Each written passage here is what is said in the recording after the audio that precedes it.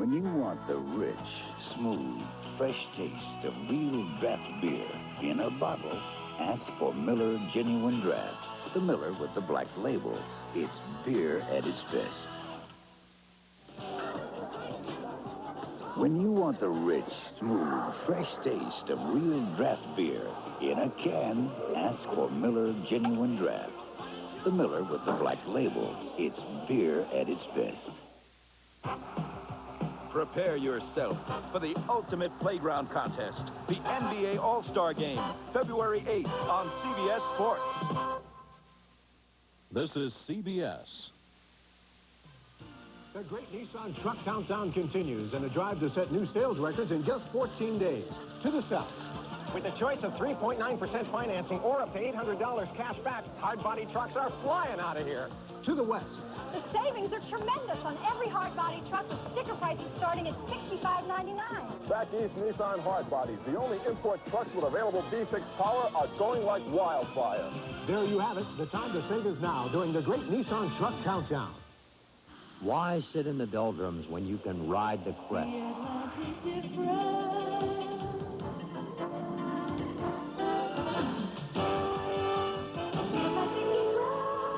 Get the Atlantic difference. 8% on your money market, guaranteed for 2 months.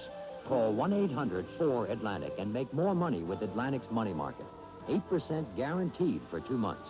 Visit a branch or call Atlantic for an 8% money market. Atlantic Financial. California Cooler reminds you, the indoor party season is now open.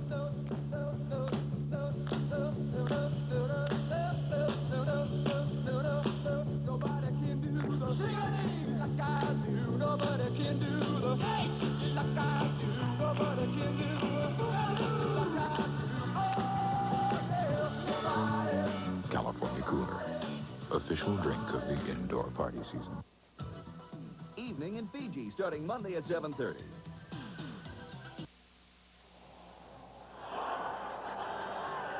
Pasadena, California. Within the hour, Super Bowl 21 will start here in the Rose Bowl. Those are the tents that have been set up by the captains of corporate America. That's where they wine and dine their clients and guests.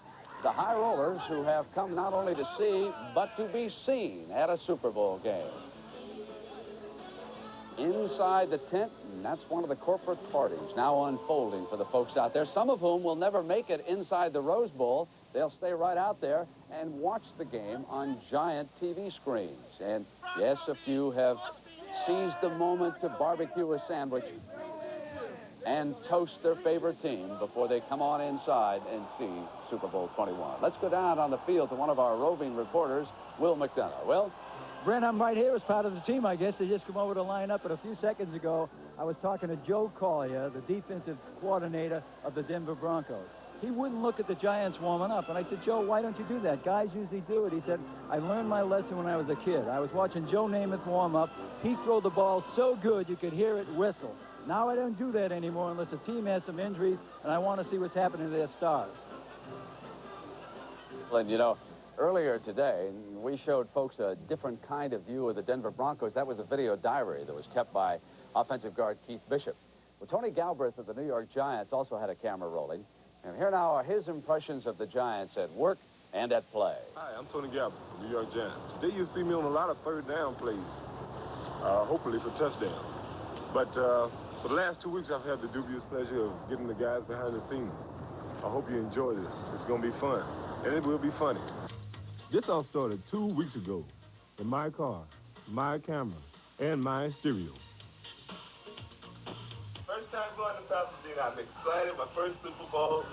God! This is Harry, Pepper, and Robbie, the loose as a goose.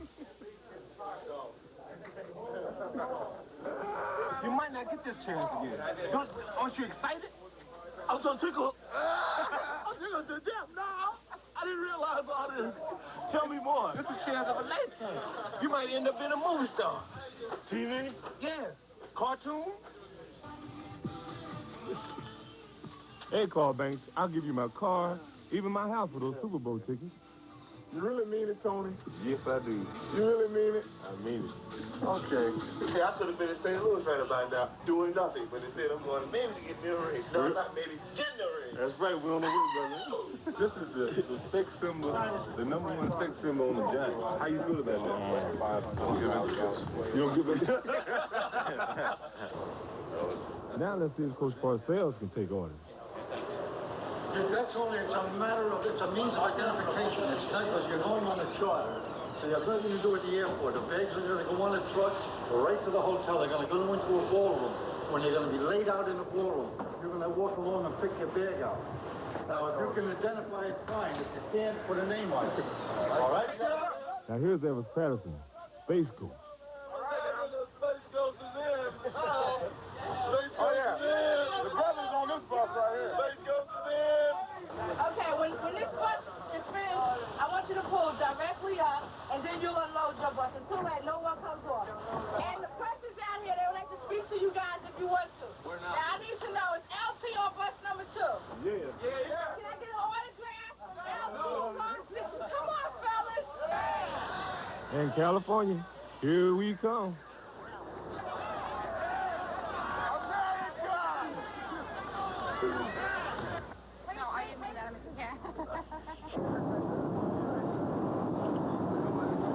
There is a door there for my niece.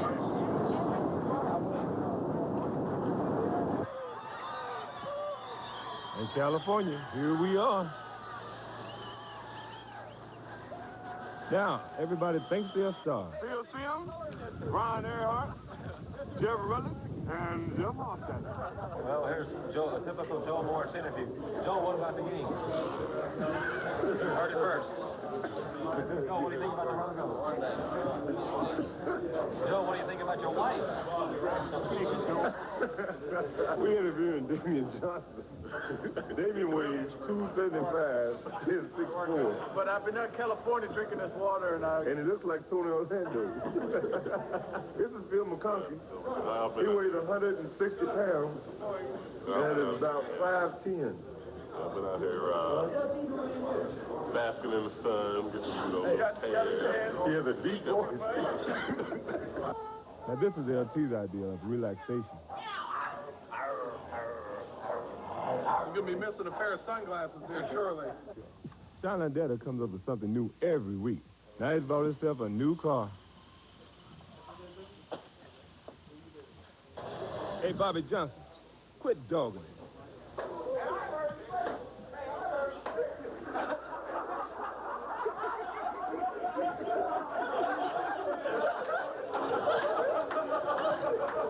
Mark really does talk. Not another one. He really does talk. He doesn't talk. This is a silent film. I'm Phil Bartles, and this is Mark James. We play for the Jersey City Destroyers, and we're out here in sunny Southern California to lend support to our big brothers, the New York Giants. Ain't that right, Mark? Well, Tony and the Giants have been frolicking here in sunny Southern California. They left behind them most of their loyal fans in the frigid Northeast. And someone who will be talking to a few of those fans is Charles Osgood, standing by live in Woodridge, New Jersey. And Charlie, what else is in store for us in today's Super Bowl version of the Osgood Files? Brent, I don't think anybody is likely to confuse Woodridge, New Jersey with Pasadena, California, or any other warm, exotic place. Hackensack Street is a very plain, ordinary street, and Christiana's is just your typical average American coffee shop.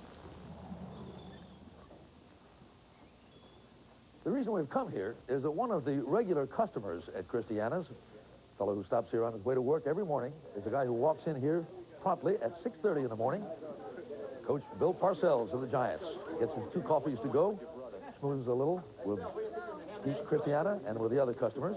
I'll tell you, it can't do business any harm to have the coach of the Giants as a regular customer. Hey, what? You better throw a little water on that. I know. Everybody overheat. I'll see you around. So you can see why the folks at Christiana's coffee shop have more than just a passing interest in the Super Bowl and in the Giants. It's their team. They're not rooting for the New York Giants here. They're rooting for the New Jersey Giants, which raises the old question, whose team is it anyway? The mayor of New York calls it a foreign team.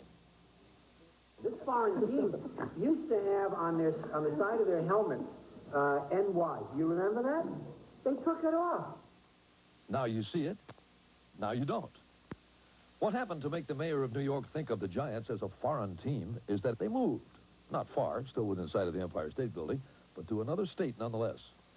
This used to be a marsh, a swamp, but that didn't sound too good, so they called it the New Jersey Meadowlands. 10 years later, they spelled it out right on the 50-yard line for all the world to see. I think that if we put it right in the middle of the field, every time you watch a game, you're going to be reminded. You got to see it. Jersey, yeah. You got to see it. Here's a team that for years played at the old Polo Grounds in Manhattan, moved to Yankee Stadium in the Bronx, played briefly at Shea Stadium in Queens, and even played one season in, of all places, Connecticut at the Yale Bowl in New Haven.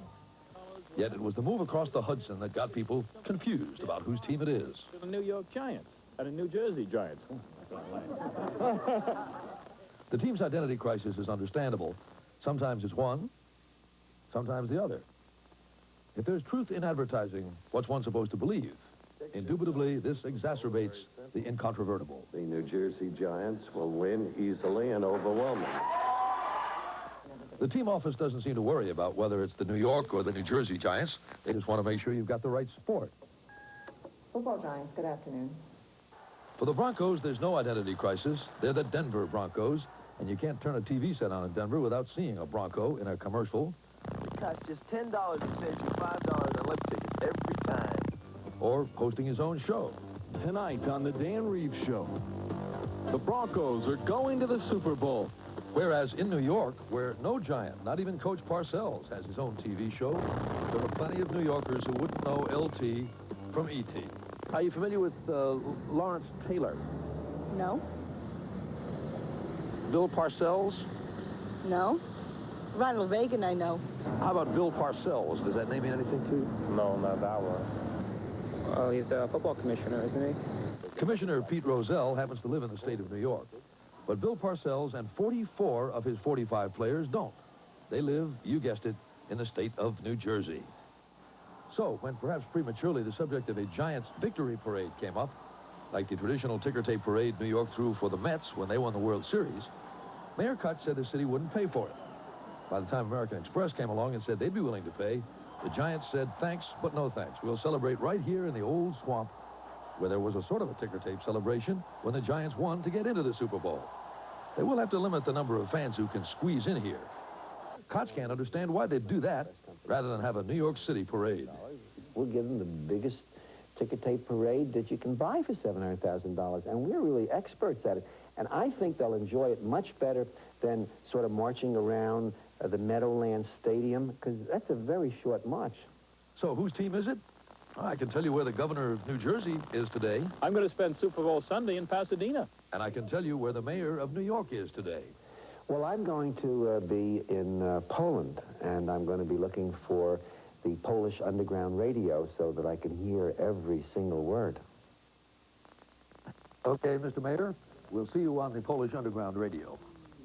Well, Pete Christiana is the fellow that serves Coach Parcells' coffee every morning. How does he take it, Pete? Takes 2 containers to go with 1 sugar and milk. He should have brought you to Pasadena, maybe. You know who's giving him the coffee out there? No, I don't. You've got a lot of friends here. This is real Parcells country, I think. Yeah. Obviously, they're not going to starve to death here, either. No. Charles, I'd like to show all our guests Mr. LT, greeting Mr. Elway. He's a pretty fierce-looking customer, isn't he? How much does he weigh? About 20 pounds. Okay, so anyway, that's the way things are, Brent, here at Christiana's in Woodridge. Charles, how's the weather in the metropolitan area today? Well, you'll be interested in knowing that it's 20 degrees here right now, and the forecast is for 6 inches of more snow, so maybe you should think about staying where you are. Yeah, I think you're right. Thank you, Charles, very much. You know, if you part the trees out behind that restaurant in Woodridge, you can probably see Giant Stadium. And the Super Bowl today will continue here on CBS from the Rose Bowl in Pasadena, California, in just a moment. When your name is Hilton, you learn that every guest deserves a thank you. So thanks a million. Only Hilton says thank you with a gift for every guest every day you stay. Gifts like upgrades on Hertz cars, free flights on United Airlines, and a year of free stays at Hilton. There are no points to add up, nothing to keep track of, and nothing else like it in the hotel business. A gift for every guest, every day. Nobody says thank you like Hilton. Thank you. Hilton brings you this instant winner. For the New York Giants' George Martin, winning instantly has taken a while. After 12 seasons, this is Martin's first Super Bowl. Earlier this season, Martin helped the Giants' cause in a 19-16 win over Denver. Intercepting a Bronco pass, he rumbled 78 yards for a touchdown, the 6th of his career and a record for defensive linemen. George Martin's big plays have made him an instant winner. Something's stirring, and there's no denying its energy. Its arrival. This phenomenon goes by the name of Daytona. The brand new front-wheel drive Dodge Daytona. Be prepared for even more excitement per mile. Dodge Daytona. Dodge, setting new standards of performance. Imagine if something could signal you when you make a spelling mistake. That would mean you'd be able to correct it before anyone else ever saw it. Well, IBM Wheelwriter and QuietWriter typewriters with spell check can do that. It's an electronic dictionary that signals you when you misspell a word. So now if you make a spelling mistake, the whole world doesn't have to know.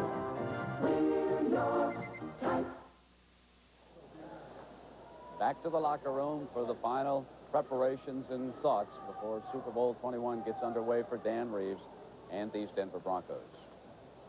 You know, at the very top of the broadcast, Jimmy the Greek predicted the Giants would win at 24-20. We've been giving you a chance today to let us know what you think of the Greek's pick. And here are the latest returns. Those who agree with Jimmy, 17,381. Those who disagree and say the Giants by more, 113,000. Denver wins the game outright, 118,000. So we've had 250,000 folks take part. And let's give you a last chance. If you would still like to place your call, here again are the three options. Agree with Jimmy's at the top. Giants by more than the touchdowns, the second number. And no, Denver will win it outright. That's the third number.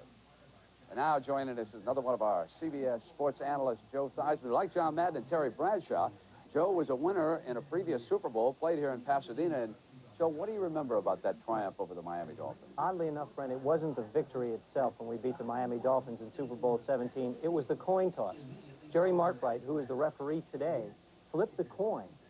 Miami won the toss. He forgot whether they were going to kick or receive. So he walked back and forth as the captain stood there and looked at one another and said, where do I go? Which side do you want me to go on? Are we going to receive or are we going to kick? Finally, he said, okay, no, the Redskins, no. Okay, fine. You guys know where to go. Get out of here. And that's basically the way our coin toss went for the opening kickoff. Joe, you know, it's no secret that one of the keys for the Giants is going to be the running of Joe Morris. Now, he's had problems on natural grass, which is the surface here at the Rose Bowl. A lot of people say Joe Morris is not as good a back on grass as he is on natural surface or on artificial surface. And that's because of his quick cuts. He's built low to the ground, and it's helpful for him to be on a surface that really is sticky like AstroTurf is. But I'd have to say, when you look at Joe Morris and as great a back as he is, he could be in a wheat field or he could be on cement, and he's still going to get yardage. Well, you know, the heart of the Giants is their defense, led by the league's most valuable player, Lawrence Taylor. Taylor has overcome personal problems, and down on the field, Irv Cross has more on the LT story. Irv? Brent, here on the field, Lawrence Taylor is very secure. He knows what he has to do, and there's nobody who can do it better. To get off the field is more of a struggle as LT is trying to define himself and where he's going with his life. As a child growing up just outside Williamsburg, Virginia, Lawrence Taylor always saw himself as a star. Most kids would say Dr. J or whoever dribbling the ball, 2 seconds left in the game, he shoots, he wins, the game is over. But Lawrence, he wouldn't do that. He would come down the floor, use his own name. Lawrence Taylor would come down the floor, 2 seconds left of the game. He shoots, wins, Lawrence Taylor's the star. That notion of him against the world is still evident today. When he talks about his game, he talks tough. If I feel I have a person in trouble, I'm used to putting a kill shot to people. You know, I've learned it through life, you know. having the kill shot put to me so many times. I know how to put a kill shot to a person. Lawrence Taylor likes to sound cold-blooded, but he has another, warmer side. He bought a new house for his parents. He funded a scholarship program at his old high school. And he remains close to his childhood friends known collectively as the Fellas. Boom, boom, boom, boom, boom, boom, boom. I got it messed up now. Forget it. Taylor is 7 different people rolled up into one body. He can change his mood, change his momentum, change everything about him in a heartbeat. The biggest change Lawrence Taylor had to make in his life came 1 year ago when he entered a clinic to undergo treatment for substance abuse. Even in his darkest hour, Taylor's parents were there. If there's anything that I can do to help you, let me know, and I will do it. You are still my son, and I love you very much. So, you know, we'll just go from there. Lawrence is a pioneer. He'll try a lot of things. And if you raise a kid right, and he'll get into something like this and find out that he's wrong, he'll find a way to get it corrected. I'm going to make mistakes like anybody else, but I do things a little different than the ordinary person. What do you do different? I drive fast. I go places I shouldn't. Maybe, you know, people think I hang with the wrong people, you know, things like that. Don't let LT's words fool you. The wild, dangerous living image he portrays to the public is not always accurate. I think he has like an image that he thinks he has to maintain, you know, that he wants people to think that he has, but, you know, he's not really that wild. You know, he drinks and, you know, other than that, you know, wild, I wouldn't say wild.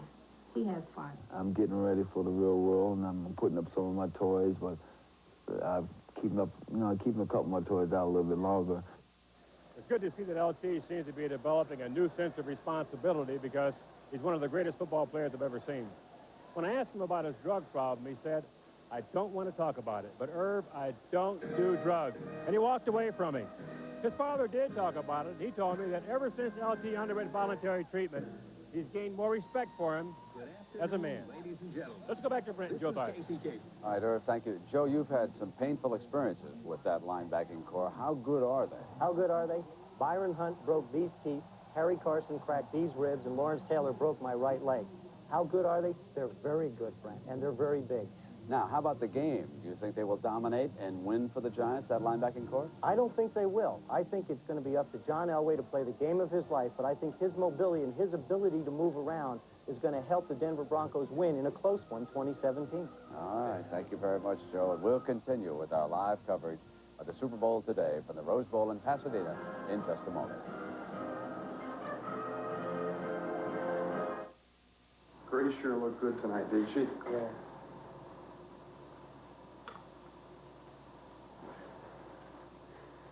So how much you making now? Huh? I'm going fine. You got to be making at least 25. I'm fine. Maybe a little better than that. 30? Tell me yes or no. Are you making 30? Yes. 30?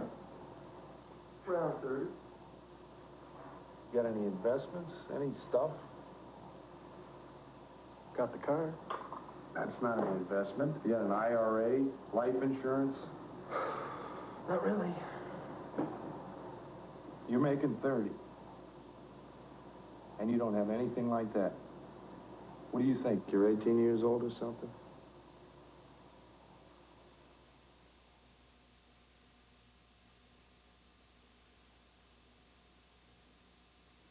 In Deutschland haben wir ein Wort für das Gefühl, einen Volkswagen Golf GT zu fahren.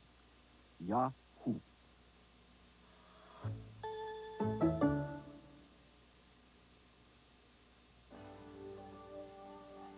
Take me back where I belong. Take me where this heart was born. Just take me as I am and let me stay. Take me home. Could you take me home? Never matters how far I go.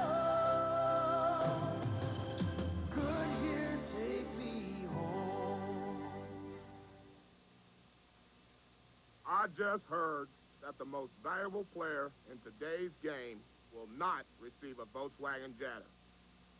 So why bother playing?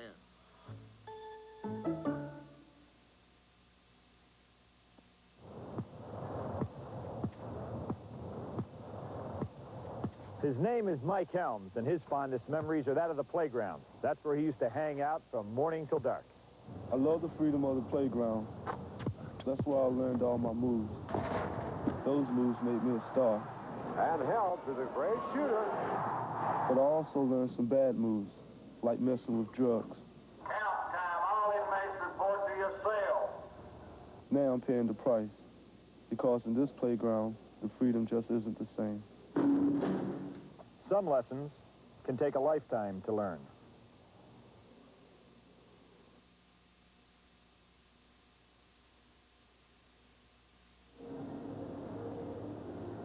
The Super Bowl turns 21 today, but there is a brand new wrinkle.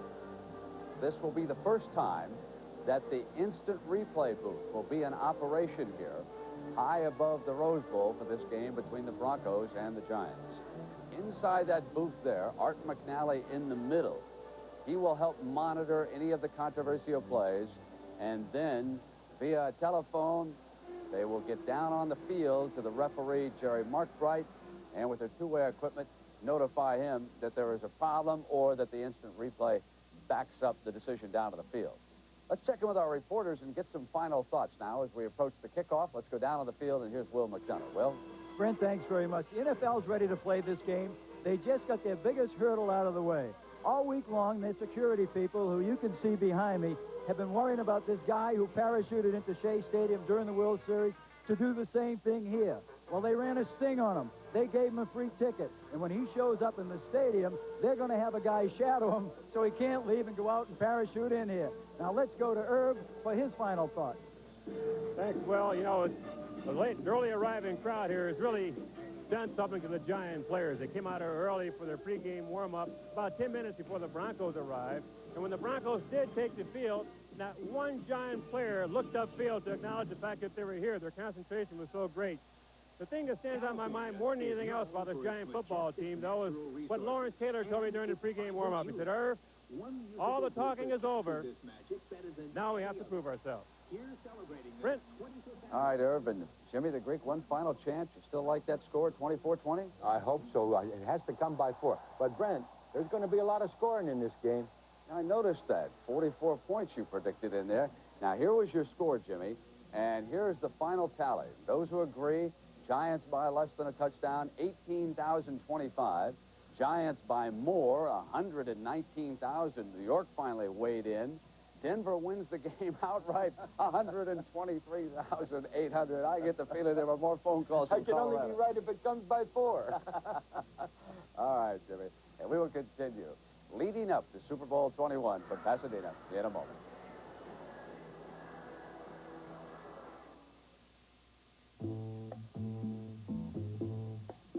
As the years go by and the world turns faster and we're all chasing changes, let it be. I won't mind, 'cause I know some things always stay the same, just as long as you stand by me. So darling, stand by me. Oh, stand by me. Something as special as friendship deserves a special beer. That's why for over 100 years, friendships have been formed and kept over the quality beers of Anheuser-Busch. Stand by me. Oh, stand. I get nervous if I hear the word computer. No way I could ever use one. That's how a lot of doctors and nurses felt about personal computers until they got one. And 2 brothers who own a trucking company until they got one. We're IBM, and we've seen some very skeptical people become very enthusiastic. And that makes us proud, because we have more computers helping more small businesses than anybody. IBM personal computers. Small business is getting big on them.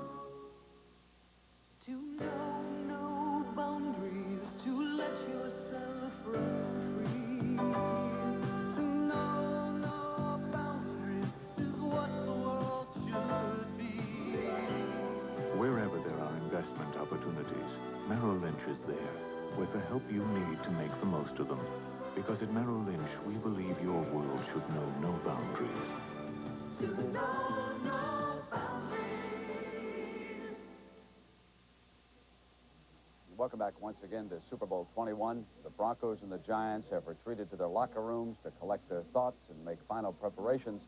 And as we approach game time, I'm reminded of how these two teams, the Giants and the Broncos, have given us so much pleasure as we watch them develop from question marks to contenders to conference champions. In particular, two moments remain with me. Rich Carlos being mobbed by his teammates who had rallied to win a football epic, a game that had everything: snow, emotion, intensity, and overtime. And for the Giants, Jim Burt, a symbol of their lunch pail outlook, sharing his hard-earned victory with the fans, many of whom were children when the Giants last won an NFL title 30 years ago. The Broncos and the Giants. Maybe today, at long last, they'll give us the type of game worthy of being called the Super Bowl. I'm Brent Musburger. Enjoy the game, everybody, and I'll see you again at halftime. Super Bowl today has been sponsored by Budweiser, the genuine article, each wood aged for that clean, crisp taste. This Bud's for you. The Goodyear Tire and Rubber Company. No matter how far you go, Goodyear takes you home. And by IBM and the growing family of IBM personal computers.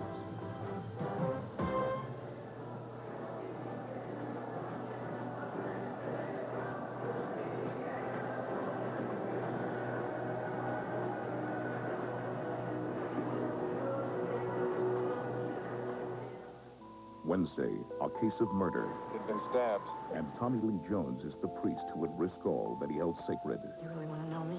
I'll risk it. Broken vows. This is CBS. Aunt Flo's ready for a visit. I guess I'm ready for Aunt Flo. Let's call off Aunt Flo. Let's call public storage. For nearby low-cost storage space, come to Public Storage, America's largest self-storage company. We rent spaces by the month for anything from business records to bedroom sets. You store it, you lock it, you keep the key. Public Storage. Call toll-free for the location nearest you. Rent now and $1 pays your first month's rent. Now you can experience the best of both worlds. Cathay Pacific Airways. The finest combination of Eastern graciousness and Western reliability for over 40 years. The service is legendary. And when flying from San Francisco to Hong Kong and beyond, you can earn benefits in the United Airlines Mileage Plus program. Fly Cathay Pacific. Enjoy the best of both worlds and arrive in better shape. The new Mitsubishi Mighty Max. Patiently crafted to be serious fun for the money. Only $64.59. Mighty Max gives you more standard features than Toyota, Nissan, or Mazda. And with a 5-speed manual overdrive transmission, tilt steering, double-wall cargo box, and more, it's still priced lower than all three. The Mitsubishi Mighty Max. When you're ready for some serious fun for the money, it's ready to kick up a little dust. Mitsubishi. Connecting with Kids, tonight at 8:30.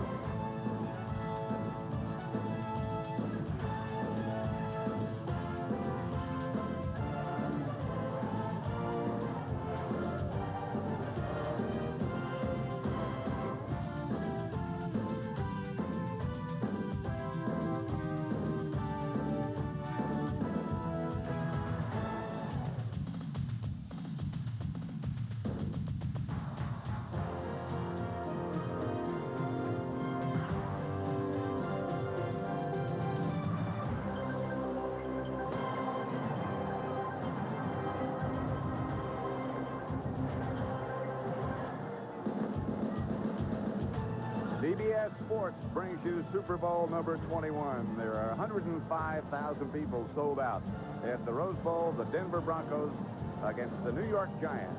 And if you ask for good weather, you really got it. Temperature is 77 degrees. Humidity only 30%. The wind 2 to 5 miles an hour. The forecast is for it to be just like it is, sunny. It will get colder as the evening progresses. Good evening. Good afternoon. I'm Pat Summerall, and finally they're going to play Super Bowl number 21. With me, as usual, the very astute gentleman who coached the Oakland Raiders to a Super Bowl championship a few years ago, right in this same site, John Madden. And John, let's talk about strategy, first of all, for the Denver Broncos, who are 9.5-point underdogs. How do they handle it? Well, you know, they know that if they're going to win, they have to have a big, big day from John Elway. And we talked to John Elway and Dan Reeves, and they both said the same thing, that the way the Giants play defense, they play that loose zone. You can't force anything. You can't throw deep, but you have to be patient. I think that's the key word. Now, asking a guy like John Elway here to be patient isn't like asking a home run hitter to bunt. John Elway, when he goes back, he looks deep all the time. He wants to fire that deep one, but he feels going into today, he has to take that underneath stuff. You say when you play the Giants, we got to stop Joe Morris. How are the Giants going to attack today? Well, I think the Giants know that the Broncos want to stop Joe Morris, so I think they're going to come out throwing. They're going to attack first with the pass, with Phil Simms. Throwing to Lionel Manuel, who's starting, maybe Mark Bavaro, getting them deep, loosening up that Bronco defense, and then later coming to Joe Morris with the run. And the game is coming up, and we'll be back with the player introductions in just a few seconds now.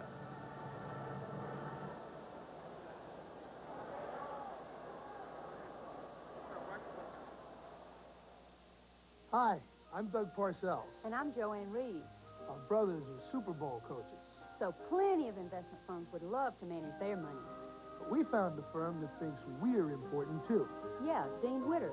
They're helping me to plan for my children's education. And for my retirement. And we all know you need a game plan. If you expect to win.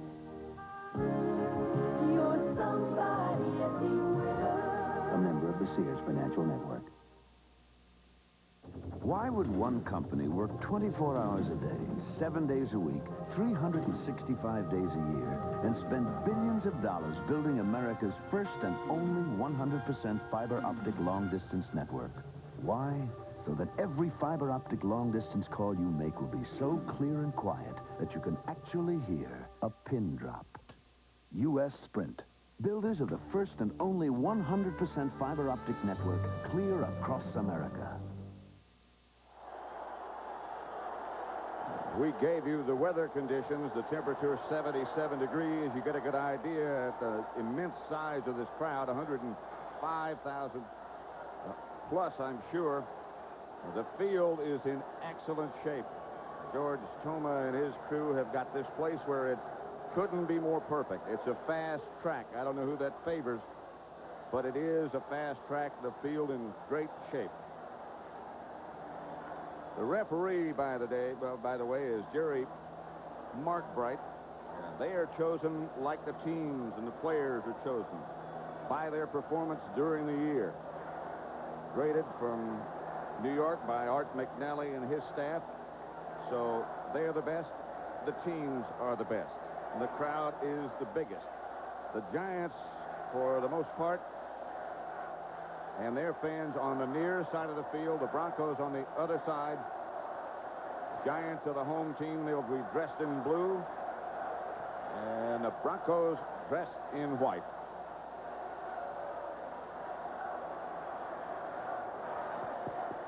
Ladies and gentlemen, let's now meet the starting defense for the AFC champions, the Denver Broncos.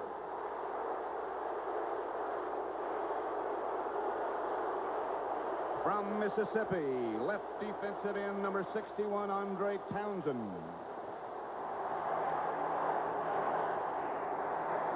From Utah State, the nose tackle, number 71, Greg Cragen.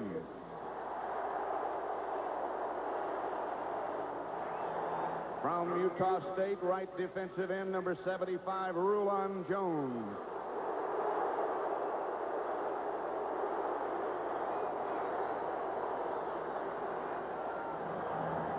From William and Mary, linebacker number 50, Jim Ryan.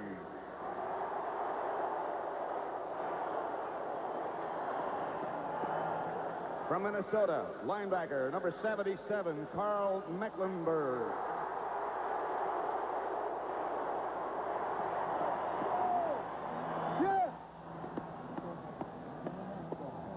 From Arizona, linebacker, number 98, Ricky Hunley.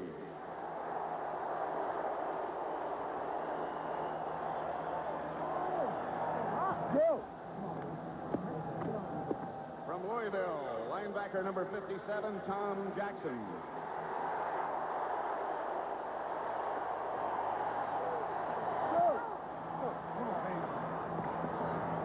From San Jose State, left cornerback number 20, Louis Wright.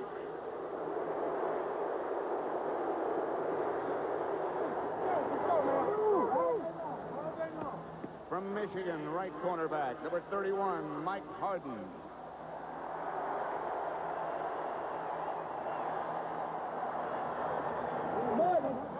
What we waiting for right here. From USC, strong safety, number 49, Dennis Smith.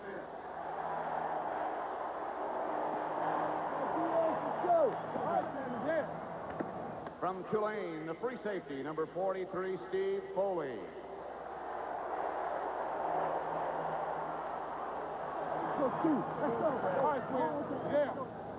The head coach, Dan Reeves, and the rest of the Bronco players and coaches.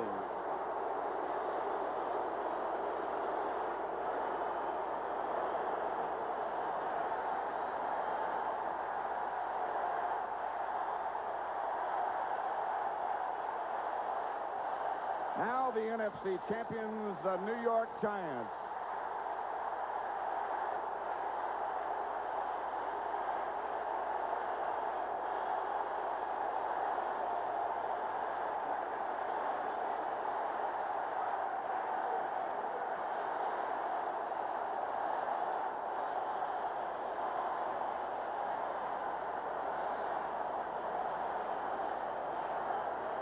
The Giants out early.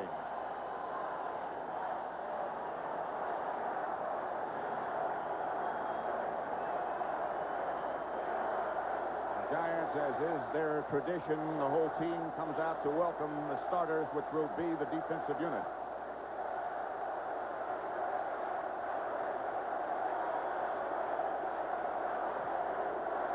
You can see them gathering with their coach, Bill Parcells, waiting to welcome. And that looks like the famous bucket in the middle of the crowd.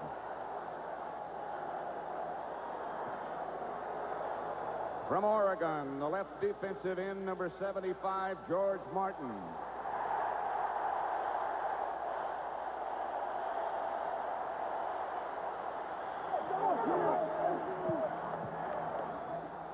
From Miami, the nose tackle, number 64, Jim Burt.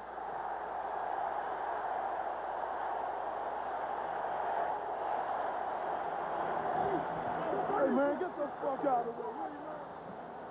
From LSU, the right defensive end, number 70, Leonard Marshall.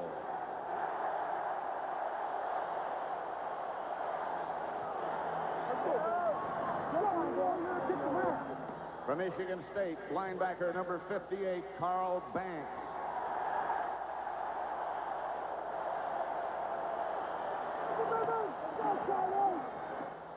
From Northwest Louisiana, linebacker number 55, Gary Reason.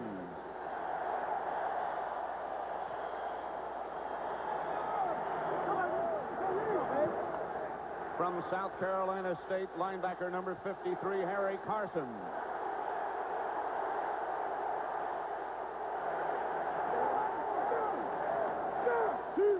From North Carolina, linebacker number 56, Lawrence Taylor.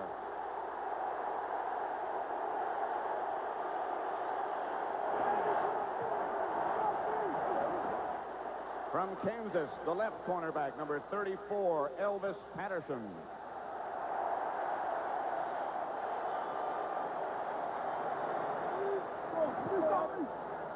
From North Carolina State, right cornerback, number 23, Perry Williams.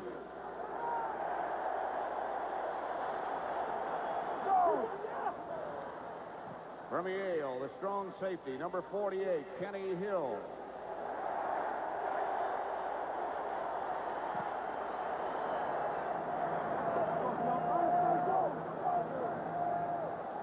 from UCLA, the free safety, number 27, Herb Welch.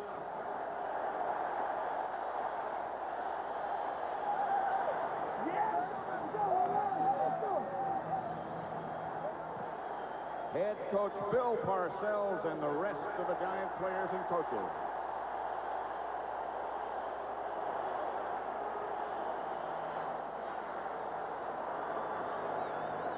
Super Bowl number 21 coming up, and we'll be back with the national anthem and the kickoff and the rest of today's action in a moment. To know no boundaries, to let yourself run free. To know no boundaries is what the world should be. Whether you're investing for your future or your children's future, our financial consultants can show you more opportunities than ever before. Because at Merrill Lynch, we believe your world should know no boundaries.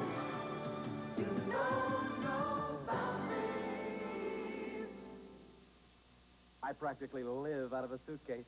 So I always call 800-221-2222 and make the quality choice for great lodging anywhere. Oh, Quality Inns always gives me a big, comfortable room. The service is impeccable at Clarion Hotels. And Comfort Inn saved me lots of dollars. Frank. Wherever you go, just call 800-221-2222 and you're all set. Unless your luggage gets lost. This isn't Pittsburgh, is it? You're on your way. Kids and science can really get together in the right kind of place. So Dow has developed and funded the Touch Tech Laboratory here at Impression 5 in Lansing, Michigan. In this particular experiment, we're going to take a solid out of two liquids. It's a hands-on museum that puts the wonders of science at a child's fingertips. Here you go, PJ. And who knows what that could lead to. Dow lets you do great things.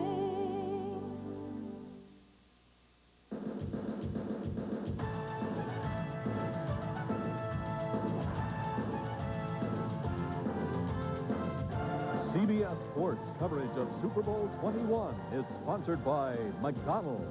It's a good time for the great taste of McDonald's. Dodge, setting new standards of performance. And by Merrill Lynch. To Merrill Lynch, your world should know no boundaries.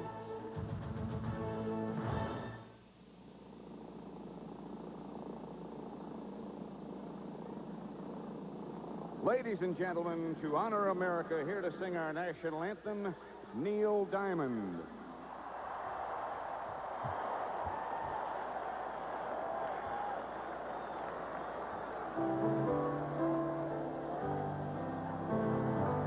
Oh, say, can you see by the dawn's early light what so proudly we hailed at the twilight's last gleaming, whose broad stripes and bright stars through the perilous fight o'er the ramparts we watched were so gallantly streaming, and the rocket's red glare, the bombs bursting in air, gave proof through the night that our flag was still there. Oh, sing does that star-spangled banner yet wave o'er the land of the free and the home of the brave.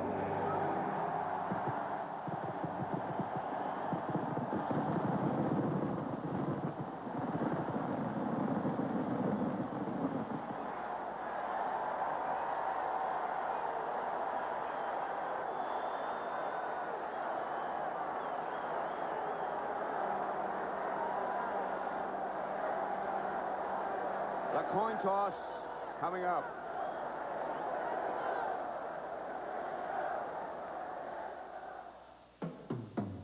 What's due to your car, Joey? It's really hot. It's these new Sportline Performance tires from Michelin. They've got a super grip and really handle the curves. I never knew a fat tire could make such a difference. It can if it's a Michelin. Joey, I think someone's got his eye on us. I think he's got his eye on you. is riding on your tires. House is paid up. Kids are out of college. Things are fantastic. So what's the problem? Things are not so fantastic. A financial genius, I'm not. Very few of us are. We can help. At New York Life, we have the resources to make the most of your resources. We offer a range of financial opportunities, including mutual funds, annuities, and limited partnerships. Don't settle for less than you deserve. Get the most out of life with New York Life. For a limited time, McDonald's presents Double Features. It's back, but it's not alone. The return of McDonald's Double Cheeseburger. Sizzling, unforgettable, tastes real good. And introducing double fries, a sensation, a masterpiece, a lot. Yes, that delicious double cheeseburger. Yes, a double-size order of regular fries. What more could you want? Coca-Cola? A Coke. Yes, if you eat only once this year, make it McDonald's Double Features.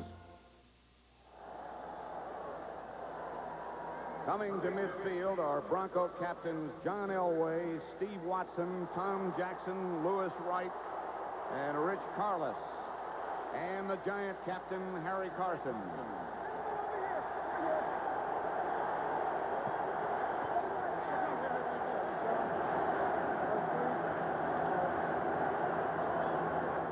With us today to toss the coin is Green Bay Packer Hall of Famer Willie Davis.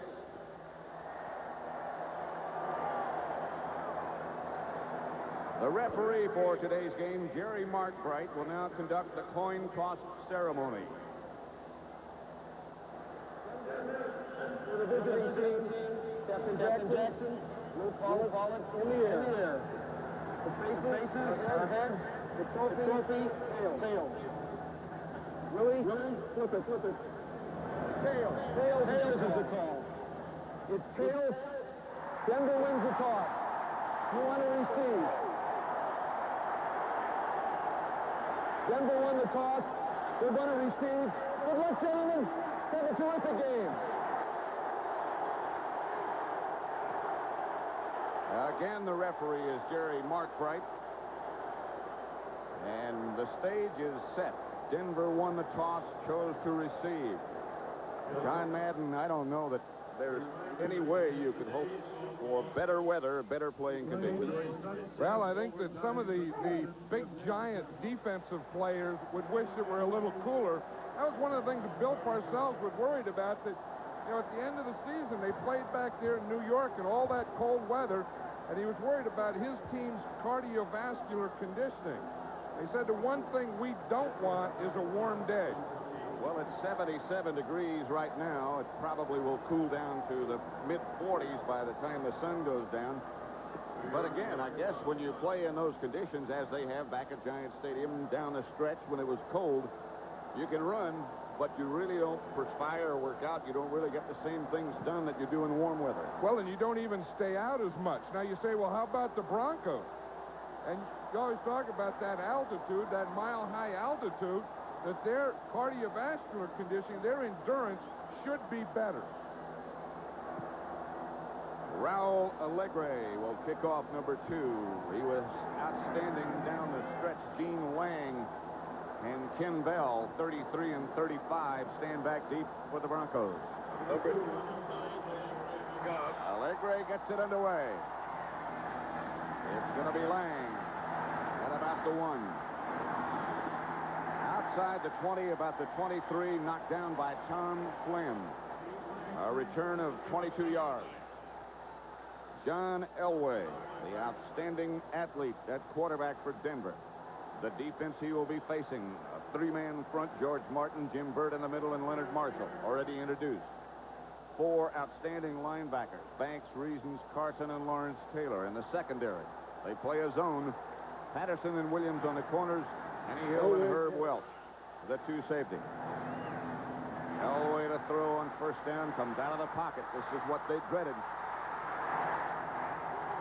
Elway scrambles on first down, chased by Harry Carson, knocked out of bounds, a gain of 10. Close enough, I believe, they're going to have to measure. Here's the Bronco offense. Elway, the quarterback. Winder and Wilhite start when they use 2 backs.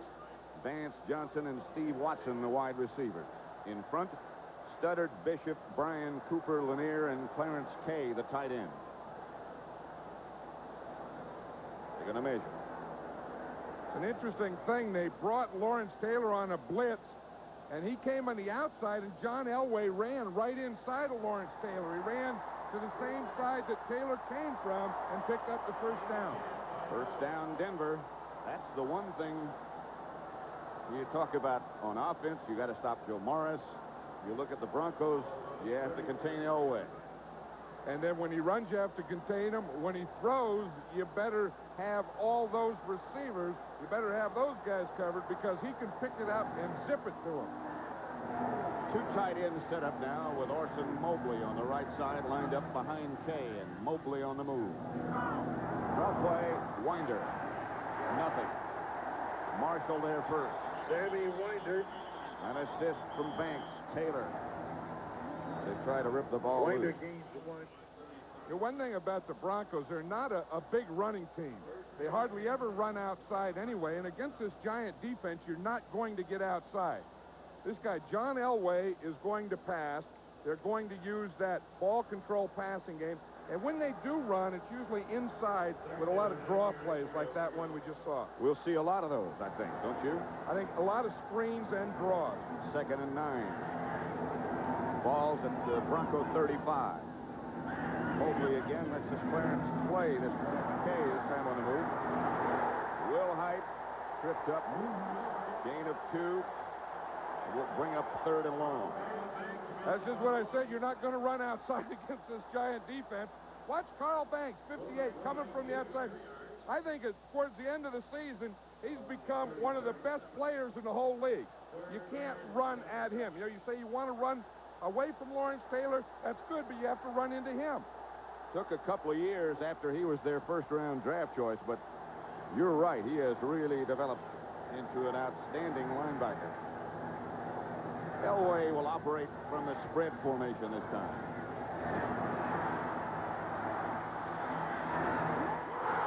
Jackson in Giant territory. Hit by Collins, but a first down Denver.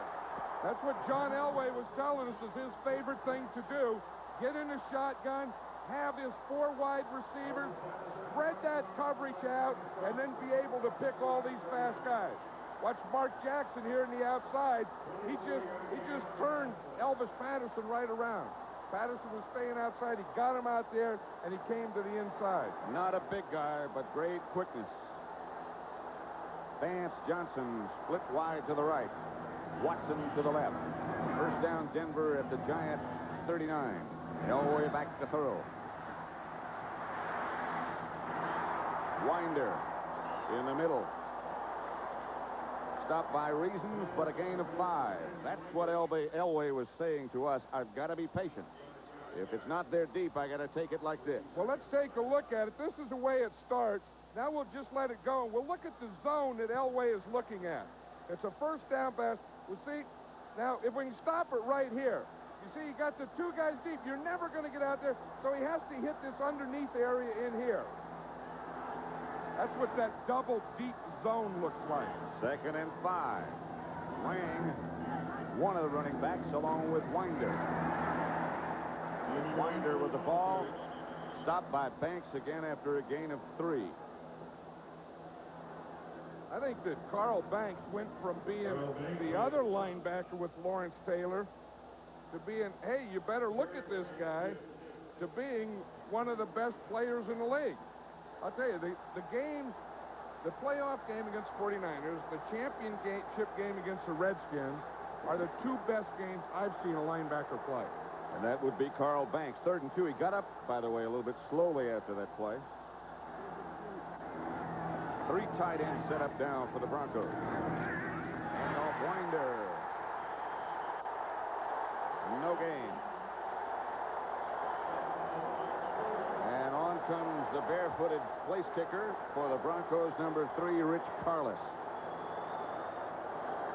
Hey, watch, you're going to get penetration. It's going to be a trap play. We see 54, the guard pulling, and what happened is Banks got inside before Winder could get to the hole. They pulled Keith Bishop, And again, Carl Banks got the penetration. There's the book on Carlos. Kubiak will be holding from 49 yards out.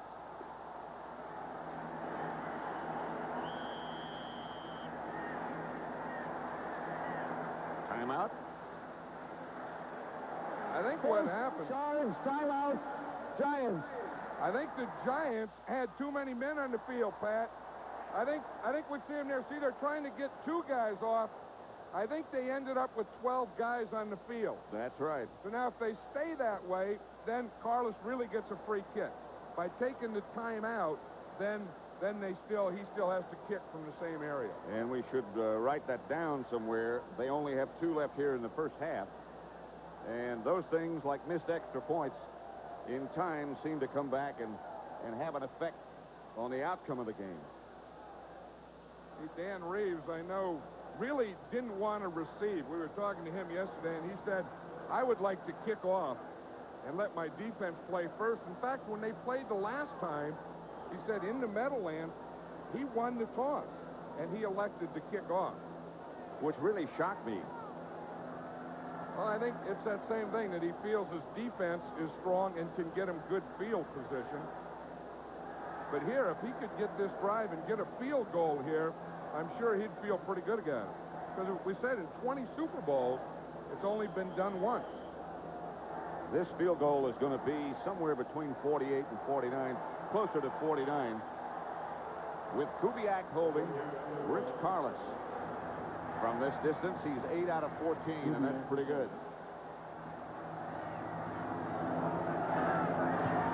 He's going to get there. And it's good. The Broncos. Officially, it's 48 yards for Rich Carlos. And Denver leads 3-0. 10:51 left first quarter.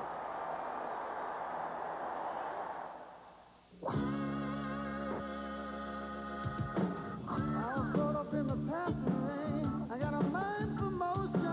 I like fast guitars and fancy cars and bike rides on the ocean. Some people call this paradise. I call it Wonderland. And I pledge my allegiance to the king of beers. I'm a genuine bud man. Bud and bud. Bud and bud. I'm a bud man, yeah.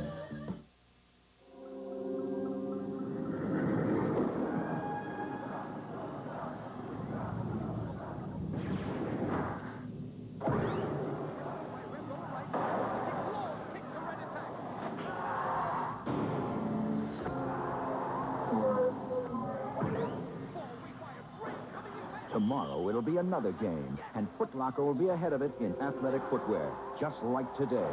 Get it right for your body. Come to the Stripes. Okay, but why Tandy Computers? In a word, quality. We do it all, from custom-designed semiconductors to the finished product. Tandy business computers are manufactured in our own USA plants. We test and retest and test again to ensure one of the highest standards of quality in the industry. And Radio Shack provides total service and support. I'm convinced. Tandy Computers at Radio Shack Computer Centers. In business, for business. With a front line like this, it's a whole new ball game. Cheer up, you Monday morning quarterbacks. The season may be over, but Designing Women is taking the field next Sunday.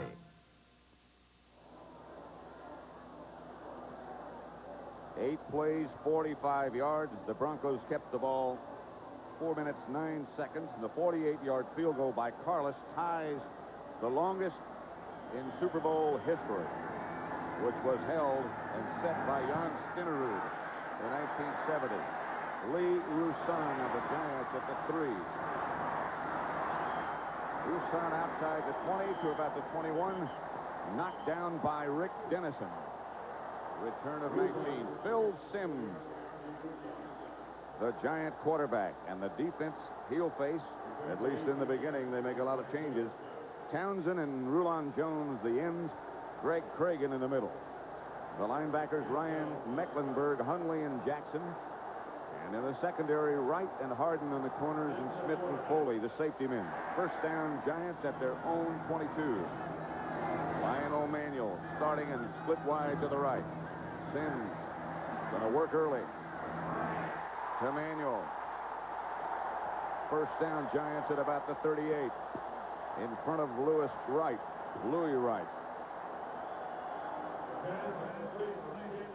Giant offensive setup has Sims, of course, the quarterback, Joe Morris and Maurice Carthon, the runners.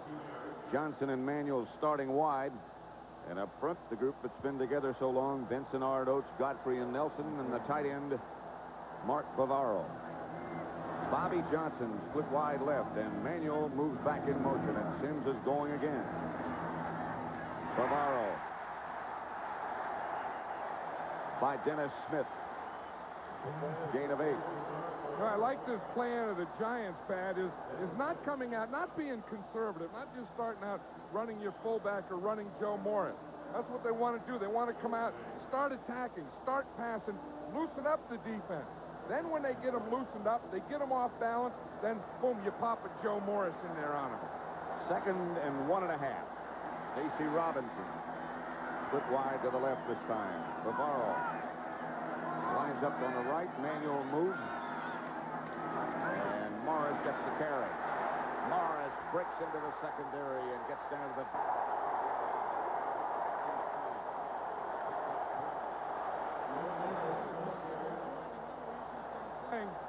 The Broncos defense tries to put Mecklenburg on the strong side. That's the side of the tight end. That's where Mark Bavaro is, 89. Now, they have their weak side linebacker, Tom Jackson, there, 57, on Bavaro. They want Mecklenburg on Bavaro. The reason Jackson ends up on him is that Bavaro switched from the left to the right. He's on the right again. 1st and 10. And Sims up top to Morris. Not much there. 3 yards by Jim Ryan and Louis Wright. What it is the Broncos think that Joe Morris runs to the strong side most of the time, to the tight end side, which he does.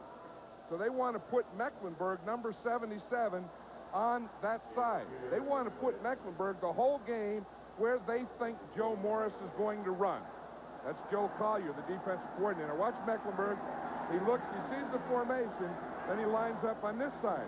But then Bavaro moves to the other side, and Mecklenburg's back here. 2nd and 8. Morris again. Out of bounds inside the Denver 30, but there's a flag down on the play. Foley chased him out of bounds. Morris got 11.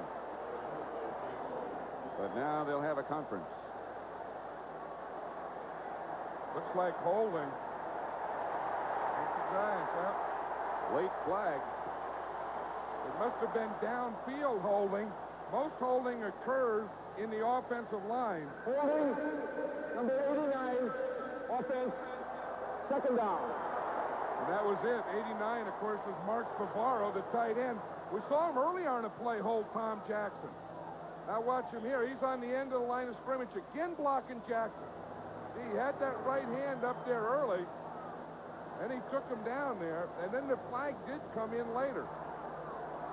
I don't know, it's tough when you're wearing blue gloves and you're blocking a guy with a white jersey. Your hand on him is very easy to see. 2nd and 18. The Giants back at the Denver 49. To Morris again.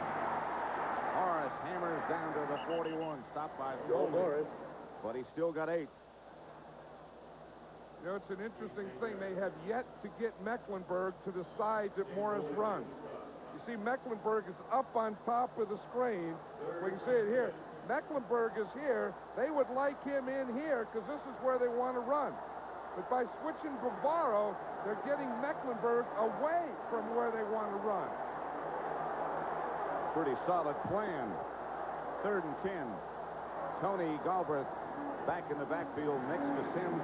Now it's McConkey in motion. Sims to Stacey Robinson. And the Giants get their 1st down.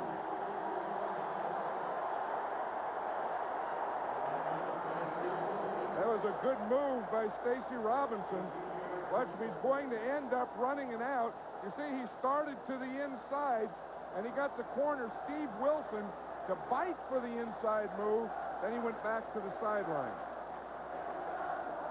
So that makes it 1st and 10 at the Bronco 23.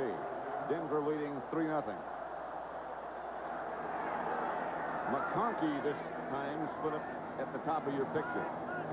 Johnson was the man in motion, but this is Morris. This time Ricky Hundley and Mecklenburg gets the job done. Well, like I said, Joe Collier, the defensive coordinator in the Broncos, wanted them to have to run into Mecklenburg. But by shifting the tight end, they've kept him away. But now Mecklenburg, they're running away from him. He knows they're trying to stay away from him. So he sees that tackle pull. Watch him. He just comes right down the line. Don't go where the back is. Go down the line where he's going to be. He'll show up there, you know. This guy, they didn't think he was much of a player when drafted, Mecklenburg, but they couldn't keep him out of the lineup, and they still can't. Sims back to throw. Bavaro. And he's down to about the 5.5, a gain of 18. It'll be 1st and goal, Giants. He's stopped by Randy Robbins. Say, Mark Bavaro is so big and so strong and has such great hands. Watch him here. He's going to start to the outside, but he's going to run Dennis Smith up the field, turn him back to the inside of Robbins up the field, and then he just has that big body and those great hands. He just sort of swatted the defender aside. It's 1st and goal from the 6. He does a lot of swatting the guys aside. Yes, definitely. And carrying guys. And running over guys. Touchdown. Zeke Moat.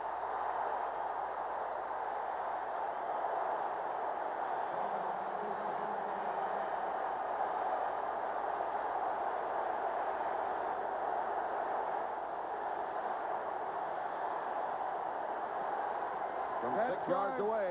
I was just saying, Pat, that drive is a Super Bowl drive. It's an all-star drive.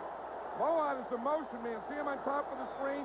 He came across the formation, up the field, and then back across in the end zone where he originally came from. Allegre with Jeff Rutledge holding. 7-3. Giants lead. So it's 5:27 gone in the 1st quarter at the Rose Bowl. The Giants lead the Broncos 7-3.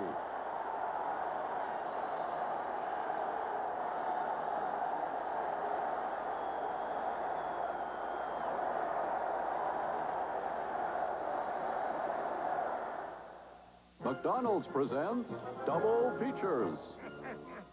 He was hungry for money. He was hungry for power.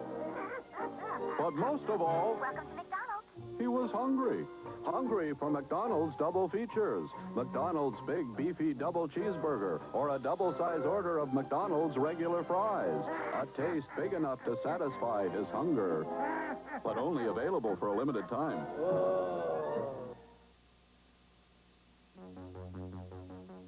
I drink milk because this takes muscle, and working muscles burn fuel.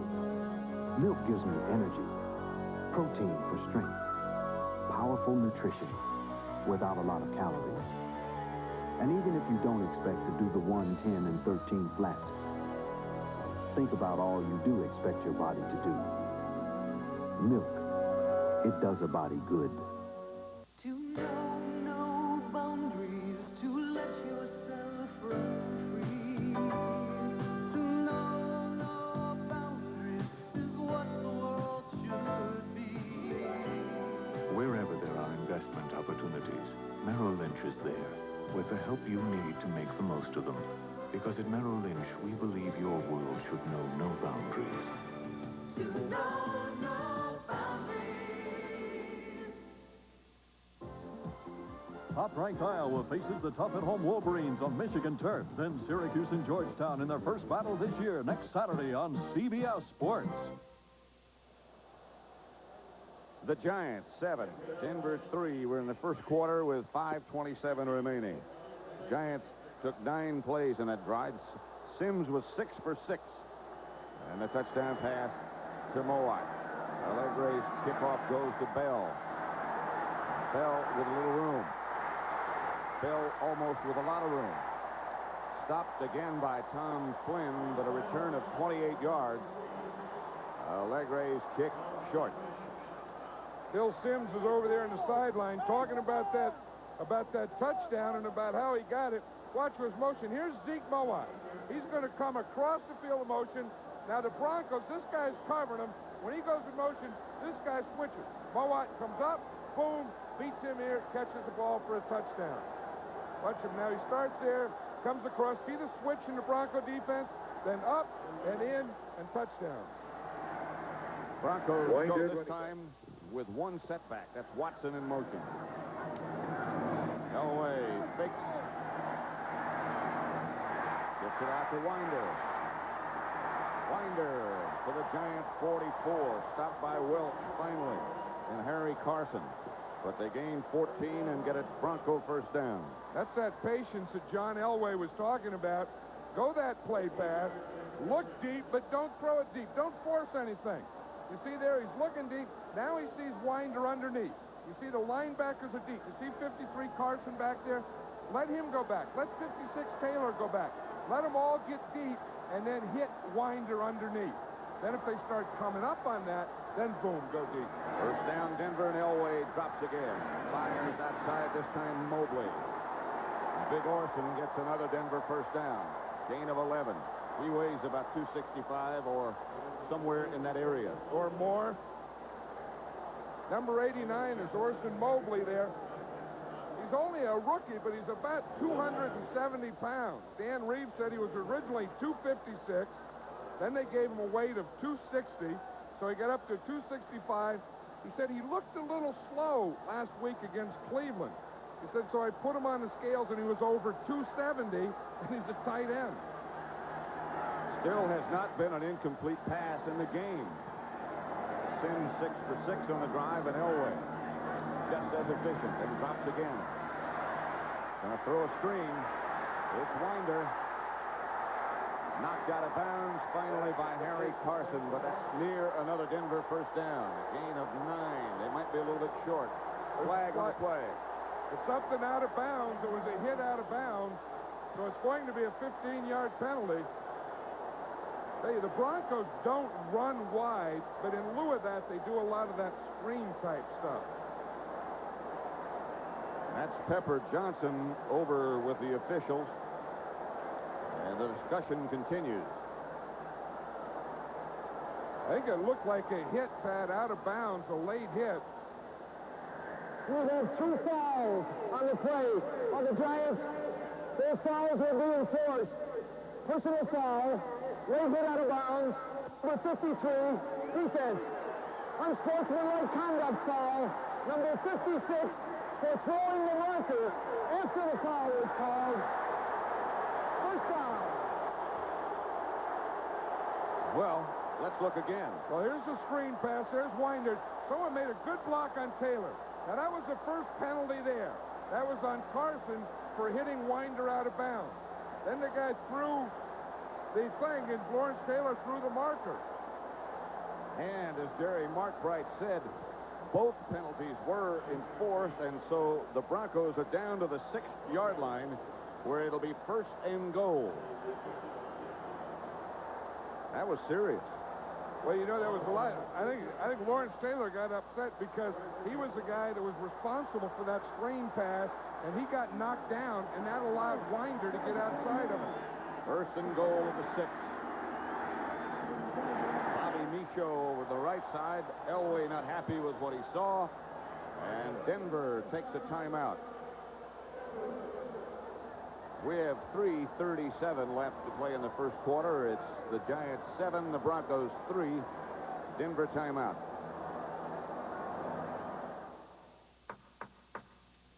We got the style, we got the style, we got the diet, it's making us fly. We got the juice when you got a pasta. Nice slice it takes, simply smash it. We got the juice, we got the juice, we got the beef, we got the juice. Diet Slice with 100% Nutriseed. We got the juice. All diet Seiko celebrates Super Bowl 21 with Super Gift Time 87. What a golden opportunity to give unrivaled Seiko technology. Fine Seiko design, detail, elegance.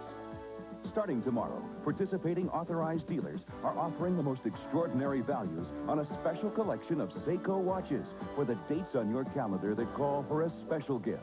Look for the Super Gift Pennant in the window. You'll find Super Buys inside. Something's stirring, and there's no denying its energy. Its arrival.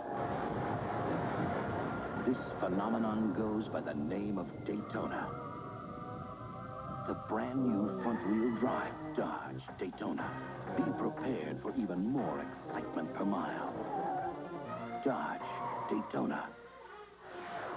Dodge, setting new standards of performance. Tonight, after Super Bowl 21, Hard Copy delivers the action.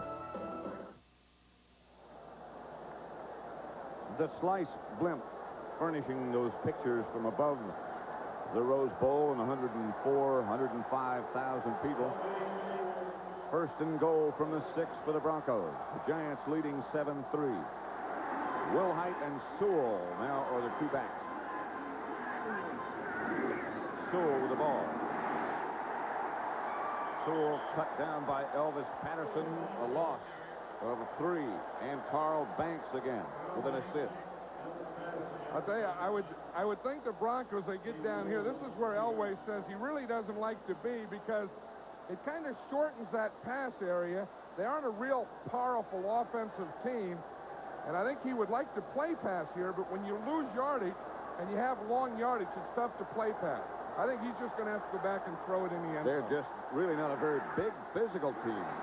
And I think you're exactly right. Elway thinks so too as he operates out of the spread. Middle. Inside to 5 to Vance Johnson. A gain of 6. And it'll be 3rd and goal from there. He's stopped by Reason. There's Dan Reeves, and you see Gary Kubiak, number 8, is a backup quarterback who signals. The first thing they signal in is 4. That means 4 wide receivers. So this is going to be a spread formation. Then they signal in the pass pattern. Since the playoffs began, this is the deepest penetration against the Giants. 3rd and goal from the 4, and the 4 wide receivers. Jackson goes in motion. Elway up the middle. Touchdown.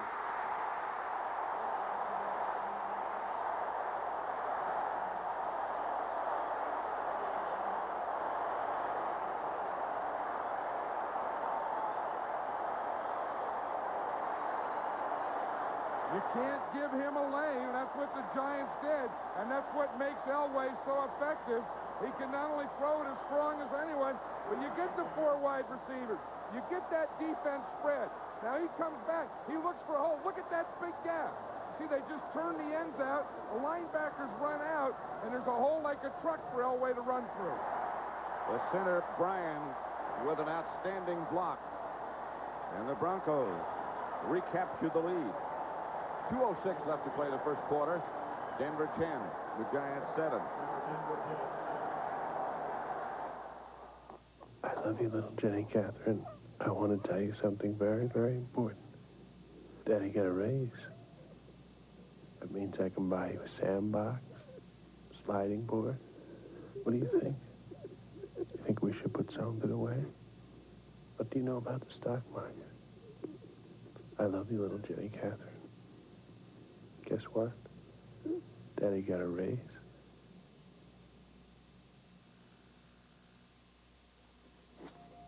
Managing information means storing it, finding it, and moving it from A to B. When that meant linking 800 miles of Alaskan pipeline, they called Contel. When it meant matching orders to inventory at the Stoneham Lumber Company, they called Contel. Small business or tall order, Contel can help you manage information better, too. For Contel, I'm Charlton Heston.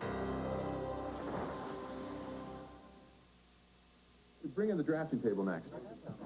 You know what it means to start your own business. A lot of work and some big headaches. But I don't take aspirin or Tylenol anymore. Today I take Advil. Fact is, Advil has a non-prescription strength of the medicine in the prescription brand Motrin. Doctors have already recommended Advil over 5 million times for so many types of pain. So today it's Advil. Business is tough enough. I don't want to compete with a headache. Advil. Tablets and new caplets. Advanced medicine for pain. Football's about over, so it's time to hit the greens.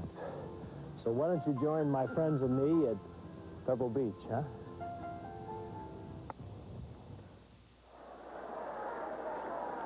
Denver 10, the Giants 7. Still in the first quarter. The scoring drive, 6 plays, 58 yards. Elway scored on a 4-yard run. Rich Carlos set to kick it off. Roussan and Hill back deep for the Giants. Roussan at his own 7.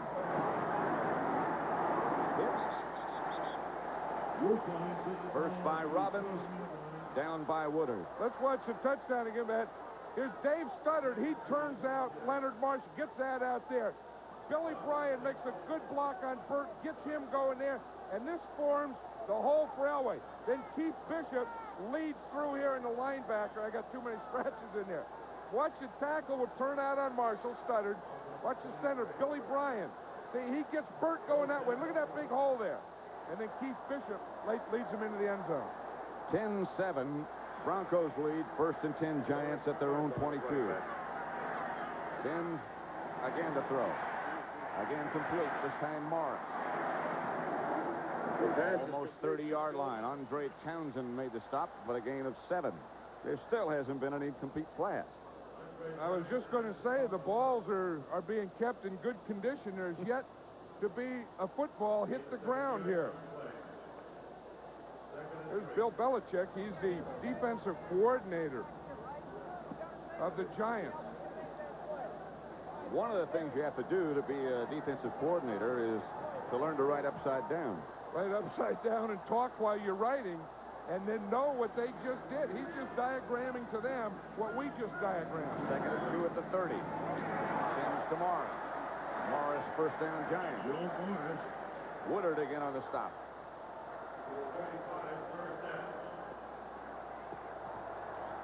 $17 points.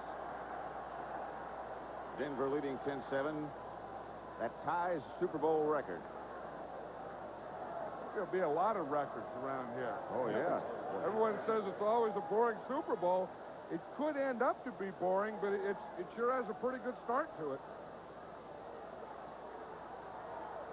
Roussan and Anderson both in the game. Anderson is the lone setback, number 24. O.J. Anderson on 1st and 10. Anderson left side hit behind the line of scrimmage. Mecklenburg was first there, a loss of 2. I think what the Giants are trying to do there was to maybe play O.J. Anderson a little more today, but use the halfback as a decoy and run the other back being O.J. Anderson. That didn't fool Mecklenburg. Clock down to no seconds, and that's the end of the first quarter. Super Bowl 21, the Broncos lead the Giants 10-7. Fly runway heading to 3000, right turn to 270. You are clear for takeoff. Introducing DuPont Certified Stainmaster Carpet. Stainmaster gives you a revolutionary new level of protection against stains and spills that's better than any other carpet you can buy today. Because you never know. New Stainmaster from DuPont Carpet Fibers. The National Football League salutes the United Way on its centennial, 100 years of caring. It started in Denver in 1887, when 4 clergymen of different faiths created the idea of one campaign to help many. The idea of helping has been passed through all these generations to you, the volunteers, the contributors, the recipients.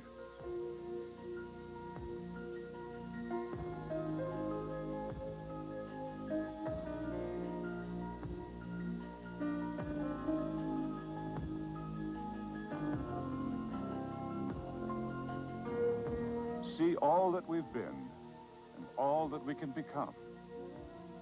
The United Way, it brings out the best in all of us. This message furnished by the National Football League.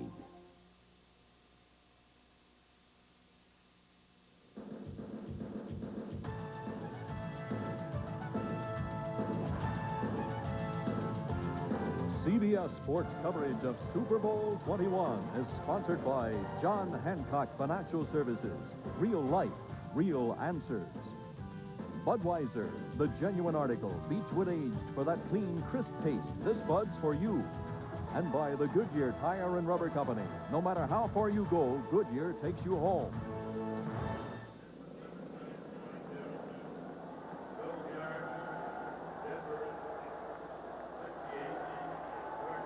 The NFL on CBS, Super Bowl number 21, the Giants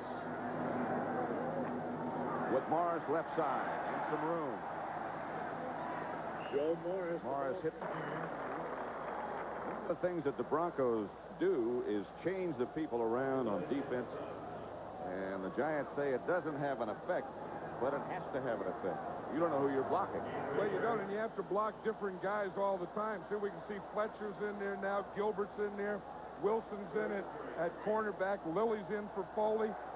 They substitute just about everyone except three guys, and those three would be Rulon Jones, Carl Mecklenburg, and Dennis Smith. They're about the only three that don't come out of that defense. 3rd and 3, Sims from the shotgun.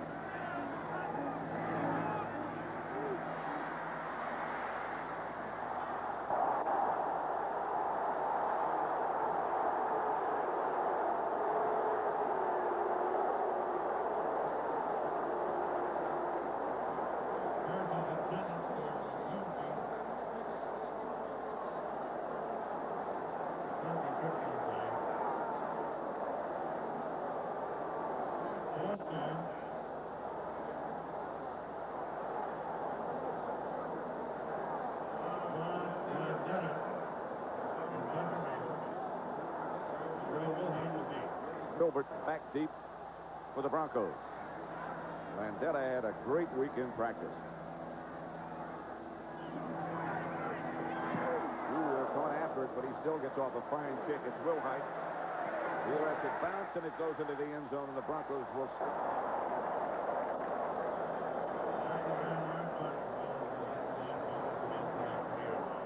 who nevertheless got off a 59-yard kick. But they'll bring it back out to the 20. Hey, you talk about Landetta punting well in practice. How about against the Redskins in that championship game? That punt that he put down there on the goal line into the wind was one of the great punts that I've ever seen. Bill Parcells was saying when we talked with him yesterday that in practice he had never seen Landetta better. Well, he said the same thing about Phil Sims. He said on Thursday that was about as good as he's ever practiced. He told him, hey, save some of those. Reeves said the same thing about Elway.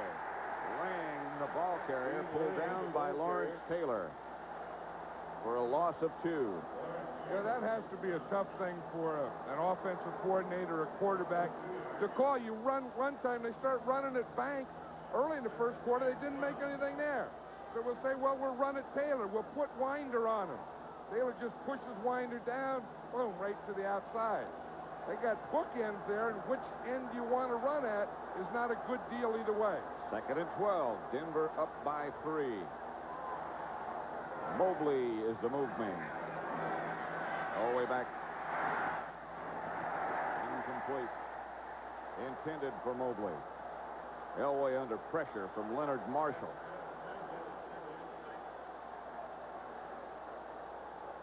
Let's watch Marshall. Now, he's in what they call a reduced position.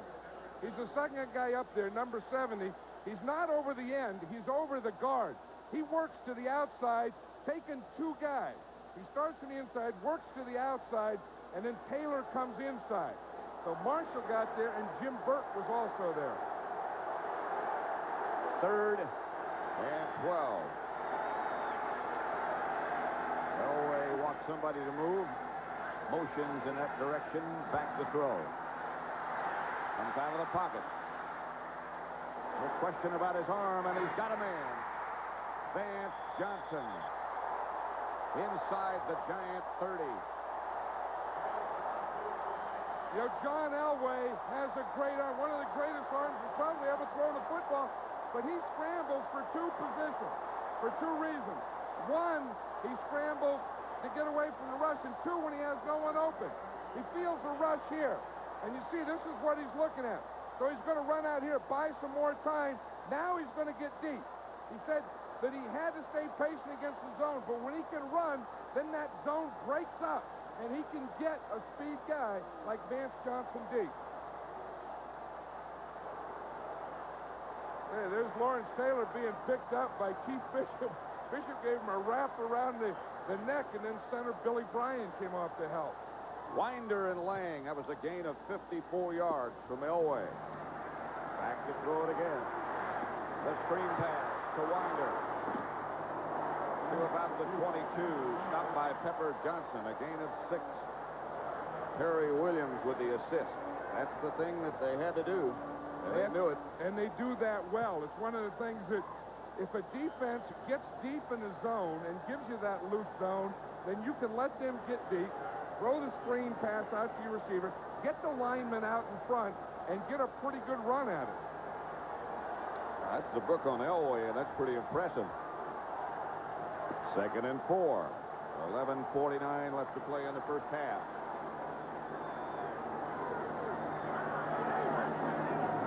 Elway semi-roll out right. Chased by Marshall, throws back across the field, just threw it away. Leonard Marshall looking in his eyes. Well, that's one of the things that the Giants want to do when Elway goes out to the right. There, you see that signal there? That was Mo for Mobley, meaning 89's coming into the game. And there he is. You know that deal where he puts his hand, it's like the Three Stooges trying to block the two fingers in the eyes? That means Mo. And Mo means Mobley. And Mobley's a big package. That's a 275-pound Mo. Elway is 8 out of 10. Vance Johnson on the move, but Elway retreats. Here comes the blitz. Elway unloads. Mobley, and he struggles for enough for a Bronco first down. Pepper Johnson on the stop. You know, when you get a big guy running across the field, as a quarterback, you can't miss him. Watch, he uses the umpire. He runs right at the official first, then right across the field. Now you got that big target, that 6'5", 270. If you can't find him, you can't see anything. Stopped by Herb Welch. Dan Reeves was saying to us yesterday, the guy's got a lot to learn, but he's really going to be something. He already is. I think the way he receives the ball, he's going to be a superstar receiver. He really is. He's a new dimension. They don't have guys that weigh that much out in the open field. Watson was the man in motion. Dean Lang straight ahead for 3. Stopped by Carson. You know, the Giant defense has been so effective, and of course they were highly favored in this game, but I don't think anyone told Dan Reeves or John Elway about that. They're just going out there and playing them like they're just another group of guys. They haven't heard about that yet, in spite of everything that's been written. Yeah, when we talked to Elway the other night, he kind of exuded confidence. Really. And had the feeling, I got a secret. 2nd and 7. The ball at the Giant 13, and Elway dropped with a lot of time. Complete to Lang inside the Giant 10. He hangs on. A gain of 4, not enough for a first down. Taylor and Patterson on the hit for the Giants. Yeah, a group that's doing a good job is that offensive line, because they have that defense of the Giants. They have it pretty well under control, and they are giving John Elway the time. Tell you, John, he looks very comfortable. You said he looked very confident the other night, but he seems very comfortable with the way things are going. He should be. His team leads 10-7. And then down post again. Elway. Sewell. Kenny Hill on the stop. Gain of 7 and a Bronco first down. Sewell is one of those guys who can do everything. He's a running back. He's a receiver. He can play outside receiver. Here, Elway's just throwing him on out. Kenny Hill, number 48, is late getting over there, and Sewell gets it down to the 1.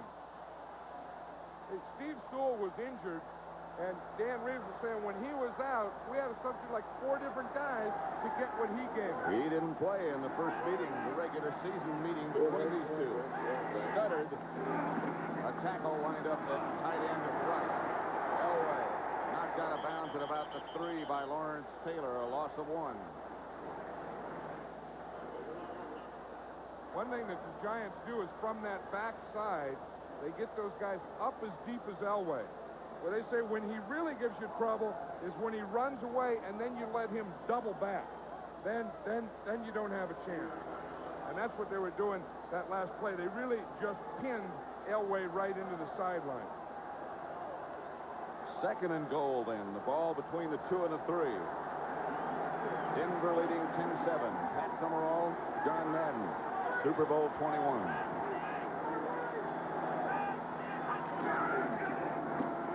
Straight ahead and nothing is Will Height. He never got underway. Eric Dorsey was the first man to hit him. An assist from Carson. We were watching the Giants practice, and the coach always yells at them, you know, nose on the ground. Get your heads in the grass. Get down there. Stay low. I tell you, they did a pretty good job of doing that.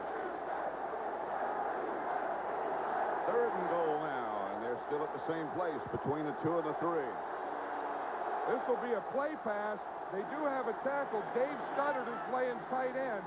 It could be a tackle eligible. See him down here at the bottom, 70. Winder. By Banks. They lose 3. I think a pass would have been a better call. That run didn't have a chance. They got out there and it was met by about 6 or 7 blue jerseys. Like that, it's going to be out to our right, to the Broncos' left. Ball, they get the guy in the backfield, they get Carson, they get Banks coming from behind, the safety in there, everyone's in there. Where Sammy Winder doesn't have a chance. Jerry Williams got penetration into the backfield, made him cut back, and there was nothing there. So Carlos with his 2nd field goal attempt of the day. This one from 24 yards out. Kubiak holding. Carlos is no good.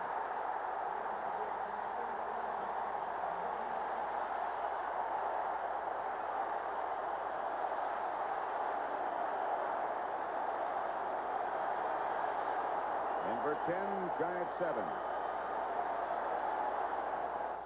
All I want to do is hurt him, cripple him. When the switch goes on, I feel like I can shoot. The talk is over. Now the action begins. Get in here. Stallone. Why not? Over the top. Rated PG. Soon everywhere. Glorious cheese. Taste mighty inviting. Cheese, glorious cheese. It's so tantalizing. Whether you like it saucy, snappy, mild, or wild, real cheese has a taste for you. Enjoy cheese, marvelous cheese, wonderful cheese, glorious cheese. If you think I look good in this Van Heusen, you should see Jeffrey. After all, it's his shirt. Van Heusen, for a man to wear and a woman to borrow. With every Budweiser enjoyed, the promise endures. The promise of genuine quality. Without compromise, without fail. Beechwood-aged Budweiser and Bud Light. Genuine proof that somebody still and always will care about quality. And that is a promise. The Houston Rockets, sparked by the power of the Towers, take on the Atlanta Hawks in the flash attack of Dominique next Sunday on CBS Sports. It's still Denver 10, the Giants 7. Second quarter with 7:40 left to play. Here's the miss. Well, you know, it looks like Kubiak holds the ball. Now, it looks like just before he kicks it, see him moving in towards him? Looked like he moved the ball towards him, and then Carlos comes in and just pushes it right out to the right. You see it right there? See it tilt back towards the holder just before he kicked it. So the Giants start at their own 20. Sims goes back to throw again. Complete. Bavaro. Dennis Smith, the defender. Giant first down. Hey, Dennis Smith is a big, tall guy, and he still gets out-muscled here or turned around. Watch him by Bavaro. You see, he just can't get over him. He tried to go over the top, and Bavaro just went down to his knees and counted down below him. First and 10, Giants their own 33, and Sims really airing it out. Goes to work again. Finds Stacy Robinson this time. Outside the 40. Gain of 9. They talked all week about how they had to stop Joe Morris. There's Dexter Manley of the Redskins, who was trying to stop Joe Morris just a couple of weeks ago. But anyway, the Bronco defense really felt they had to stop Joe Morris, and then lo and behold, they come into the game, and it's Phil Sims that they have to stop and the wide receivers. Well, down the stretch, it was Sims, when Morris got stopped, that carried the load. Jackson, Tom Jackson, in difficulty. And the Bronco medical staff helping him off the field with 6:40 left in the first half. 10-7. There are some people who like the taste of Coke. And yes, there are some people who like the taste of Pepsi.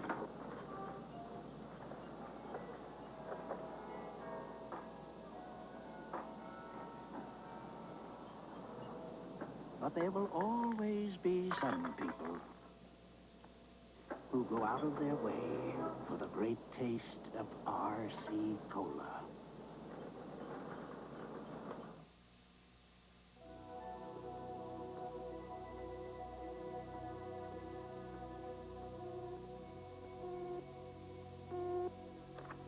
Welcome back, Brad. All those trips you made paid off. The Avcon people just called and gave us the project. Check your top drawer. There's one more trip I want you to take. Aloha, Brad, and thanks.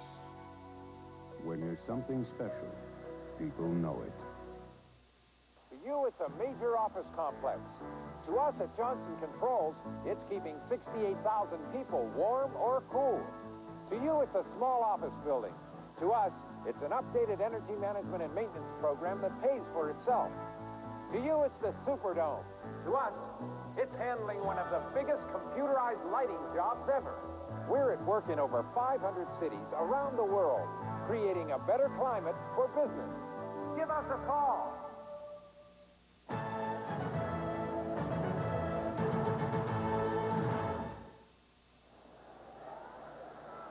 You know, I think Tom Jackson, he's right here. Watch him, Pat. I think he pulled a hamstring. It's a non-contact injury. Watch him. He's coming out here in coverage.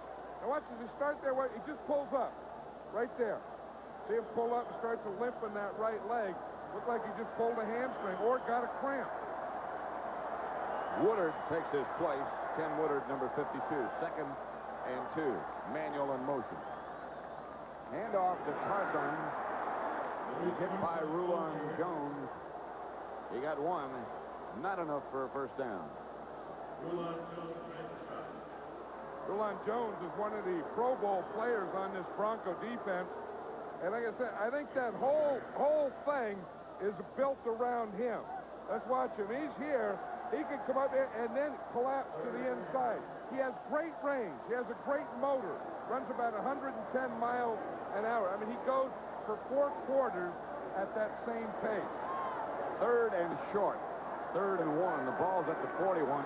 The Giants think they can go wide on short yardage. Instead, they go to Morris, and Morris goes straight ahead and gets the first down.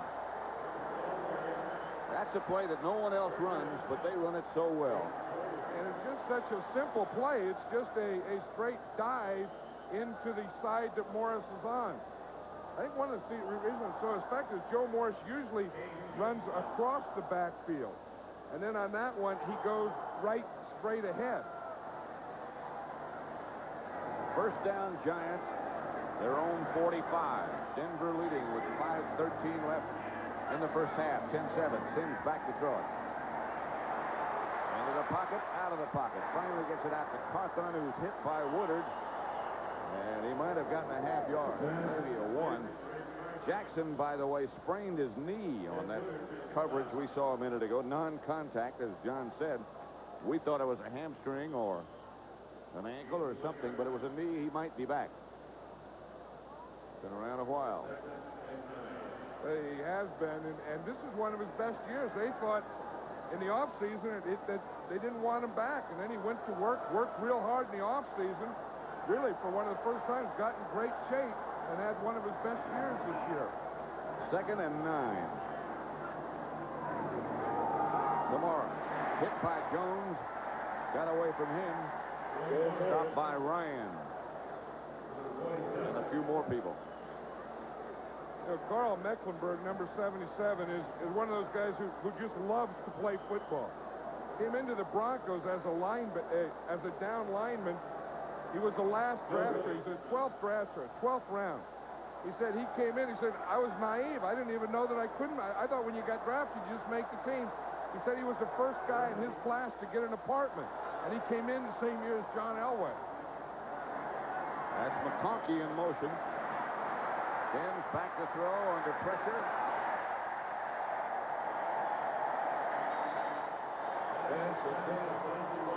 Robinson, the receiver.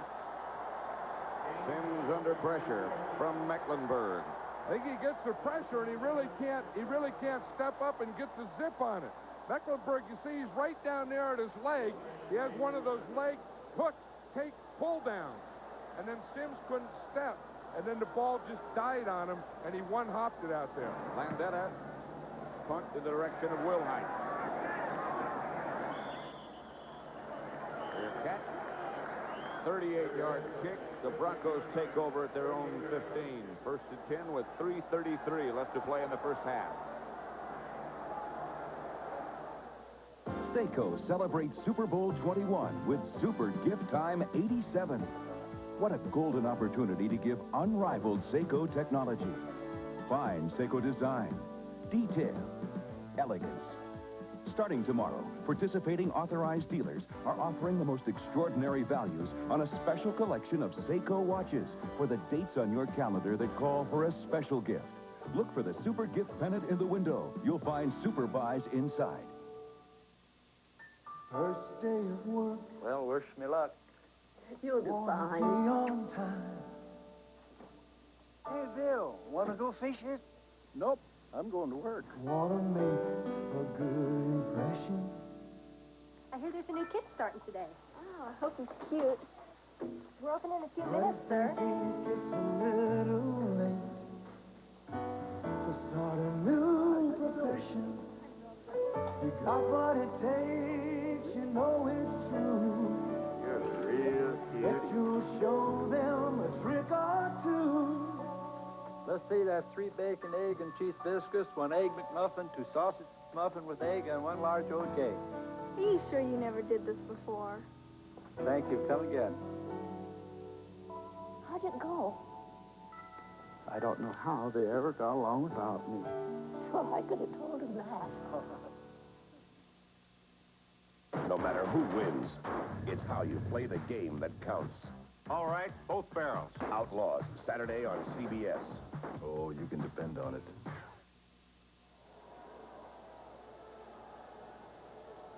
It's the NFL on CBS, and it's Super Bowl 21. The New York Giants against the Denver Broncos. We're live at the Rose Bowl with just over 3.5 minutes left to play in the first half. And the Broncos lead the Giants 10-7. Giants were heavy favorites. Winder is the lone setback. That's Mobley moving over to the right.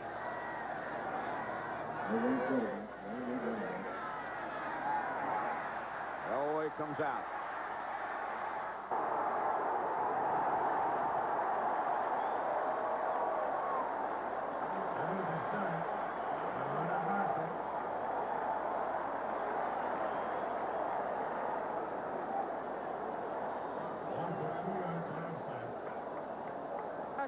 off into coverage. We see him, then he comes up. See, he's just spying Elway. He sees he's going to run, then he comes back up, and Leonard Marshall catches him from behind. Now, Taylor on that play is doing what they call a spy. He is just mirroring the quarterback, Elway. If Elway starts to run, he's going to come right at him and make him go right or left. First sack of the day. A loss of 2. 2nd and 12. Broncos their own 13. Elway back again.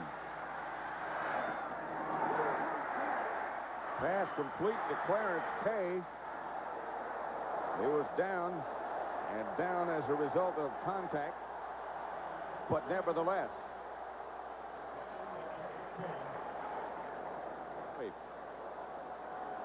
That's going to be an interesting one. Kay thought he had it. Dan Reeves thought he had it. I thought he had it. But that doesn't make any difference, does it? It's what the guys down there think. Benjamin's right here in the middle. I still think he had it.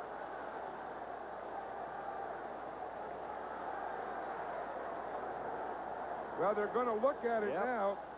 They just signaled the umpire who told the referee.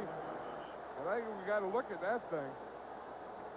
That would be, if it's ruled a completion, enough for a first down and get the Broncos out of the hole. Art McNally in the middle reviewing. Jack Reeder on his left. Dan Van Duzer, all those from the National Football League office reviewing.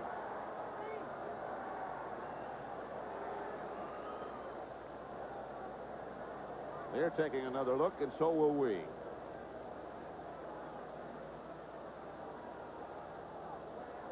I don't know. That one's hard for me to see through his legs to see if it bounced or not. I can't tell. At first look, it looked like a complete pass. That's how long they've been looking. You know, I think we have to remember in this instant replay that it has to be conclusive evidence. So the guy has to see that it didn't. We haven't seen it yet. See, and they ruled it an incomplete pass.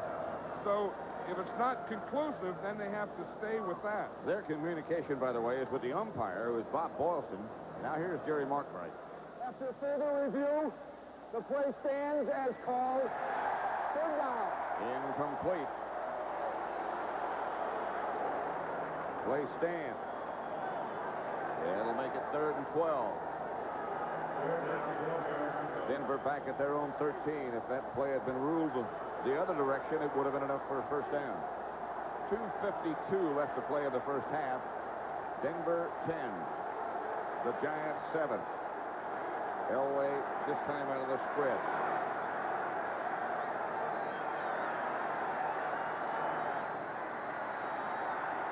Under heat, safety.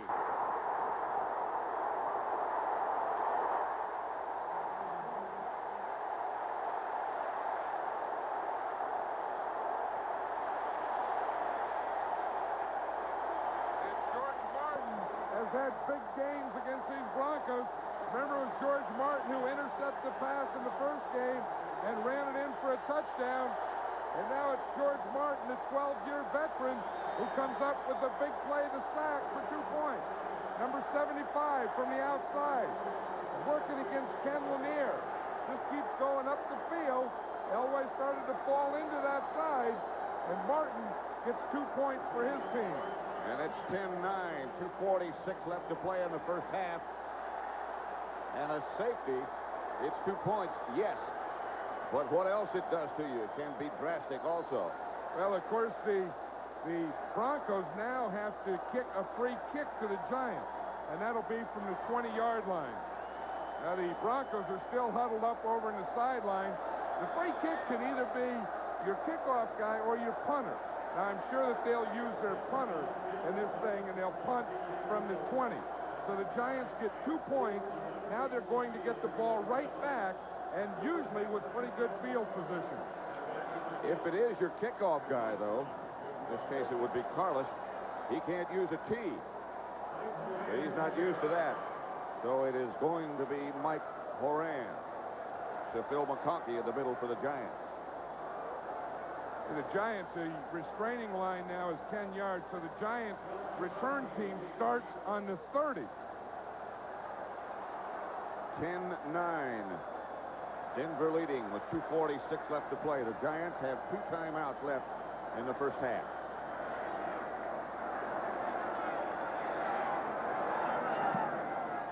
Kick is not very good, but it gets away from the Giants. McConkey, Tom Flynn chases it down, and the Broncos come out of that one smelling like a rose, as in bold. Well, the Broncos needed something because they had a great drive the time before. They went all the way down, and then they missed the field goal. And you know that's going to come back to hurt them. Then the next time they get the ball, they give up a safety. So we're in the process right now that the Giants are taking over this game. And the Broncos defense now has to get it back to them. 2:36 remaining first half. Giant ball, 1st and 10, their own 25. Bobby Johnson split wide to the right. Now he comes in motion. Sims goes back to throw it. Gets it upfield to Joe Morris. And Morris taken down by Ricky Hundley.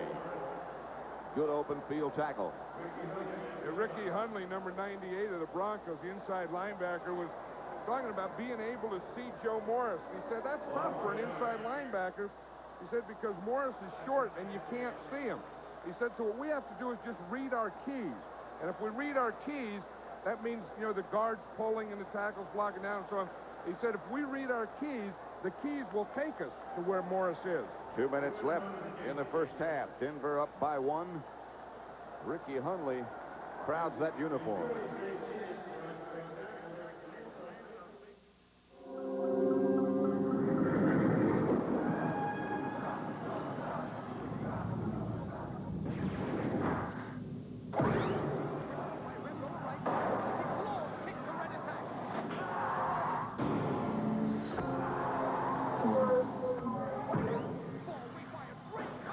Tomorrow it'll be another game, and Foot Locker will be ahead of it in athletic footwear, just like today.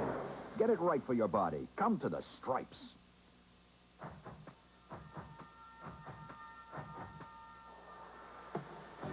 We're letting go, we got a real twist.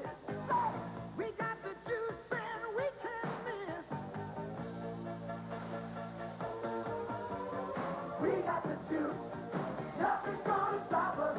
We got the taste, no one else can top us. We got the juice. In every slice you choose. The art of investment and financial security requires painstaking preparation, bold strokes influenced by a mastery of expertise, a creative approach to IRAs, annuities, and innovative forms of insurance. As one of the strongest diversified financial institutions, we have the capabilities to turn the business of investment into an art. The Travelers. Have you looked under the Travelers umbrella lately? Who are you rooting for, Chuck? Giants. Pop? Dublin. It's Denver, Pop. The Kavanaughs. Coming up at halftime on the Super Bowl today, this is the 100th anniversary of Hollywood. And at halftime, there will be a spectacular extravaganza of something like 2,000 people saluting what they call the land of make-believe. And Irv and Will also have locker room reports. Brent will be along with Dan Deerdorf to analyze the first half. That's all coming up at the half. 2 minutes left in the first half. 10-9. Denver leads. 2nd and 11. Sims to throw. Has some time. To Maurice Carthon to about the 30. Stopped this time by Mecklenburg and Ryan. You know, you talk about halftime, you talk about, you know, Brent and Dan Deerdorf. One of the plays I'm sure they're going to talk about is that Clarence K play. Let's watch it again, this time from reverse angle, and it doesn't look like the ball hit the ground. See the ball coming in? It never hits the ground. It looks like Clarence K did, in fact, catch that ball. So now they didn't get that ball, so they had to go in third. Then they got the safety. So that's a big, big play in this first half. Remember that. Sims, Bavaro up the middle, incomplete. He had a couple of steps on Tony Lilly. Sims just overshot it. You know that Mark Bavaro is big and he's strong and he's a good blocker, but he doesn't look that fast. But I think he has sneaky speed because somehow he ends up deep behind these guys. And open a lot. Open, yeah. Landetta on the punt. And Wilhite back deep for Denver.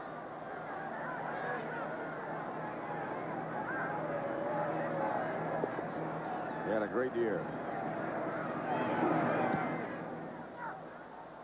Not his best, but not bad. Wilhite, no fair catch. Around the outside to about the 38-yard line where the Broncos will take over. 2 timeouts left and 1 minute and 5 seconds left to play in the first half. Robbie Jones made the stop on Wilhite. Well, the Bronco defense did a good job of stopping the Giants on that drive because, like I said, they had to take this game back over. They just lost the 2 points. They had bad field position. They, that K thing, that play that's going to be discussed for a long time, and all those things going against them. Now they turn it around, and they end up with pretty good field position. 1:05 left to play in the first half. There's another Giant timeout. It looks like that's Perry Williams. It looked like he just went down in the huddle, Pat. The defensive team was huddling right up there. They broke the huddle, and Perry Williams just stayed there. Well, he made the tackle on the punt return, and maybe it took some time for the whatever collision he had to take effect. That's he probably got up right about there. They huddled about right where he made the tackle. And as you said, the cobweb probably didn't get cleared from the punt coverage. I'm not sure they're clear yet. It looked like when he made the tackle, I think he got hit right under the chin when he made the tackle on that punt return. Well, let's go back and look, John, and see if what caused that late collapse. But he's right on the bottom right here, number 23. See him coming in. He got hit. Oh, he got blocked right there. Yeah, he got knocked right out of the frame in that one. He got an elbow up under the chin is what it is. That's a tough hit when you get knocked out of the frame. Yeah, and the only thing left in the frame is the bottom of your shoes. And the cobwebs. First and 10. Broncos at their own 37. Elway. It's going to go to work. Sewell was the intended receiver. He started to turn upfield before the ball was in his possession, as they say. So far, this is the way the game has gone. The Broncos scored on their first 2 possessions. Elway got 158 total yards, and George Martin got the sack on Elway in the end zone, and that made it 10-9. Broncos lead by a point with 1 minute, 1 second left to play in the first half, 2nd and 10.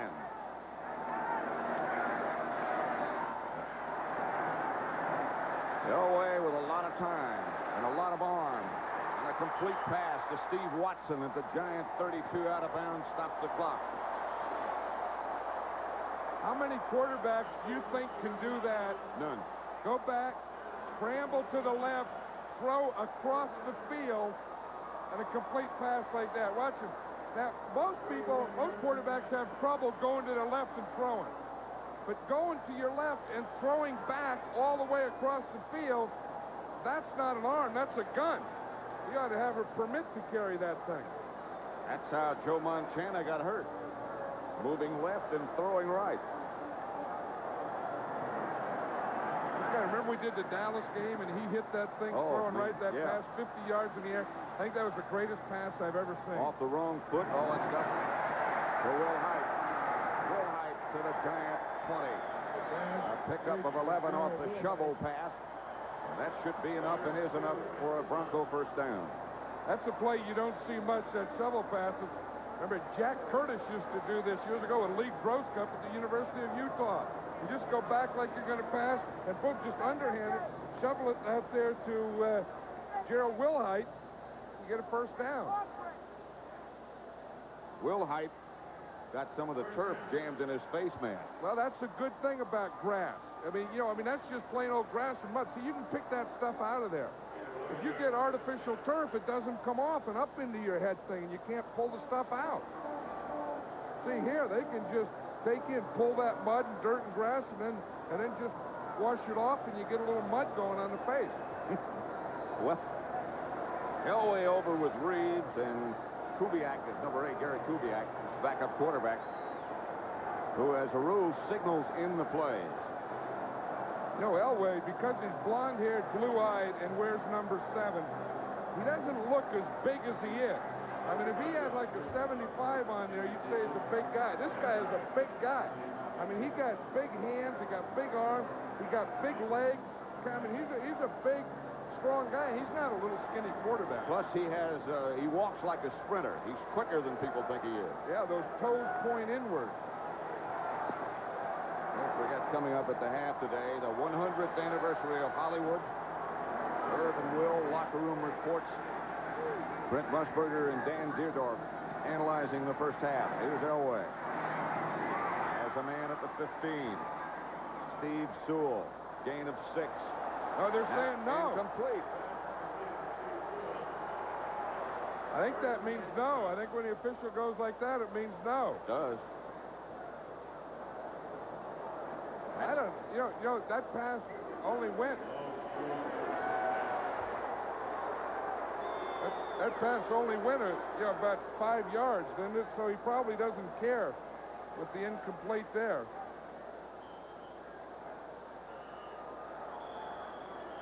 I know one thing, it doesn't take long to get there with that arm. I'll tell you, they talk about the Elway cross. He throws the ball so hard that he implants the cross of the nose of the football right in your chest. Steve Watson was saying that. You see, here's the ball. See, here's the tip of the ball. You see right here? This right here forms a cross. Well, when Elway gets so much spin on the ball going like this and so much velocity, well, this cross just gets implanted right in your chest. And guys walk around with a lot of crosses all over them. There are enough ways to get hurt in this game without getting hurt by the ball. Yeah. Well, they got dances, stomps, and stuff. And one of the things there's the Elway cross. The call stands. They reviewed it again. Second down. Incomplete. Dan Reeves with the orange Bronco tie on. Done a heck of a job with these Broncos. Tom Really? Landry ought to be proud of his ex-coaches. In the last couple Super Bowls, he's had 3 out of 4. Flag. Elway out of the pocket. Pass out of the end zone, but the penalty marker back. Somebody on the Giant defense jumped. Vance Johnson was the intended receiver, or at least he was the Bronco closest to the ball. Against the Giants. That'll be 5 yards, and we'll see the jump right there in the middle. Jim Burt was the first guy to Number jump. 64, defense, second down. It is against Burt. He shouldn't be jumping. He didn't go that far. The only time you should jump is if you're going to go a long way. You're going to hang around the line of scrimmage. Don't jump to do it. Whew. 28 seconds remaining in the first half. The score, Denver 10, the Giants 9. Elway looking over the Giant defense.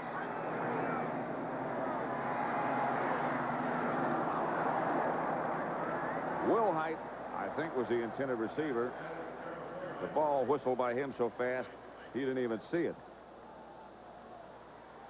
I'll tell you, with that ear hole, though, on your helmet, you can probably feel it. You don't see it go, boom, right by you. You just hear that swish goes right in the ear hole. I tell you, this is a big down here, this third down. If they don't get it in here, they're going to have to let Rich Carlos try another field goal. 3rd and 5, the ball at the Giants 16. Jackson split wide to the left. Watson to the right. Look out for him. Incomplete to Mobley, who hits the goalpost. I'm not sure who's bigger. The goalpost is still shaking. Look at those poles are still shaking. Yeah. I'll tell you, when you bring a 270-pound load into a post, that post doesn't stop, and now Carlos has to kick into the shaky post. Good coverage. Double-team coverage. Mobley's going to go into the post. Gets kind of a spinner on it. Now Carlos has to kick into it, still shaken. To a shaky post. Some kickers are shaky anyway. From 34 yards out, Carlos. No good again.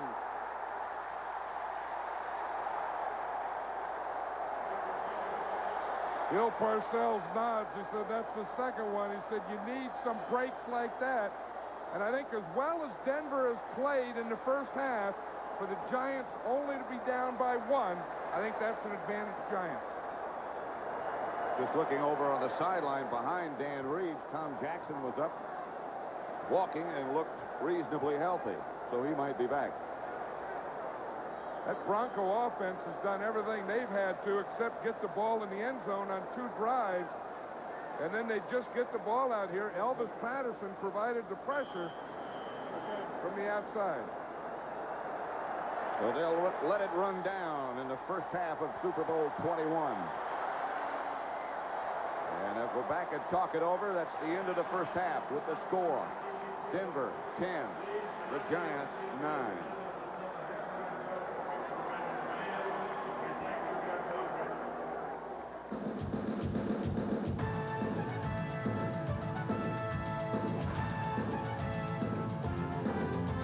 CBS Sports coverage of Super Bowl 21 is sponsored by McDonald's. It's a good time for the great taste of McDonald's. Seiko. Man invented time. Seiko perfected it. And by GTE, the telecommunications consultant to Super Bowl 21. Whether it's a simple office phone or a large, custom-tailored telecommunications system, whether it's voice only or voice and data, digital switching, transmission equipment, tie lines, Watts lines, multiple long-distance hookups, there's one company that can do it all. No, GTE.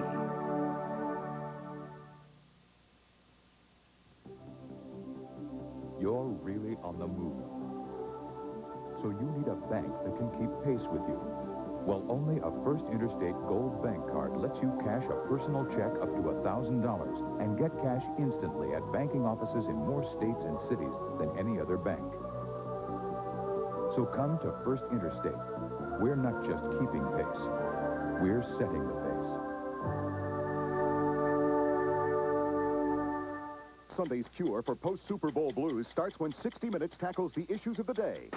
Then on Murder, She Wrote, a killer with a lethal playbook puts Jessica on the defensive. You can't kill me the way you killed the others. And with a front line like this, it's a whole new ball game. The return of designing women at a new day and time.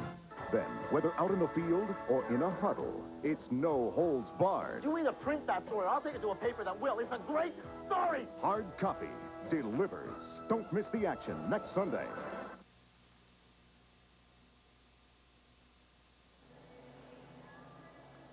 From directly above the Rose Bowl, we are at halftime of Super Bowl 21 with the Denver Broncos leading the New York Giants by a point, 10-9. Welcome back, everybody.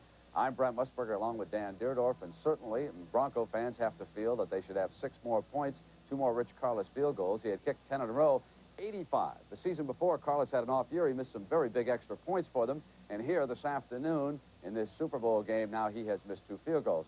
Dan, I want to change the topic to instant replay because suddenly I'm having doubts about the whole process because of the inability sometimes to bring back the correct angle, and suddenly the television networks are finding themselves right in the midst of making very important decisions. Of course, it happened in the first half on the pass to Clarence Kay, which is ruled an incomplete pass. The replay decision comes down after a couple minutes that it stands, but then later, as you say, we bring up a replay that shows it's a good catch. Let's take a look at that replay right now, Dan, because it took a little while for them to find the reverse angle. And it was John Elway delivering the ball here to Kay. And from that angle, it appeared that Clarence had reached down, grabbed the ball, and made a rolling catch with the ball. And again, it doesn't make any difference that it's CBS. I think everybody should forget that for a moment. I think it's any network's involvement in this process of determining the outcome of very important games. Well, we're using 11 instant replay machines, which means that you're putting so much pressure on these guys in the truck to find which one of those 11 machines had that one particular angle. And you're right, it's a pressure that I don't think we particularly want, but at least the system didn't overturn a call. I mean, without the instant replay system, that's the same call we would have had anyway. Dan, we had, I guess, a touch of deja vu regarding George Martin. Let me take everybody back to November. These two teams played in the Meadowlands. It was 6-3. The Broncos were ahead, and John Elway was driving for a touchdown. This is one of the most memorable plays of the year. Elway will throw the ball out to the right. They cannot get Martin off his feet. Watch the great catch that this former basketball player from Oregon makes, and then he takes off on a touchdown jaunt that put the Giants in front prior to the half of that game. York went on to win it by 3 points. And then here in the first half of this Super Bowl game, we have seen Elway under enormous pressure, and Dan, wouldn't you know it, it's Martin again. It's still, well, how many points has George Martin scored for the New York Giants? I mean, he scored more touchdowns than any defensive lineman in the game, came up with the big play there, and keep in mind that sack and safety on John Elway was the play immediately following the ruled incompletion to Clarence K. So if you're a Denver Bronco fan, you have to say if that could have possibly been ruled a complete catch, it's a different ballgame right now. All right, Dan, thank you very much. See you a little bit later. We're going to be back now with the Super Bowl halftime extravaganza presented by the NFL and GTE right after these messages from your local station. This is CBS. Telesis. It means progress intelligently planned. This is a story of Telesis. I got to San Francisco in '34 to work on the Gate Bridge and could see right away those engineers were talking about a span longer than sane men would dream of. It was then that the earthquake stories began to take on new meaning. We found out what we were made of up there. And there wasn't one man who finished that job 4 years later that didn't feel he'd built something most other men couldn't. Pacific Telesis salutes the special kind of progress that results when those who can see the future also have the courage and skill to take us there. The Pacific Telesis group of companies is committed to progress intelligently planned. That's why Telesis is an important part of our name. Connecting with Kids, tonight at 8:30.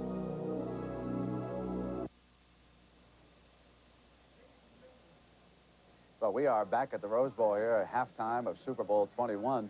Perhaps the best first quarter that's ever been played in the history of the Super Bowl so far. Then it settled down in the second quarter, and it was not nearly the kind of offensive show that we had. Let's bring Dan Dierdorf back in here to talk a little about the defense, because I think, Dan, really, in the final analysis, it was that Giant defense at goal line stand that turned it around. Yeah, you looked at Denver having the ball inside the 5-yard line, automatic points, really in a position to score a touchdown. Then it's the big play. They take the sweep and they don't make anything. And that's immediately followed by Carlos missing on the chip shot. So Giants defensively, while, you know, a shaky start, they've really asserted themselves and taken control. Dan, it is very tough for a team mentally to have a field goal kicker miss 2 big ones like that in a game like this. They're going to have to try to boost his confidence, not get down on him, and the same token, go back out there in the second half and continue. Yeah, it's really not as bad where you might think that you sit in the locker room and stare daggers at the guy and wish bad things for him. It's not that bad, but it is a situation where now you're wondering if you're down, if you're one of the offensive team guys and you're down inside that 25-yard line and you look to that sideline waiting for the kicker to come in, to yourself you're saying, let's go for the first down because I don't want to get caught short again, which they've been caught a couple times. Exactly. Well, one of the things that a lot of folks look forward to is the halftime show. And right now, we have a Walt Disney celebration about ready to start the Rose Bowl in Pasadena. Super Bowl 21 and Disneyland salute the 100th anniversary of Hollywood, the land of make-believe.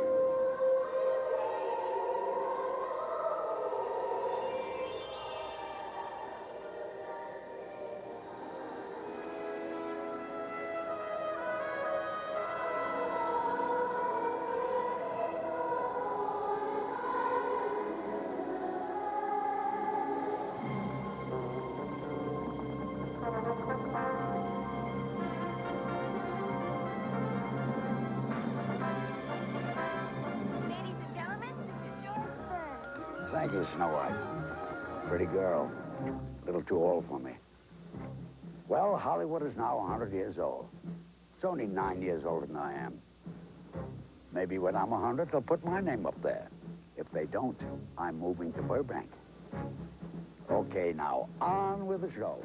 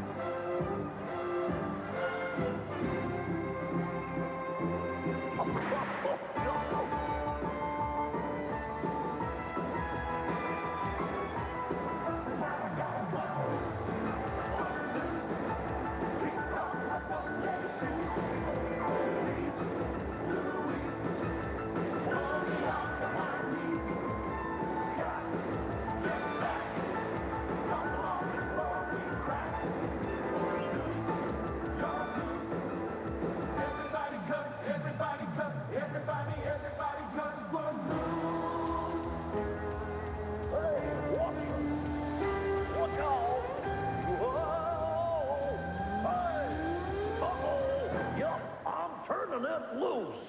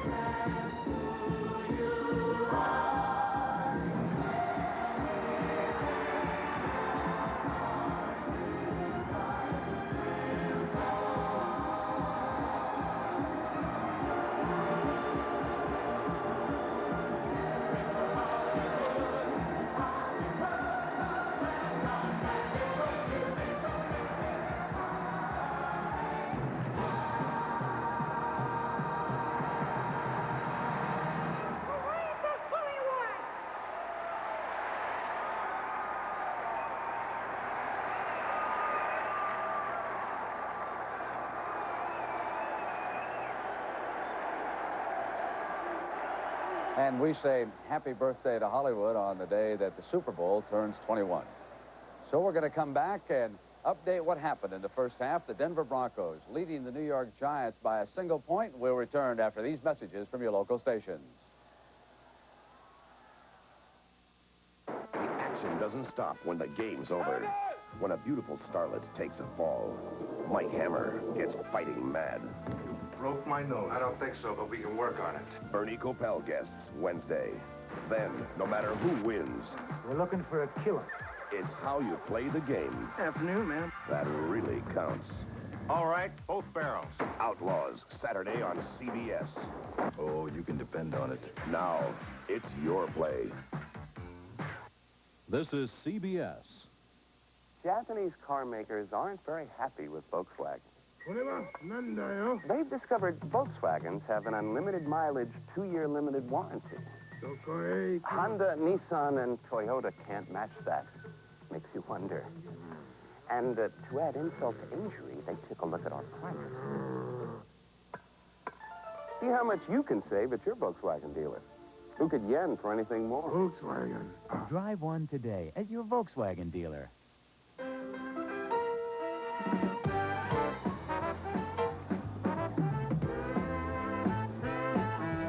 The California Lottery wants to know, do you have a winning hand?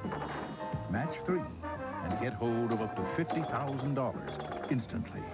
Or find a wheel on 3 tickets and you might try your hand at the big spin. All when you play the lottery's newest scratch-off game, Winning Hand. If your car is feeling overweight, sluggish, listless, it could be the unleaded regular gasoline you're using. That's because ordinary regulars are only 87 octane. But now, 4 cars are discovering the higher octane unleaded regular, 76 unleaded. It's 89 octane. 2 octane better than ordinary unleaded regulars. To keep your car fit, and fit is better than fat. The spirit of 76. Set sail on a special Love Boat tonight at 9:30. 5 o'clock now along the Pacific coast. We're winding up halftime here with the Denver Broncos leading the New York Giants 10-9. Let's take a look at some of the highlights from the first half. The Denver Broncos have been a hot offensive team, even coming into this game. They had scored at the end of regulation. Elway led them to that winning field goal drive. And in the first quarter, against that tough Giant defense, quarterback John Elway hit rookie Mark Jackson out of Purdue, and that set up a 3-pointer by the Broncos. Bill Sims then hit one of his 2 tight ends, Zeke Mowatt, for a touchdown, and the Giants took the lead for Bill Parcells, 7-3 after the extra point. A quarterback draw by John Elway, making 4 consecutive scoring drives for the Broncos. But after that, it was the Giants' defense against Dan Reeves of the Broncos. First, it was a goal line stand. Then with Elway backing into the end zone, it was defensive lineman George Martin pressuring him for the field goal that has pulled the Giants to within a point. In the first half of the game, the Denver Broncos had 2 missed field goals, 23 and 34 yards by Rich Carlos. So we stand at 10-9, the Broncos leading the Giants by a single point as we get ready to start the second half. Let's check in with our reporters, and let's throw you down to Irv Cross for the New York Giants. Irv? Brent, a couple of observations of the first half. Those 2 missed kicks you talked about from Rich Carlos. You know, Giant kicker Raul Allegri told me that your depth perception in this stadium is very close. You can stand at the 50-yard line, and the goalposts appear to be at extra point distance. So when you have a short to medium-range kick, you appear to be much closer to the goalpost than you actually are. So you must kick the ball down the middle, not to the right or the left, as Carlos said. He kicked 2 to the right, and the ball drifted by because he's further away than they thought. As far as the Giant players themselves are concerned, they came into this locker room drained. I think this heat has really affected them. They haven't played this kind of weather since September. They're going out now. There's not a whole lot of emotion, but they've got serious looks on their faces. Well, Irv, I'll tell you, there's an injury report here from the Denver Broncos dressing room, and it's not good for Bronco fans. Tommy Jackson, their fine linebacker, will not play the second half. He went out, but without pads. He had an injury to his right knee in the first half, and it was all iced down. But let me tell you this. The Denver Broncos did not come here down at the half. They weren't crying about the second missed field goal. What they did was get angry. They started yelling going into the locker room. And Rulon Jones set the tone. He says, we got the Giants where we want them right now, and we're going to beat them. And that's the way they walked back out onto the field for the second half. Now to you, Brent. All right, Will, thank you. Interesting statistic. 186 yards the Broncos accumulated against that Giant defense. The Giant average for a game is only like 187. Let's send you over now to the gentleman who set the scene for the second half. Here's Pat Summerall and John Madden. Pat? Well, Brent, I think everyone who suspected and talked about this was going to be a blowout. We got a solid, good football game. It's 10-9, as you said. John, how'd you see the first half? How would you review it? Well, I really think that the Broncos played better than the Giants did the first half. And I think that, you know, it's easy to blame the kicker. I would say that Rich Carlos got down there, he missed 2 field goals, and he did. But, still, you know, the first drive, the first one he missed, the Broncos were down on the 1-yard line, first down on the 1, and they didn't get it in. Then they got down to the 5, and they didn't get it in. They had 6 downs to get it in inside the 5, and then they didn't do it, and then Carlos got it there. So I think combination of Denver playing very well offensively, but not playing well on the goal line, or the Giants playing very well on the goal line. But for the 2 misses of field goals, it could be 16-9, and we have to go back and look at that safety again and the play that preceded that. That could come back to be a major factor in this game. It's 10-9, Broncos at the half. It began with a plan and the determination to go for it. General Motors made a commitment to build the highest quality cars in the world. They invested in the future, and now it's paying off. Today, GM brings you the result of 5 years of single-minded, dedicated effort. The best quality, best value GM cars ever built. The best warranty program offered by any American car manufacturer. GM's 6-year, 60,000-mile commitment. The vision is paying off. I think there are 3 nevers to being a winning coach. Never let the press pick your starting quarterback. Never take a last-place team lightly.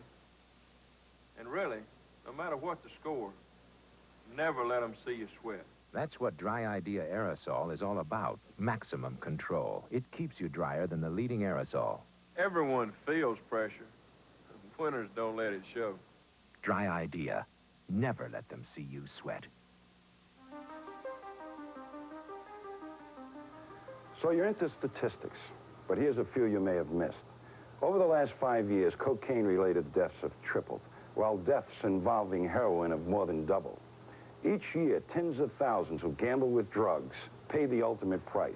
If you don't believe these numbers, see for yourself. Because here is where they keep all the final statistics on file.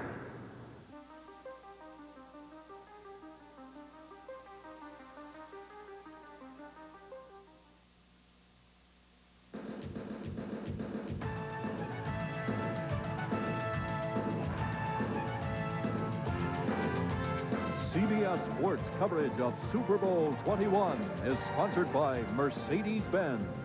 Engineered like no other car in the world.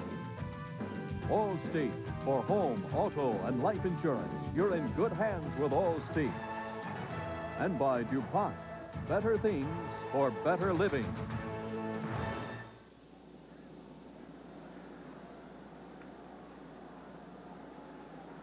It's the NFL on CBS, and it's Super Bowl 21. And it's 10-9 between the Broncos and the Giants, and the Broncos hold that 1-point advantage. And we're in Los Angeles. We've saluted Hollywood. We look at the Rose Bowl sold out. 105,000 people. And again, anyone who thought this was going to be a dull contest was incorrect. Those views from overhead of Los Angeles itself and the Rose Bowl are from the Slice blimp.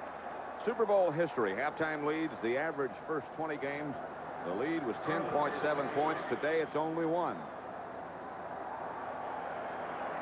Lee Roussan and Phil McConkey back deep for the Giants for Carlos kickoff. And it's Roussan outside the 20, outside the 30. Out of bounds at about the 37 by Mike Harden. You know, as Phil Simms comes on, Pat, we looked at, he was also patient in that first half, throwing that shorter stuff. 8 for 8, under 10, 4 for 6, between 10 to 20 yards. So all his completions were in that area. Now, he only threw one in the 20 to 30, and none deeper than that. They were all incomplete. So he's been in that area from the line of scrimmage to the 20-yard line with all his completions. Morris and Carthon behind Phil Simms for the Giants. Bobby Johnson goes in motion. And now Morris to the outside. A gain of 3 by Steve Foley. You know, Pat, we talked about how they moved Carl Mecklenburg around, number 77. Look how he did it in the first half. Well, look where he lined up. He lined up in 7 different positions. Joe Collier, the defense coordinator, tries to put him where he thinks they're going to run. And look at this distribution all the way across the line. Most of them he lined up 7 times on the left side. 2nd and 7. Roussan is split out wide to the right. Mecklenburg stayed in the middle that time, and now retreats in coverage, and Simms gets it outside to Maurice Carthon.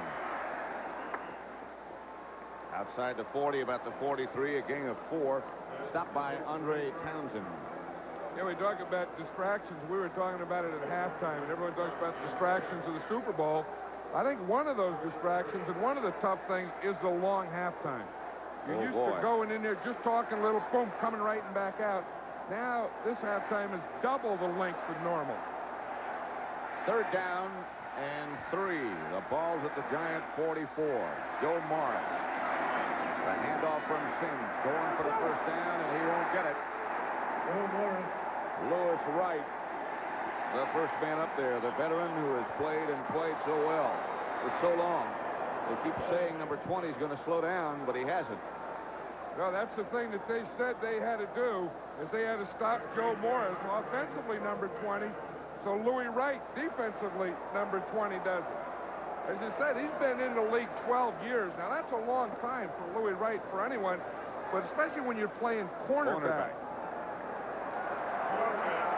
2 feet short. Landetta already on the scene looking at things. Will Height goes back for Denver. The Broncos lead at 10-9.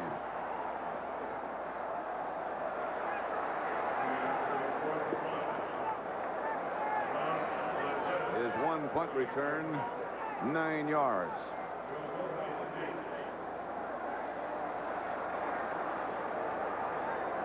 It's funny, the Giants came out in the first half, and I think that was a better approach. They came out, we're going to throw. We're going to loosen you up. We're going to attack you. Then they come out in the second half, and they're going to run. Look out, Rutledge. This could be a fake punt. It's a trick.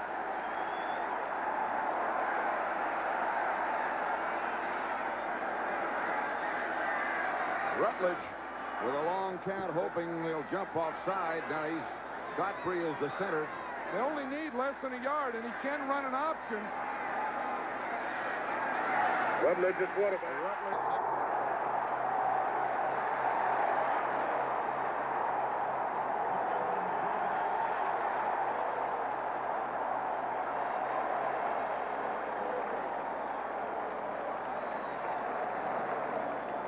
Go for it when you're a coach. But then when you do go for it, that takes a lot of guts to call it.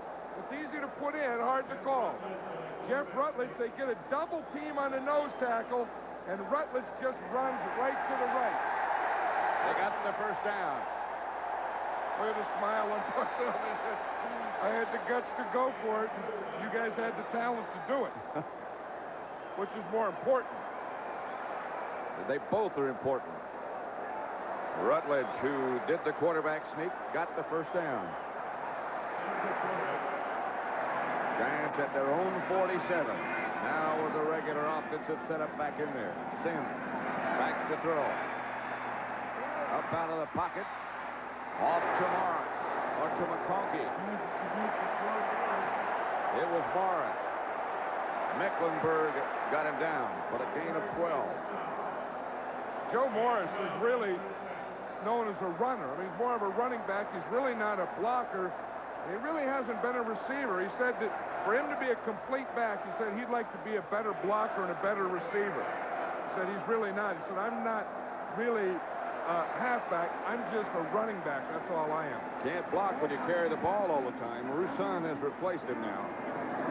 He's back there with Maurice Carthon. Sims back to throw. Got some time. Down the middle, Roussan. Inside the Bronco 20.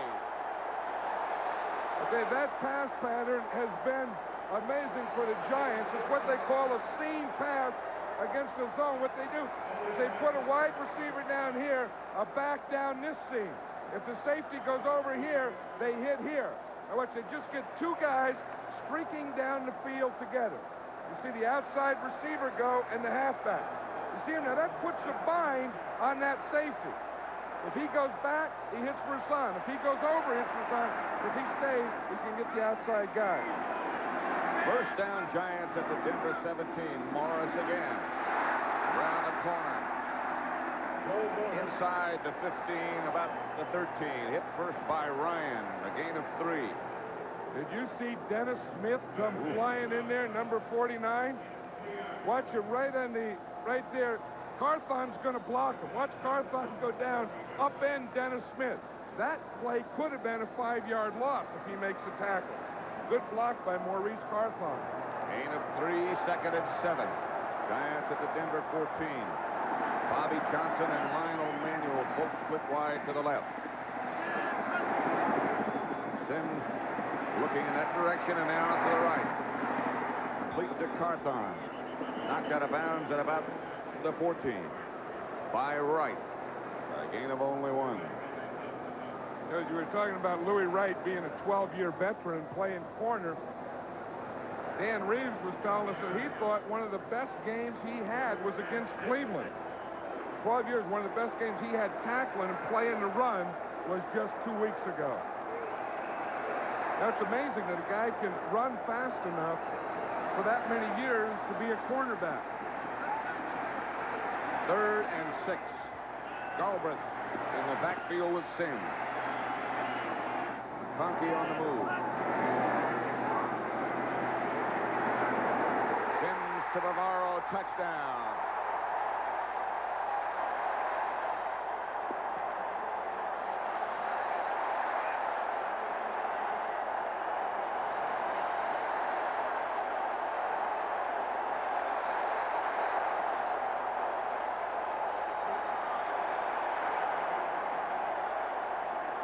The guy never says anything, Mark Bavaro. He hardly ever smiles, but I think we caught a smile on that one. Watch him. He started from a 2-point stance. He gave Dennis Smith a little push to the outside, then he went inside. Allegre will try the extra point with Rutledge holding.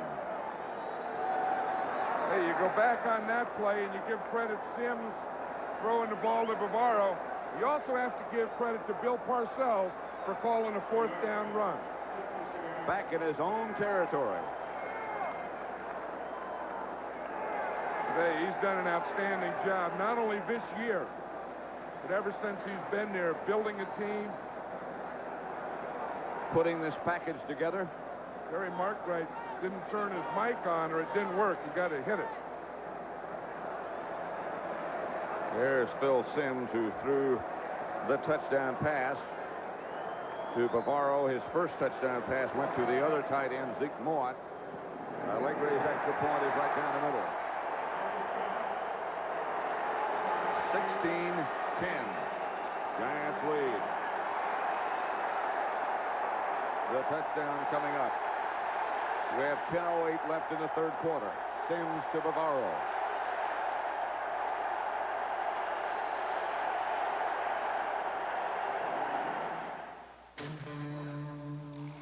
Ours, as you know, is not a perfect world. May I? That's why it's so refreshing when something really perfect comes along. Like Diet Coke. Tastes great straight or on the rocks. Yet it's just 1 calorie. That's why Diet Coke is the perfect soft drink. For an imperfect world. Just for the taste of it. Diet Coke.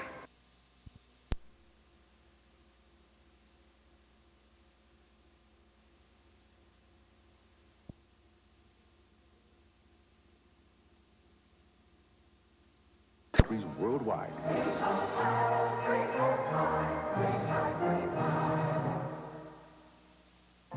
March 1st on CBS. People who go against me pay a price. You feel the fury. Now, see who it destroys. Judith Krantz's I'll Take Manhattan.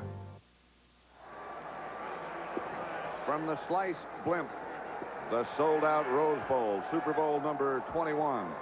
The Giants have recaptured the lead. Their scoring drive, 9 plays, 63 yards. Sims, a touchdown pass to Bavaro, and Phil was 5 out of 5 on that drive. Allegre to kick it off. He'll kick off from the 40.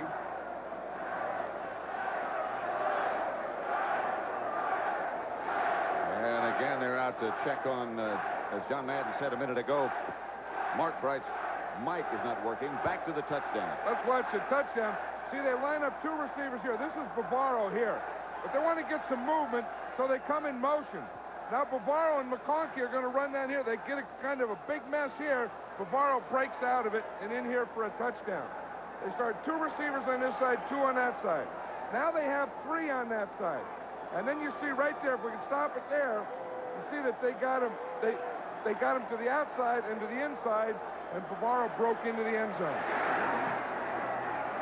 Allegre kicks off from the 40, kicks it out of the end zone. Denver was offsides on the extra point. That's why he did it from the 40. But there's a flag down back from where he kicked, back at the 40. Allegre going back out for his tee. Giants offside. They'll do it again. Well, that'll even it up. As you said, the Broncos were offside down there on the extra point. So then they got to kick 5 yards closer. You know, Allegre is down there, Pat. I don't know if he's doing an exercise or... You know, it looked like after the extra point that he limped a little bit. And it looked like he's trying to stretch out his leg. Yeah. Watch the extra point. It looked like here that he could have twisted something there. Because when he starts to walk off, looks like he's favoring it. You see there? And then when he kicked off, he kicked it into the end zone, but he went down and started doing exercise. Stretching again, yeah. Now he'll back up to the 35. Denver will have Lang and Bell back deep. Allegre lost his advantage. You know, with all that paint there on that 35-yard line, he's trying to find a good place. See, that'll hold that tee square. Because they have all the paint and stuff and aberrations. Kick off to Lang. He takes it at the 1. They would have been better off to take it like it was. They would have headed it at the 20. Byron Hunt and Tom Flynn down to make the stop. Elway. You know, here's the Elway distance throw. We see it was 10 for 14, under 10 yards. That's the patience part we talked about. 1 for 4 in the 10 to 20, and 20 to 30, 1 for 1. None there, and then over 40. Now those 2 long ones, over 20 and over 40, were both those scramble plays. That's where he gets his big plays and his deep passes. 1st and 10 Broncos from their own 14. Giants 16-10 leader. Pass deflected. Looking for Vance Johnson. But someone knocked it away. You see John Elway, he did a twirl on that one before he threw it. Watch him, he's going to spin right around. So you see him, he goes all the way around. Then he comes back. It did affect the linebacker. You see the linebackers start to come that way?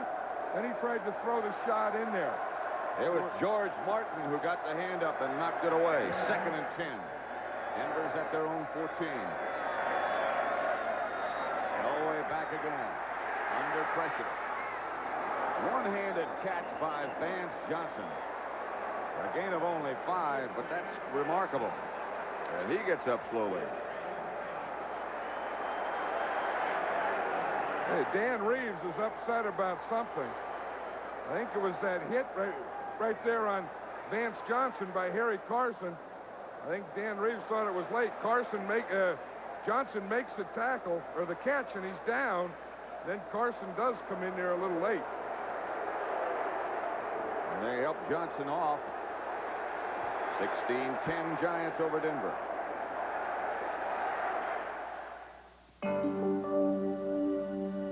Take me back where I belong. Take me where it's safe and warm. The Goodyear Vector is the all-season radial that pumps water away to keep more tire tread on the road. And for some, that's a comforting thought. Take me home. Goodyear, take me home. Never matters how far I go. Goodyear, take me home. You know, Jerry, you're a terrific husband and a super salesman. Hey, Beth, what is this? A financial genius. You're not. Very few of us are. We can help. At New York Life, we have the resources to make the most of your resources. We offer a range of financial opportunities, including mutual funds, universal life, and limited partnerships. Don't settle for less than you deserve. Get the most out of life with New York Life. I've tried it. Now I believe it. Denorex Tingles tells me it's doing more. Head and Shoulders, no tingle. Both have dandruff medicine, but Denorex adds both an extra anti-itch medicine and conditioner, too. Goodbye, Head and Shoulders. Hello, Denorex. If you swallow a cold pill for your stuffed nose, you have to wait for it to travel all through your body before it gets to your nose. But Tristan Nasal Spray gives you fast relief right on the nose. Join us at Pebble Beach, where the pros are stars and the stars play like pros.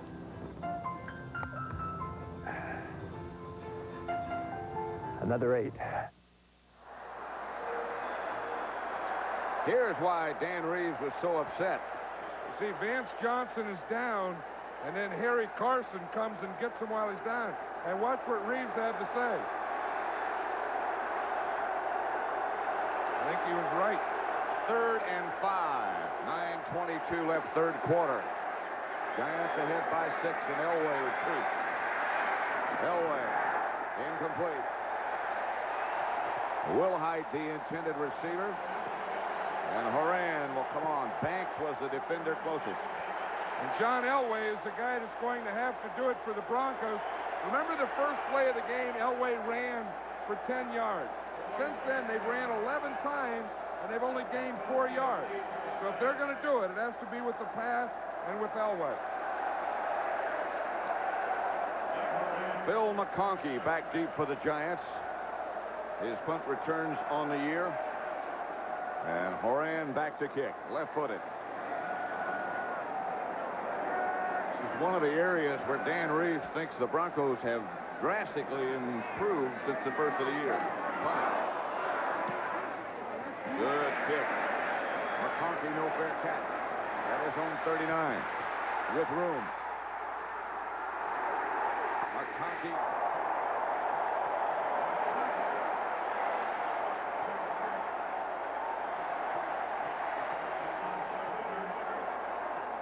McConkey is an exciting guy and an excitable guy and has that contagious effect on the rest of the guys. Watch him. He'll return a punt, then he'll go over and pick up a towel and start rooting. Hey, he's a tough guy. Watch him here. He starts the thing, waits, let a blocker come up, then take it right up the middle. He stays fired up. He really does. The ex-helicopter pilot in the Navy still thinks he's flying. 1st and 10 Giants from the Denver 36, and it's Morris. Morris over the middle, inside the Denver 30. Stopped by Ryan, but a gain of 7. Oates with a good block up front. Well, the other, you know what happened is they got a kick out on Dennis Smith. Dennis Smith, the strong safety of the Broncos, is getting up in the backfield, but they're making good blocks on him. Now watch here, the ball's going to go to the left here. Now watch, you see the center, Bart Oates, is going to come and lead. And see right there, he gets Dennis Smith. Smith was there, but he gets blocked and doesn't make the play. Morris again. Stopped this time by Hundley. A loss of 1 or 2. Bill Belichick, their defensive coordinator over on the bench. Again, riding upside down. 3rd on the Denver bench. Well, that's the offense there. That's Billy Bryan, the center. Usually the center makes most of the calls for the offensive line. That's why the coaches talk to the center. He's the guy that has to call the defense and then call the blocking that they're going to use. 3rd and 5. That's Tom Quinn that the trainers are looking at over on the Giants sideline. That's Manuel in motion. And the handoff is to Morris. 1st down and more. Steve Wilson on a stop, a gain of 9. That's what they thought they could do. Run wide on 3rd down. Well, that's what they were talking about, is they wanted to start, and they wanted to start passing, loosen up this defense, and then come back and then run later in the game with Joe Morris. And that's exactly what they were doing. They opened up early, threw the ball, got this Bronco defense, and now they give him a dose of the running back. Morris comes out 58 yards and 13 carries. Roussan in his place.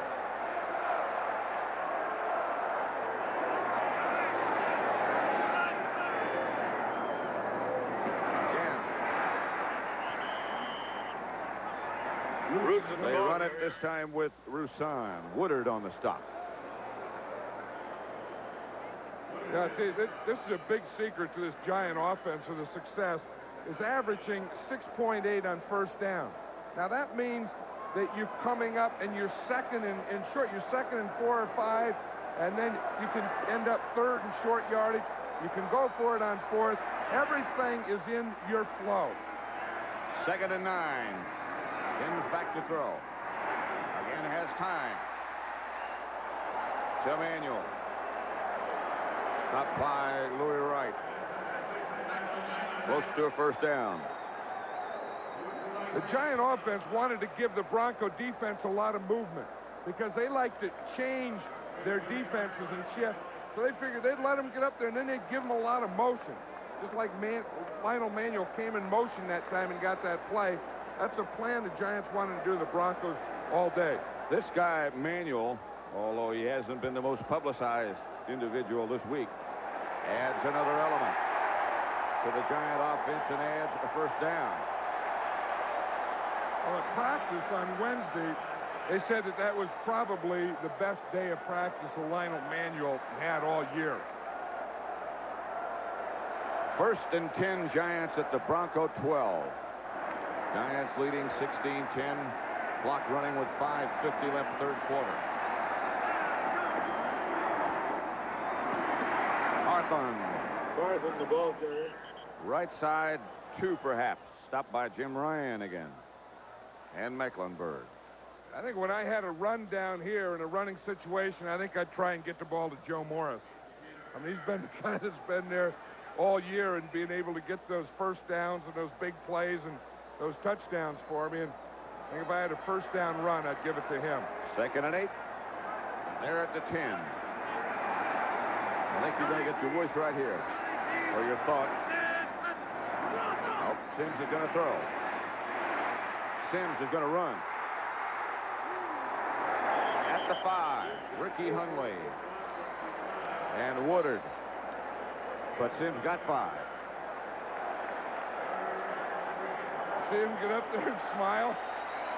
They don't like to do this a lot. In fact, Joe Collier said Phil Sims hasn't run much this year. He said he used to run a lot more. He said, what the heck, it's the Super Bowl. The last game of the year, we expect that he'll run with the ball. He'll take off. I don't know if that's a smile or a grimace.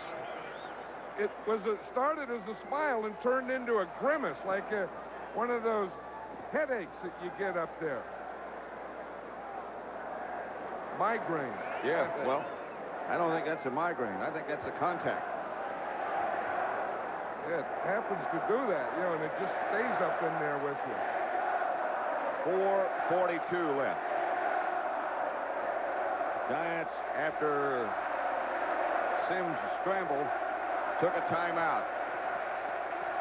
Their bench and their fans are on the near sideline, and that's the noise that you hear right now. Well, I think you're right. You know, when he scrambled and he got the cobwebs in his head, I think that was a smart thing. You know, take the timeout, let him get everything back together again, because what you have is a 3rd down play coming up, and you don't want a woozy quarterback doing that. 3rd and 3. The Giants are at the Bronco 5. There's Carl Nelson, and that looks like a tackle. See, you got that sweat going down there. Hair's wet, you rub off a little, you got that thing hanging off the nose there. Hair's all messed up.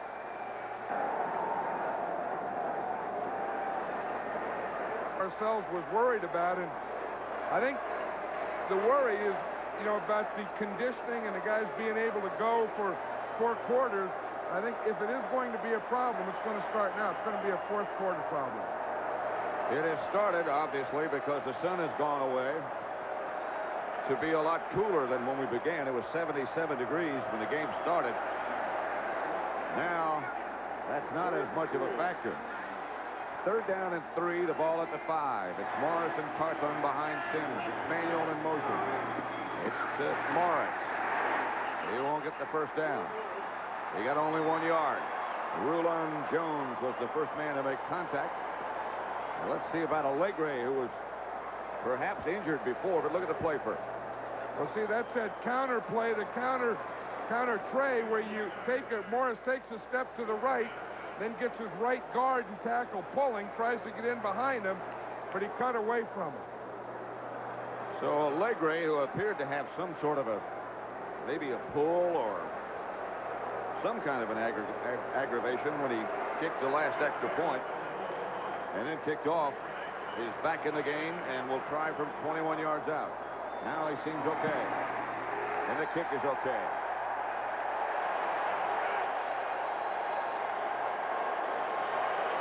With 3:54 left to play in the 3rd quarter, the Giants 19, Denver 10. Late one night, when all the families and all the houses all across the land were fast asleep, all of their old family cars were taken away. In their places were left shiny new Honda Accords. And they all drove happily ever after. Kellogg's Corn Flakes is America's cereal, pure and simple. They're light, they're crispy, they're full of flavor, they're nutty kind of crispy. Real good stuff. Man, I get into it. I get me a big bowl of them. Kellogg's is the original cornflakes. Nothing comes close. I think it has a nostalgia quality to it, like an old rock and roll record. It's one of the last of the best. What else can you say about it? Corn Flakes from Kellogg's. It's what cereal is all about. It was so simple. Really. A direct electrical charge here heats up the carbonized filament here, which in turn excites the gases trapped in here. And Oh, well, it's very nice, Thomas. But I wanted a Bud Light. If you want the great taste of Bud Light, ask for it. Don't feel bad, Thomas. It's not a complete loss. Bud Light, because everything else is just a light. Behind the headlines, the hard work, the heartache, and the heat. Tonight, after Super Bowl 21, it's hard copy. A lot of blimps in the area, including the Goodyear blimp. Super Bowl 21, looking down at the Rose Bowl. What a sight, what a sight. Allegre kicks off, line shot, kickoff, sails into the end zone to Lang, gets away from him, and they'll down it there. We talked about it at the half, John. There's Dan Reeves, of course, the Broncos coach, about what happens once you get inside the 20. If you come away from there with nothing or with whatever. Well, we see what happens. Both teams have been inside the 20, inside the opponent's 20, 3 times. But the Broncos only have 7 points, and the Giants got 17 points out of it when they were in there. Elway and the Broncos with 3:46 left, 3rd quarter. Take over from their own 20. Will Height is the lone setback.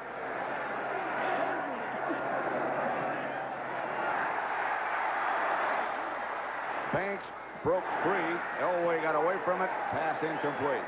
Steve Watson, the intended receiver. Nobody blocked Banks, but John Elway, a tremendous athlete, got away from him. Banks is looking up there. He's looking up at the replay to see if they would show what he did wrong so he could correct it.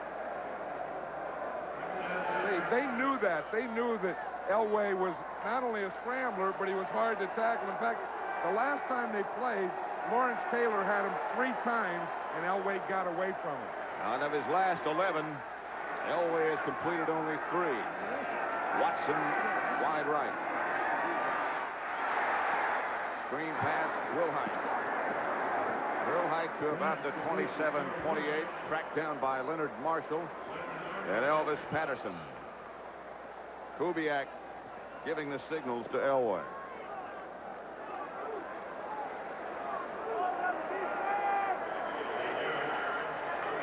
Denver comebacks, the last 4 wins of '86. That's what happened. That's where they trailed.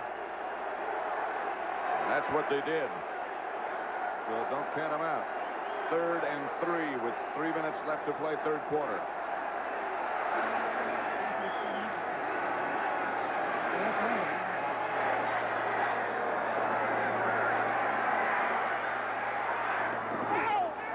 Incomplete. Clarence Kay was the intended receiver. Banks the defender. I'll tell you, that was a great play by Carl Banks. It was a 3rd down. Watch here, right at the bottom of the thing. There's 58 going against Mobley. Watch how he hits him. Mobley is trying to use the official there. Mobley goes in front of him. Banks goes behind him and still knocks the ball down. Mobley saying, hey, look, this guy was on my back. No, that was great pass defense. That was a heck of a play by Carl Banks. And Mobley tried to use the umpire, and they just sandwiched the old umpire. Moran back to punt, and McConkey back deep for the Giants. He set him up the last time with that good return. Good kick this time. McConkey fair catch. Makes it at his own 32. The ball was up there for 5 seconds. So with 2:38 left to play in the 3rd quarter, it's the Giants 19, the Broncos 10. You can't drive at night anymore. Did you know that? Mom told me that. I mean, that's really nothing. I know. I know. I mean, 5 years, 7 years from now, what happens then? He won't ask us. Even if he needs our help, he won't ask us. So we gotta do something. We're the ones, you know.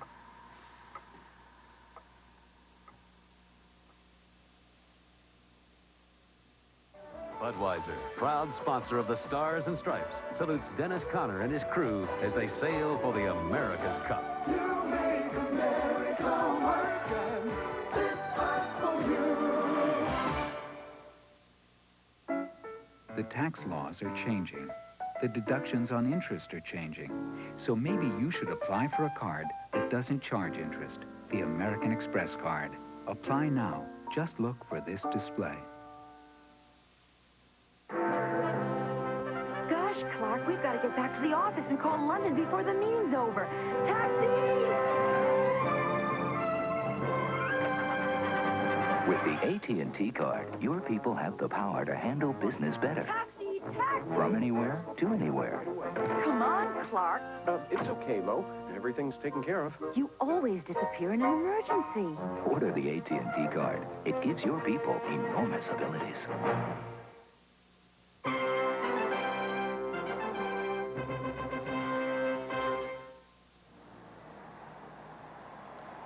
At the Rose Bowl, the Giants 19, the Broncos 10.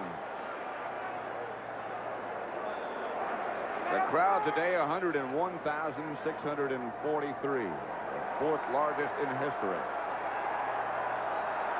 Giants by 9, 1st and 10 at their own 32. Navarro again moves over and sets down on the right side. Good running back. Morris. Joe Morris. A gain of 1. Ricky Hundley on the bottom of the pile. Here is another thing we talked with Bill Parcells about. And he said one of the things that the Broncos do best is strip the ball out of there. They practice that. And you know, when you're down 19 to 10, now you really want it because there hasn't been a turnover yet in the game, and that's the thing that the Bronco defense has to go with. Make something that get the ball back to the offense and hopefully in good field position. 2nd and 8. Sims quickly outside. Manuel. Past the 50, covered by Dennis Smith.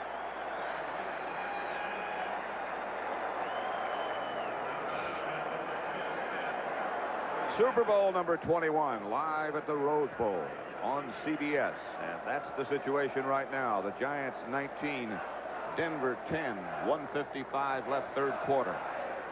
Sims has thrown 2 touchdown passes. George Martin tackled Elway for a safety. That pretty well covers what the scoring has been about. Again, Bavaro moves from left to right. Kamara. To about the 46, Ricky Hunley on the tackle.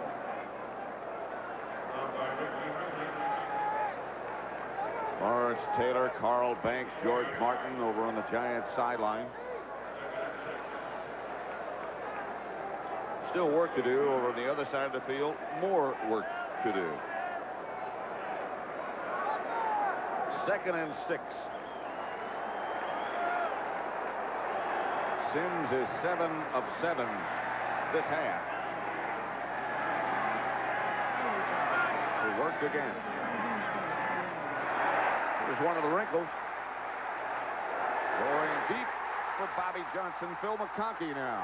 McConkey head over heels at about the 1 or 2 yard line.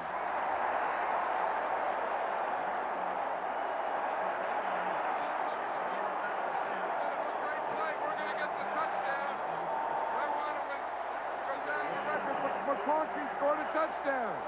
That was off the flea flicker. That excites him. Watch him here. Sims is going to hand off, pitch out to Joe Morris. He spins, turns around, back to Sims. McConkey is coming all the way across the field. He catches it wide open. Now he sees that end zone. Make a fake, make a do, make a flop. But he didn't get in the end zone. It was a good move, though. Oh, it's a flop. Look. 1st and goal at the 1. And it's Morris.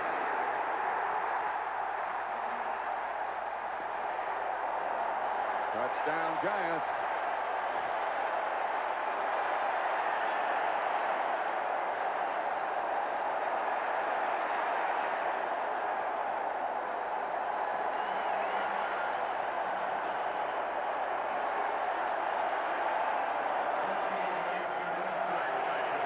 .24 seconds left in the third quarter. And Bill Parcells wants no early celebrating. That's right. He told his defense, you got to stay fired up. You got to get it back. Rutledge holding for Allegre. Hey, on that touchdown to Joe Morris, Chris Godfrey, the right guard, made a nice block. Watch him. He's going to get Dennis Smith. Watch 61 right there. See him pull him out, pulling out. Here comes Morrison behind him. Watch him right there. He gets the outside man, and Morris can get right into the end zone. 24 seconds then left in the third quarter. And the Giants increased their lead to 26-10.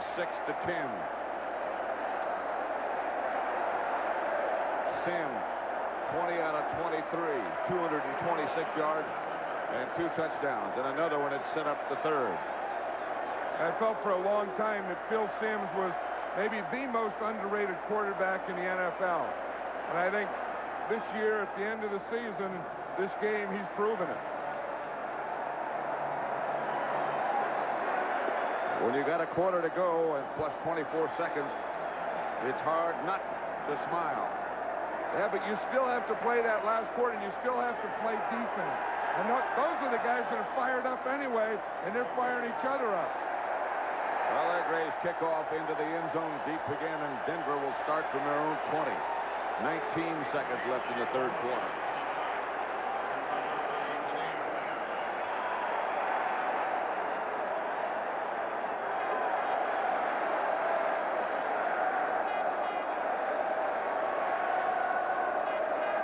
Nose tackle, Greg Tragan. And the Giant fans, at least, are starting to sing.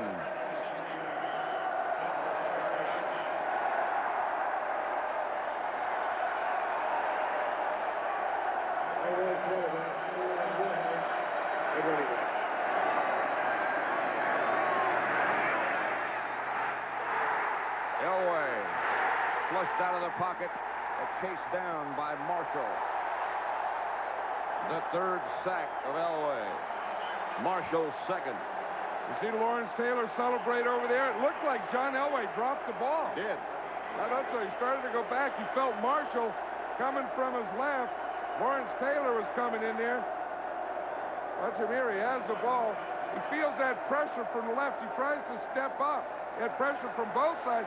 No, I think George Martin knocked the ball out of his hand.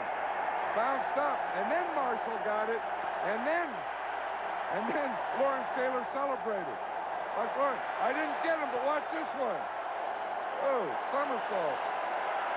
Up and down. Piston. Flop. That's the end of the third quarter with the score. The Giants 26, the Broncos 10. And we now pause for a word from your local station. This is CBS. Claude Gannet, Michel Veulier, and Georges Loin rushed their bread to restaurants all over the San Francisco area. The problem was, some days they wouldn't bake enough. Other days they baked too much. They didn't realize Pacific Bell can tailor a localized, short-distance 800 number just for them, so their customers could call in their orders daily, and George could keep an exact count of how much to bake. Today, their Pacific Bell 800 service keeps them organized, keeps costs down, which means their profits just keep rising. Grass Valley, 1855. A night of fear, total destruction, and broken dreams. Wells Fargo agent Delano came back the next morning to find hope in the smoldering remains. The vault was still hot as he opened the door. It's all here. Ever since. Wells Fargo came through in the toughest of times, and they're still coming through today. Wells Fargo Bank. I was 10 years old when I built my first model plane. I thought it was fantastic. Flew all of about 5 feet the first time out, but that was enough. I knew then I wanted to fly forever. It's a feeling. It gets into your blood. And after 20 years of flying with Elder, it's still there. Hey, I may never get you to feel the way I do about flying, but sure would like to try. Delta gets you there. We get you there with care. Connecting with Kids, tonight at 8:30.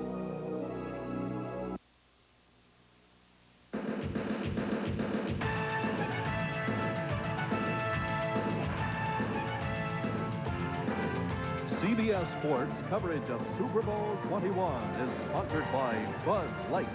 Everything else is just a light. The Goodyear Tire and Rubber Company. No matter how far you go, Goodyear takes you home. And by Unisys. Denver ball. Second down. Flag down. Elway chased into the end zone after being sacked the previous play by Marshall. Just to give you an idea of how the Giants dominated the third quarter, they had 163 yards. Denver had 2.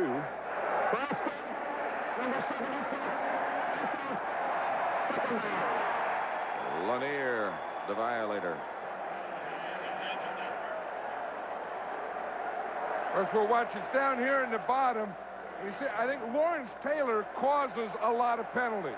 You see guys jump before the ball is snapped.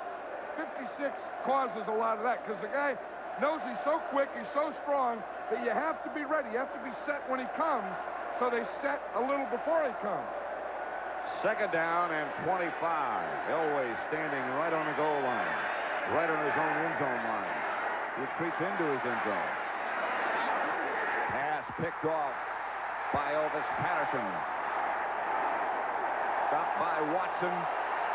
Flags come flying. But the Giants will have possession. The first turnover today. You know, that's the trouble with that patience thing, that short passing game. You can stay patient, but when you're down 26 to 10, you have to start making things happen. You have to force things. Then when you force it, that's what this Giant defense does. They pick it off. They make you make mistakes when you start to force.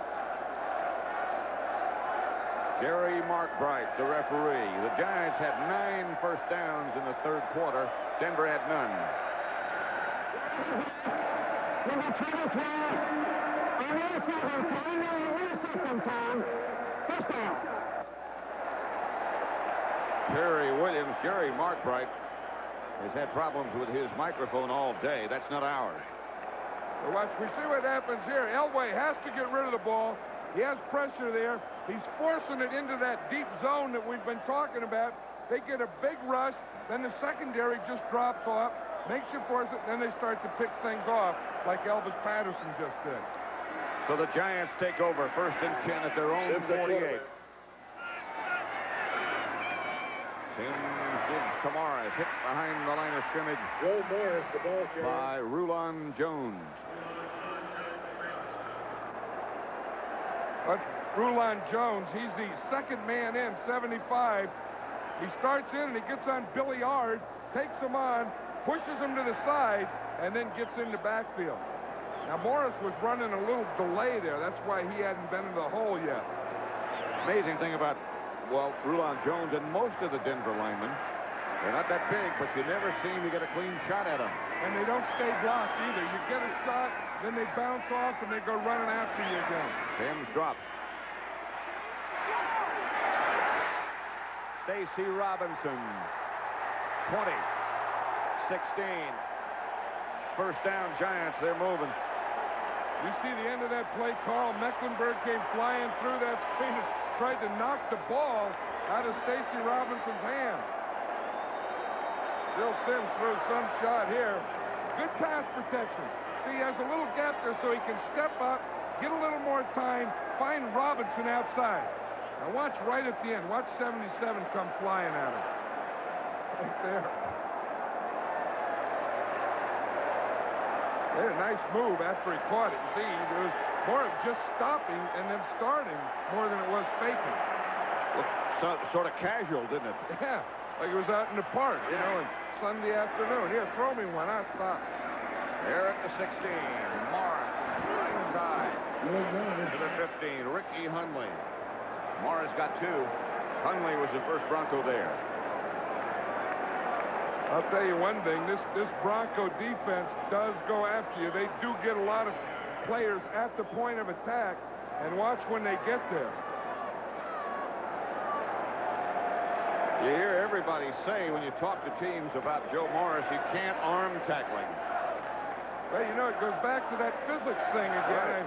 I got a lot of letters about, what power is and the formula and all, but in all the letters, one thing I say is he has a low center of gravity, and that's why he has so much power.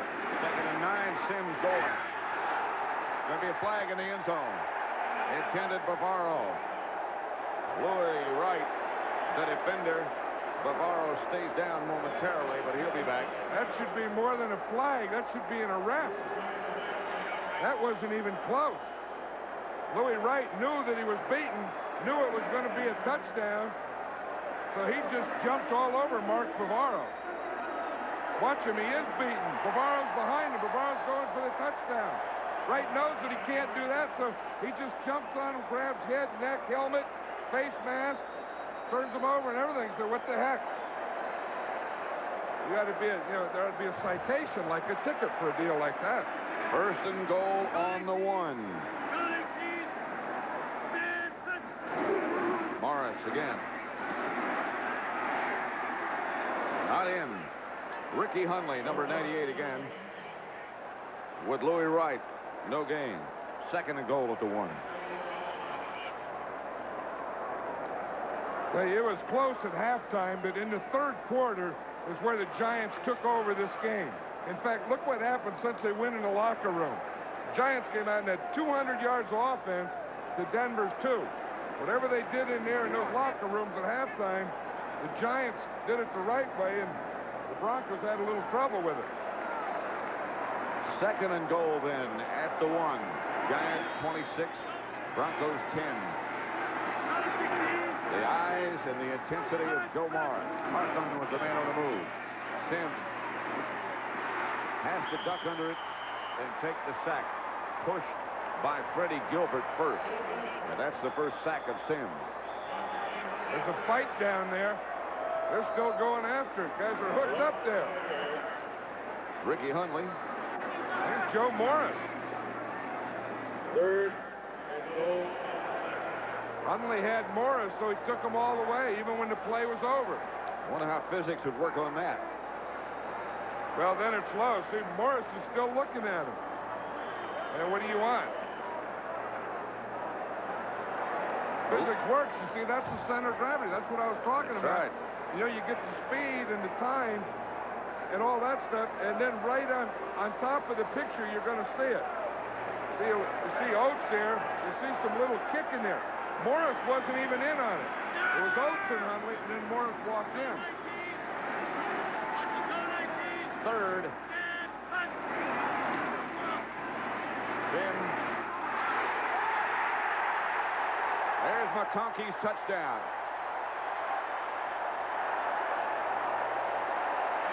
Look at Bavaro. He handles him like he's a rag doll.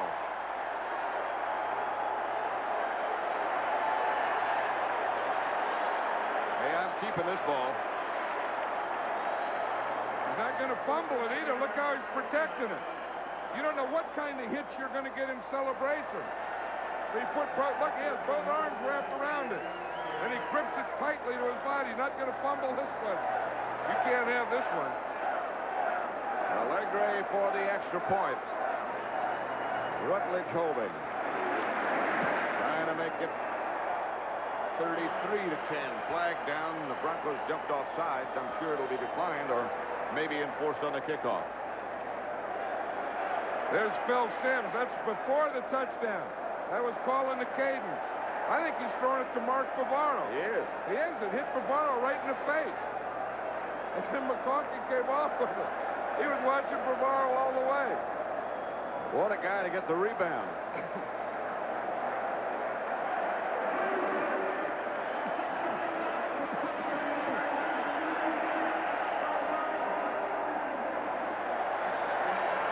There's Bill Parcells. He'll take credit for it. As a head coach, you take credit for those that bounce off the helmet into the hand. You have to, don't you? Yeah.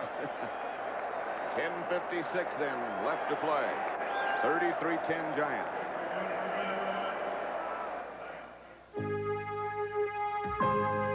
Nowadays, when it comes to telecommunications, there's a great deal of confusion. With so many different products and services available, it's a real problem knowing what's just right for your company. Well, we have a way to end that confusion and solve those problems. We can help custom tailor an entire telecommunications system to your company's exact needs. No, GTE.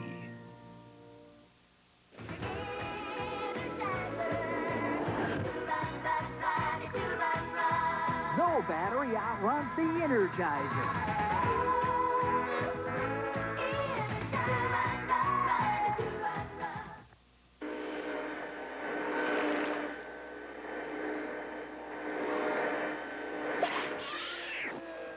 It's time to change your light bulb. Philips Longer Life Square bulbs last 33% longer than ordinary round bulbs.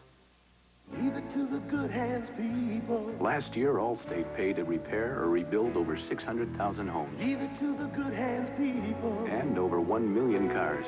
All told, we spent over $20 million a day restoring the important things in our customers' lives. Leave it to us to help protect what's important to you. Your hopes and schemes, your plans and dreams. Leave it to the good hands, people. You're in good hands with Allstate. A member of the Sears Financial Network.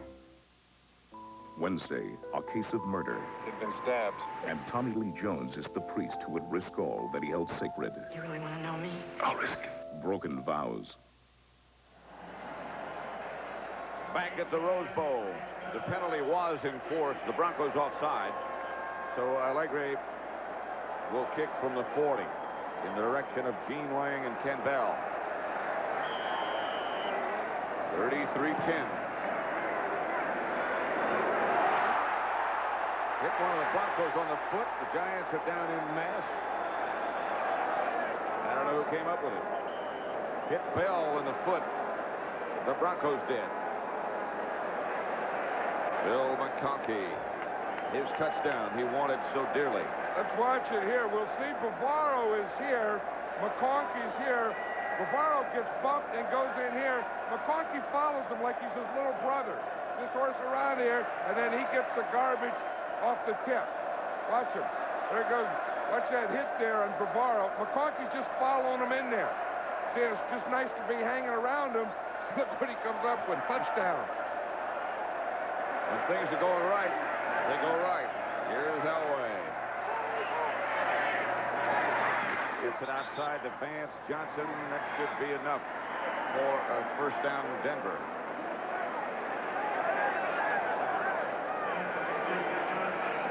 There's Sims after the touchdown. He looks, he wanted to celebrate with one of his guys, and he ended up celebrating with Dennis Smith. And then he just celebrated by himself. Then he found a guy. There's one of his guys. Benson. Brad Benson. Yeah. Yeah, they're kind of best friends. They even lift weights together. Benson, Sims, Burt. Here's Elway again. Screen pass, middle screen this time to Wilson. Stopped by Banks again, but a gain of 5. 33-10. The Giants over the Broncos. I think over the long run, Carl Banks is going to be the best player in this Giant defense. I think he's going to be there for a long time. I mean, he can do it all.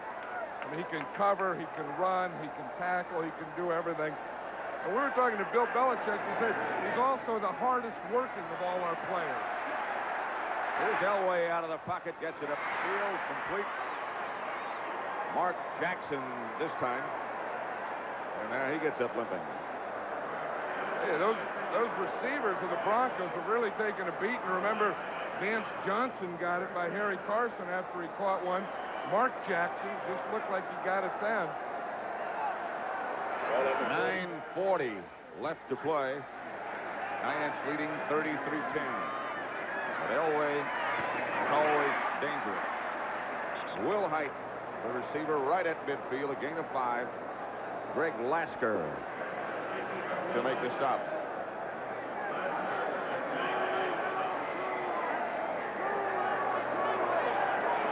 But they have to do it all with signals because the Broncos aren't huddling up now.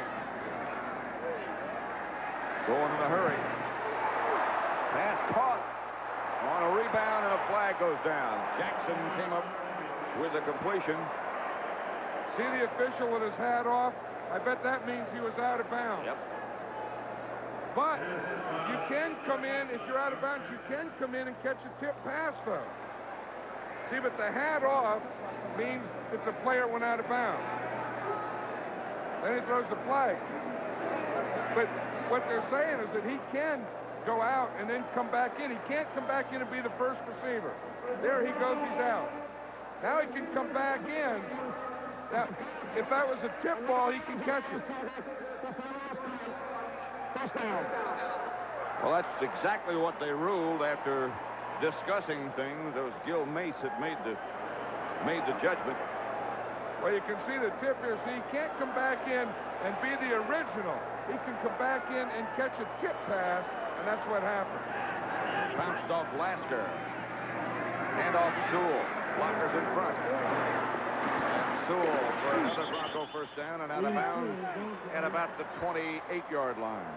I'll tell you, there is some contact down there. Did you notice that sound that you hear? And this game's in stereo. So being down there sideline, you can hear boom, whack, whack, ah. But I don't know what it feels like in stereo. I mean, there's boom, boom, boom, boom, boom, boom, boom, boom, around the room. Pretty much the same, I think.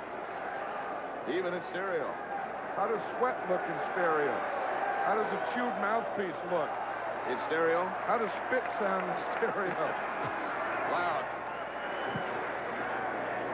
Denver first down as Elway gives straight ahead again to Will Height. That play by Sewell was their first rush of the second half. Now that's the second. Banks on the stop again, but a gain of 6. Well, what the Broncos are thinking now is they just want to get one in quickly and be able to do some onside kicking and try and pull something out here. 2nd and 4. Elway fires incomplete. intended for Kay. He just couldn't come up with it. I know what Bill Parcells is thinking now. You're ahead by 23 points. You really got this game. You've waited all your life for it. Now you just want everything to hurry up. Everything, hurry up, get this thing over, and let us go to celebrating this season. Because we never could all year. After every game, someone's going to say, well, how about next week? After this one, they won't say that. The next thing is training camp. How about next year, Coach? Can you do it again? 3rd and 4. Here's Elway scrambling up the middle. Got the first down. Collins on the stop. Elway got 6. But the clock runs now with just over 8 minutes, and now that's the figure. 8 left. Giants 33, Denver 10. The book on Elway. Well, he had a great first half. They had the opportunities. We talked about it. They got inside the 23 times and only came up with 7 points. 2 missed field goals, but once they were on the 1-yard line and couldn't score. Here's the reverse again to Sewell. And again, it's Carl Banks who makes the stop. 5-yard loss. It's funny how much we've seen Carl Banks and not Lawrence Taylor. I think maybe they're running more at Banks. Banks is more involved in the game. But I'll tell you, he is a force, that guy. And he's not in the Pro Bowl. There he goes. Now he's starting to wave that crowd on. Look at him. He was a helicopter. He thinks he is a helicopter the way he does that. He thinks he's one. 2nd and 16, back at the 20. Elway up into the pocket, now down the middle. Elway stays on his feet, is out of bounds at about the 12. Carson knocked him out of bounds, but he got 6. You don't think he's strong? Did you see him with his left arm? He gave Elvis Patterson, who was a strong guy, he gave him a straight arm and got by him. Well, you have to respect this guy. There's Elvis Patterson, who's still down after that straight arm by Elway. That looks like a cramp, though. 6:47 left to play. It's the Giants 33, Super Bowl 21, the Broncos 10. They were a breed unlike any other. Never the biggest, just the toughest. Introducing a new breed of American truck, the new mid-size Dodge Dakota. Roaming into full-size territory with almost as much standard payload as some full-size Ford and Chevy pickups. Plus available V6 power and 8-foot bed, all for hundreds less. Dodge Dakota. Full-size ability, compact agility. A lean new breed of American truck. Peter said I could have anything I wanted. So I took his Van Heusen shirt right off his back. Van Heusen, for a man to wear and a woman to borrow. If you're looking for a simple way to apply for the American Express card, simply pick up one of these, because now you can apply over the phone. Just call 1-800-THE-CARD. Did I say I'd come today? Does he know I'm on my way? Are you there? Where are you? Don't you care anymore? The Goodyear Eagle GT Plus 4 is the performance tire with all-season capabilities, and that can make all the difference in the world. Take me home, Goodyear, Goodyear, take me home. With a front line like this, it's a whole new ball game. Cheer up, you Monday morning quarterbacks. The season may be over, but Designing Women is taking the field next Sunday. 6:47 left in Super Bowl 21. The Giants 33, the Broncos 10. 3rd and 8. Broncos have it at the Giant 12.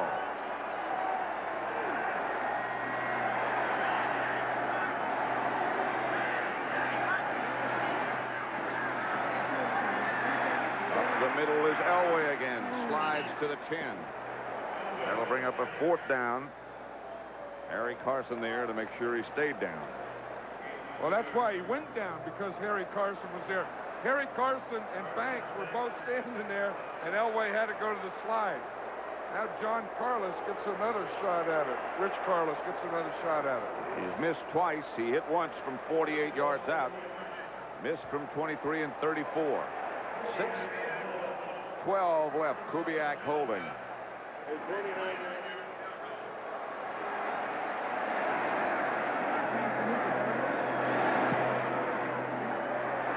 Carlos hits this one, and it's 33-13. 6:01 left to play. The Broncos have all of their timeouts remaining. 33-13. The Ninja. His strength and swiftness have become legend.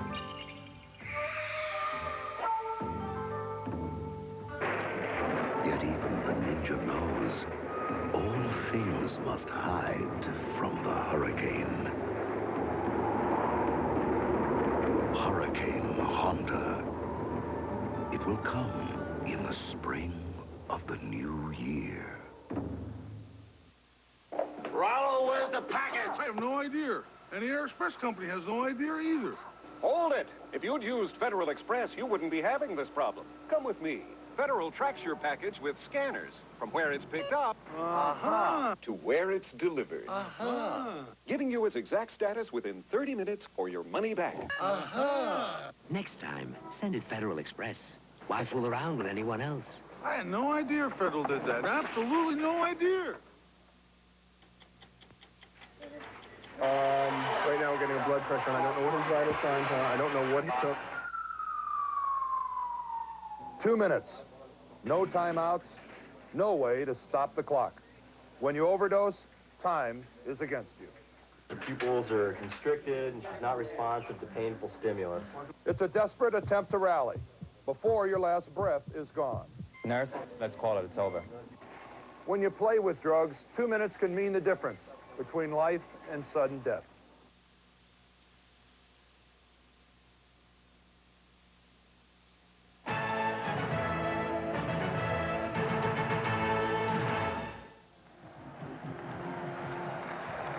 Denver, as John Madden was just talking about, taking the field goal to make it 33-13 now. They have everybody left of Rich Carlos for an onside kick.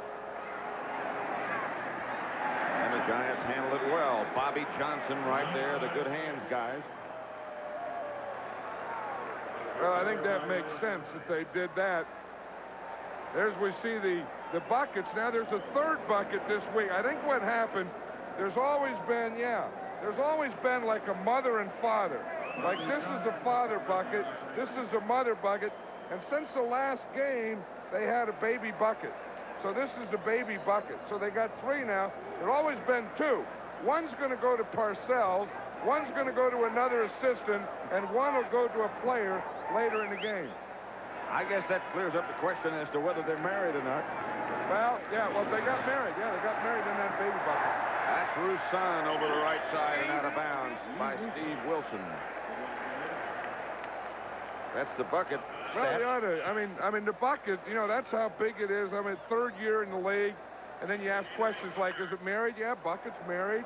Bucket, you got a family bucket? Yep, got a baby bucket. And then brought the ice because we're in California. Family. Heavy ice. See, the baby can't sit up there with the mom and dad, though. 5:51 left to play. Roussan went out of bounds. 1st and 10, Giants. Roussan and Carthon are the 2 runners. Roussan sneaks over the left side. Rulon Jones on the stop. 33-13. The Broncos were here once before in the Super Bowl. Lost to Dallas. The Giants have never been in the Super Bowl. Hey, that's a tough thing on that Bronco sideline. I think the gap between winning and losing the Super Bowl is as big a gap as there is in sport. The winner is a world champion. The loser just gets thrown back in with the other 26. There's no place for number 2. No one goes, we're number 2, we're number 2. Only number 1. Ball's at the Denver 25. Carson over the left side. Spins for maybe 2, maybe 1. Stopped by Jim Ryan. The Rose Bowl in Pasadena. Super Bowl 21. Over 100,000 people. And that's the situation right there. 33-13. Sims has 3 touchdown passes. The Giants have scored 24 points in the second half. It was 10-9 Denver at the half. Denver had some early chances. Couldn't capitalize. Jim Burt, Harry Carson, who will handle the bucket ceremony. Unless he's just a decoy today. 3rd and 6. 4:20 left to play. Sims with the ball. Sims down to the 10. Inside the 5 to the 2.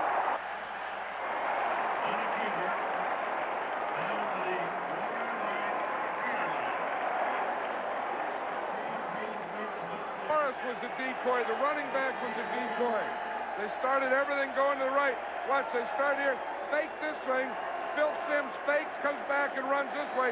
Watch these linebackers. Watch them start this way and not even see Phil Sims. Watch, the backs go that way. Look at the linebackers run over towards Morris. Then here's Sims all by himself with nothing in here. So he just runs right up in there where there's nothing in there and gets it all the way down to the 2. And it's 1st and goal from there. Maurice Carthon and Otis Anderson. Now the running back.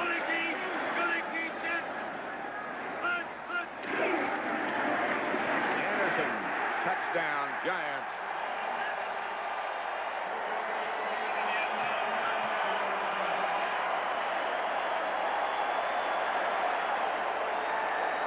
O.J.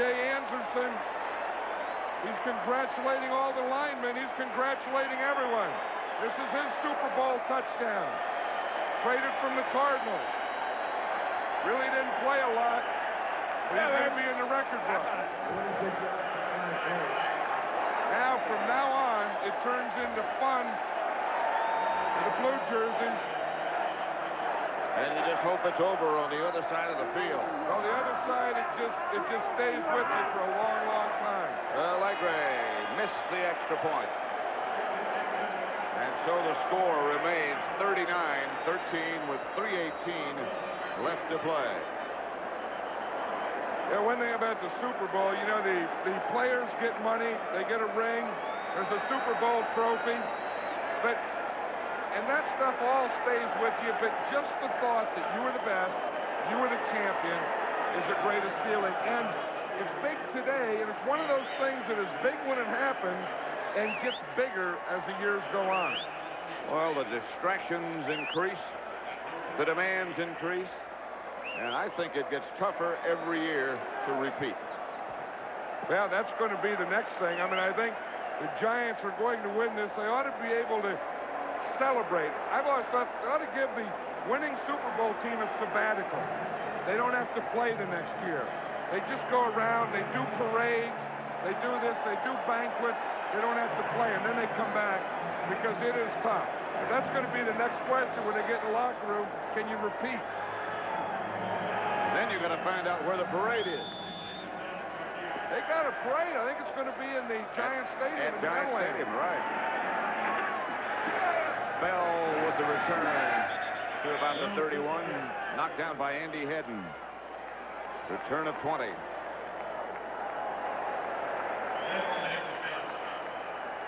Again, those shots from overhead looking down at the Rose Bowl. From the darkness now, the sliced blimp. You know, Pat, we had 3 blimps up there today. We had 3 blimps, and we had helicopters. But the blimps, it was an NFL record, Super Bowl record. World record. Yeah, no, it's a world record. There were more blimps over a football game than any game in the history of the sport today. And that's in the record book. Here's Wilhite. 11 yards, first down, Denver. This telecast is presented by authority of the National Football League, is intended for the private use of our audience. Any rebroadcast or other use of the telecast without the express written consent of the National Football League is prohibited. Elway, Wilhite. Giant territory to about the 47. Lawrence Taylor on the stop. Another Denver first down, a gain of 11. 2.5 minutes left to play. 39-13 Giants. Denver in the hurry up. Elway threw a grounder, stops the clock with 2:20. In the direction of Wilhite again. This is the type of thing that I'm sure that the Bronco players are just thinking, why don't we just run it out, get this thing over with. The Giant players are probably thinking the same thing. Probably. I wonder what the one guy, did you see number 36, Mark Haynes, was sitting there on that Bronco bench. Of course, he was traded this year from the Giants to the Broncos. Where he is playing in the Super Bowl for the Broncos against his old teammate. 2nd and 10 outside from Elway again. Intended for Wilhite. There's Mark Haynes. You know, that has to be a tough thing that you're on one team and you're playing your old teammates who you were around when they were building. They have to be all your friends, guys like Brad Benson there. That's one of the good things about this being the last game of the season. He's got a chance for his nose to get well. I think Carson threw a fake to the bucket. Seeing Jim Burt there, I think they're starting to plan their ceremony. Not doing it, just planning it now. Elway up into the pocket, out of the pocket, down the middle. Pass caught by Vance Johnson, touchdown. What a heck of a catch and what a heck of a throw by Elway. Kenny Hill and Herb Welch both back there. 46-yard touchdown pass. The Broncos thought they were going to be able to do this. They just hoped it would come a little early. You know, that ball control thing, then go for a couple scrambles and try and get a deep one later. See, Elway can buy time. He just steps up, moves to the left a little, and then he just uncorks this thing down here to Vance Johnson. There, Herb Welch didn't even see that thing coming. It just went right over his shoulder. Just heard it whistle by. Carlos for the extra point. And 47-yard touchdown pass from Elway. That makes it 39-20 with just 2 minutes and 6 seconds left to play.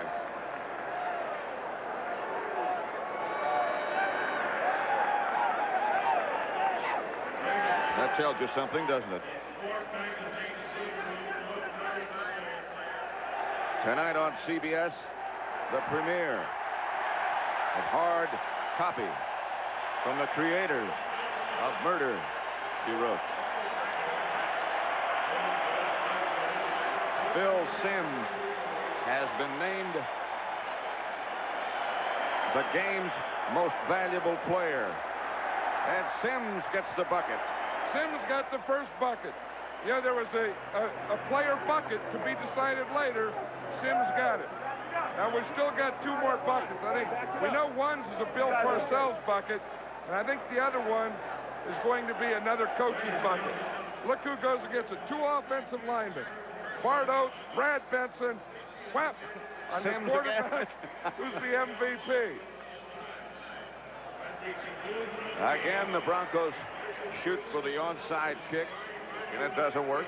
And the Giants come up with the ball. Zeke Moat this time. 2:03 left to play. I don't think Simms can go in and play offense now. Look at this. No, he weighs like 5 pounds more. They have to put Jeff Rutledge in there. Simms said, I can't play. Ball would just slip out of my hand. I know what he's saying. He's saying it's cold. There's Rutledge. Well, the quarterback can't play when you get the bucket. Plus you're cold. Rutledge says, what a way to get in a Super Bowl. The starting quarterback gets the bucket, and I got to go play. Rutledge was in one before when he was with the Rams.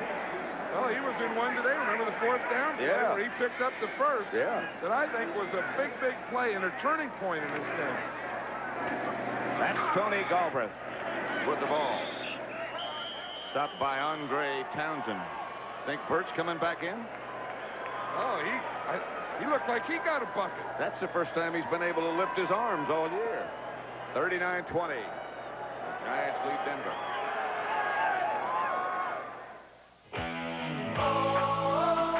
Look, here he comes. There's a super party animal. His name is Bud McKenzie. Bud McKenzie. A real hot night and a cold Bud Light puts him in a party frenzy. He's Bud McKenzie, Bud Light's original party animal. That's Spud's. He is the party. So go, Buds, go! It began as a simple test to see what hundreds of business people preferred. Long-distance calls made on the fiber optic lines of U.S. Sprint or calls made on AT&T's lines. Over 75% preferred the clarity of U.S. Sprint, and over 90% of them said they'd switch. That's not a test. That's a landslide. Call U.S. Sprint. We're building the first and only 100% fiber optic network clear across America. Moo. Behold the Isuzu Pup, the lowest priced truck in America. About $6. Buy a pup now and you can get 3.9% financing or 500 pounds of bananas. Why, I saved enough money to buy this island and all the fish. Penumeli, Kiki Bobo. Hurry, 3.9% financing or $500 rebate offer ends soon. Top-ranked Iowa faces the tough-at-home Wolverines on Michigan turf. Then Syracuse and Georgetown in their first battle this year, next Saturday on CBS Sports. It's been the NFL on CBS, and this has been Super Bowl number 21. The Giants' year. Rutledge. Handoff to Galbraith. And the clock runs now with 1:45 left. Ricky Hundley on the stop. Carson has changed shirts and is in the security uniform now. That's the yellow jacket that security people... And there it comes.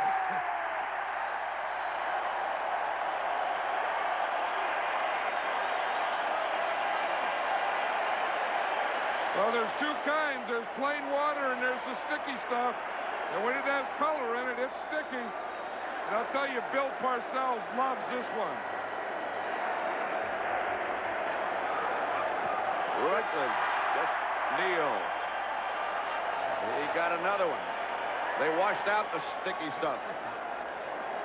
A Super Bowl is worth the double bucket. It really is. Look, he's saying, hey, is there any more there? You guys got any more? Now he looks at the clock. Because he's looking up there to see how long he has to stay there. Oh. He thought it was all over. And I'll tell you, he got the big one there. Did he ever? That looked like he was going on a honeymoon somewhere with that waterfall. Carson, who's done it all year. Don't forget, stay with us. We'll go to the locker rooms of both teams. Meet the outstanding players, the most valuable player again, Phil Simms. The trophy presentation by Commissioner Rozelle. And the heartbreak in that locker room.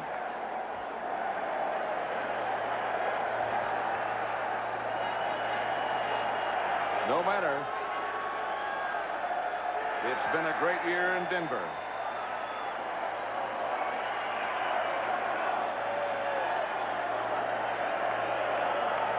Doesn't show right now, does it? Well, the big thing is, you know, and they're all going to say it, it's not getting to the Super Bowl, it's winning the Super Bowl and being the champion. And the difference in the feelings, I mean, the Giants are as high a thrill and as big a thrill and as emotional as you can ever get in sport. And I think the Broncos are the opposite side of that. There's Jim Burt and his son. You talk about a look-alike. That kid's playing nose tackle in kindergarten. He goes one-on-one. Look at the size of that guy. Look, he's going nose to nose, head to head. like he could wear the same jersey Oh, almost. yeah. Yeah, they butt each other. That's how they say good morning. They give each other a butt.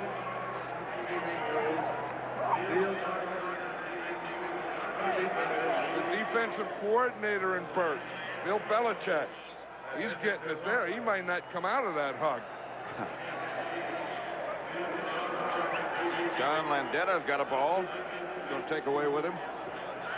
Probably be practicing punting tomorrow. The most valuable player, Phil Simms. And on his left, Ron Earhart, who's the offensive coordinator, who did an outstanding job.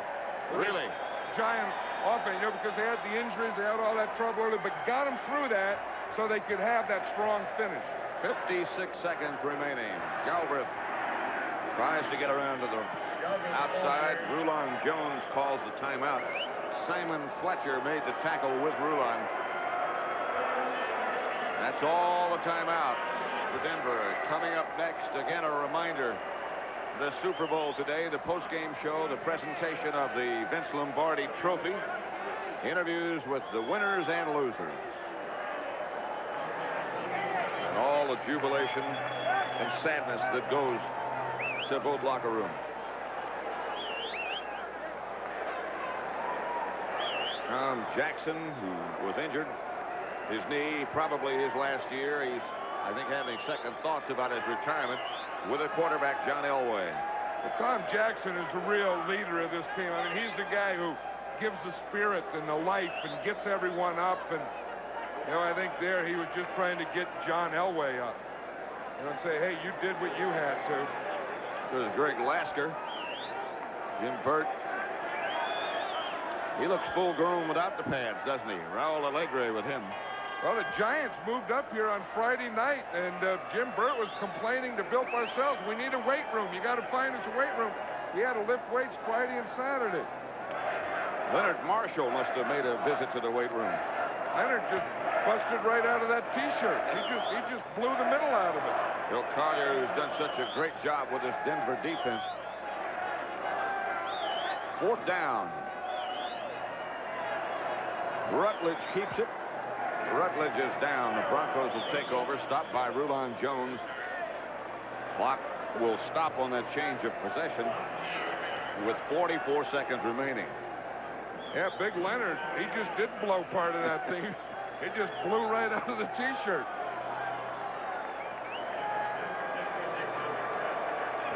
In the Giant locker room, waiting,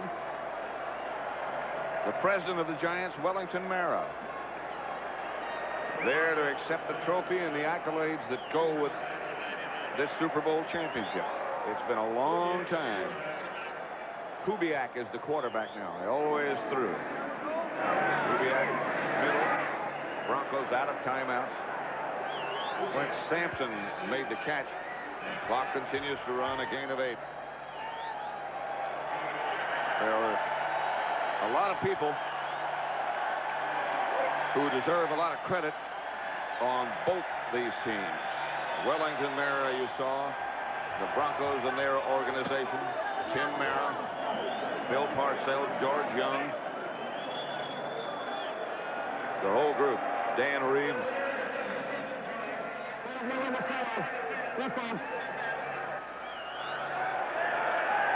What was that one? I didn't hear that one. I didn't either.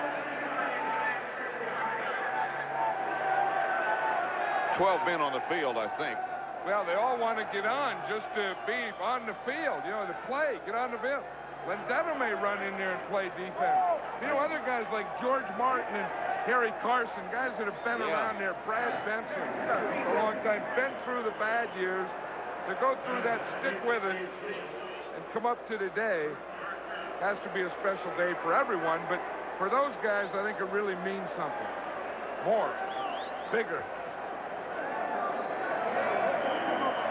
I think, John, when you go back and look, as we have an opportunity maybe to sort of reflect on the early part of the game, the Broncos got there and didn't get the points. I think that has to be something that they'll be thinking about a long time. Well, that was a big part of this thing, and then that halftime, I mean, the way the Giants went in and came out in the second half and just dominated and took over that game in the third quarter. And then with this defense, this great Giant defense, when they get ahead, boy, they just smother you. They make you play uphill, and they're just playing downhill on you and knocking you out. Next thing they're trying to figure out there is who's going to carry the coach off. See, they're planning. Brad Benson was back there planning. Yeah, we know Jim Burt won't. He already has something to carry off there. Here's Kubiak out of the pocket. And Sampson scampers out of bounds, stops the clock, a gain of 11. Broncos keep hanging on and hanging in. The fans are booing that one. They want the game to be over and the celebrating to start. I'm amazed as you look around the Rose Bowl, nobody's left. Place is still full. I tell you, this is a great place for a football game. And you know, and the weather's nice, and it's a nice day, and, you know, you're enjoying, and it's a happening, and you're there, and, you know, to go there and not see it to its finish, you know, doesn't make any sense either. This place is going to be packed. Getting out, you can't get out anyway. Yeah, you might as well stay, I guess. Kubiak down by Dorsey. And Pepper Johnson. And Eric Howard. And Parcells is up on the shoulders of the offensive lineman. He's saying not yet. It's okay, Bill. It's okay. You got it.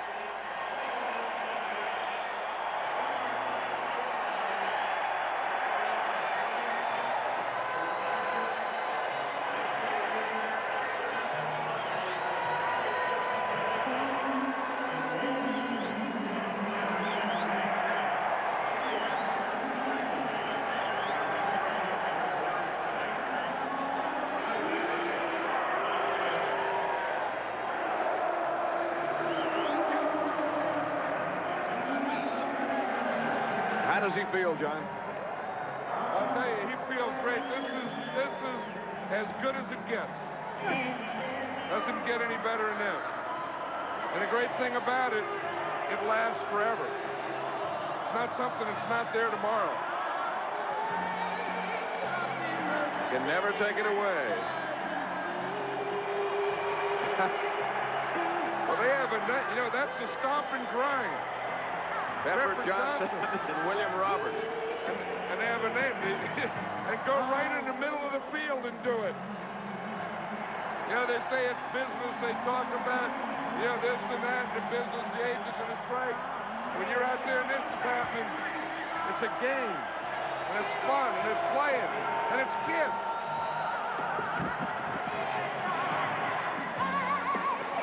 It's grown kids. McConkey, who got his sheriff's touchdown. They never wanted to end. No, if I had a rubber game, I'd just stay out in the field. I wouldn't get on.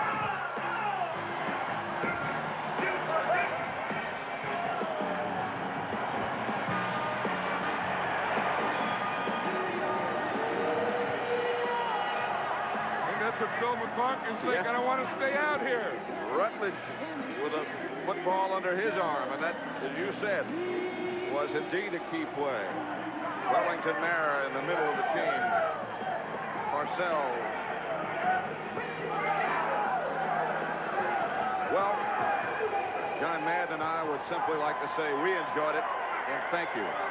Final score, the Giants 39, the Broncos 10. Stay tuned for the post-game show and the presentation of the Vince Lombardi Trophy. Also interviews with the losing and winning teams. That's all coming up on the post-game show. CBS Sports coverage of Super Bowl number 21 will continue after this message and a word from your local station. Nobody has lower fares than United to more cities across this land. North to south, east to west, only United has low fares to all 50 states. You're not just flying, you're flying the friendly skies. Hey, up, buy one. New York Giants Super Bowl champ. I got another sherbet. 2. Hard copy. It's a winner. Next. This is CBS. While some still believe you can't take it with you, those who've driven the new Mitsubishi wagon know just the opposite to be true. Now, not only can you take it with you, But you can do so with a remarkable combination of style, spacious comfort, and versatility. The new Mitsubishi wagon, patiently crafted so you can take it all with you. Or better yet, so you can leave it all behind. Mitsubishi. Have you ever wondered just what flying is coming to? Hi, I'm your talking ticket. Oh. Do you have baggage? Oh, yes. Hi, I'm your talking ticket. Do you have baggage? I don't have any baggage. Please enter the aircraft to the left. Hi, welcome aboard. Now let's adjust our seatbelts. Please put your seat back in the fully upright position. At Alaska Airlines, our people go out of their way to show you they're only human. Recently, in the world of sports, there have been several tragic deaths of young athletes due to the use of drugs. These athletes died using drugs while celebrating. Now, how hard can it be to teach and show young people the right way to celebrate? Let's show our kids that the celebration of an event should be happy and shared with people that we care about and love. People, not chemicals. As adults and parents, that's our responsibility.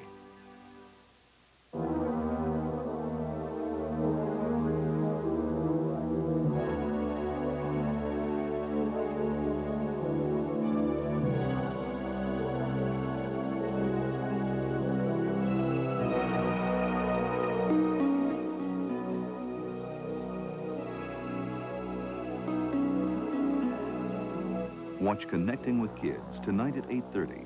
Take the time for kids' sake. Evening in Fiji, starting Monday at 7:30.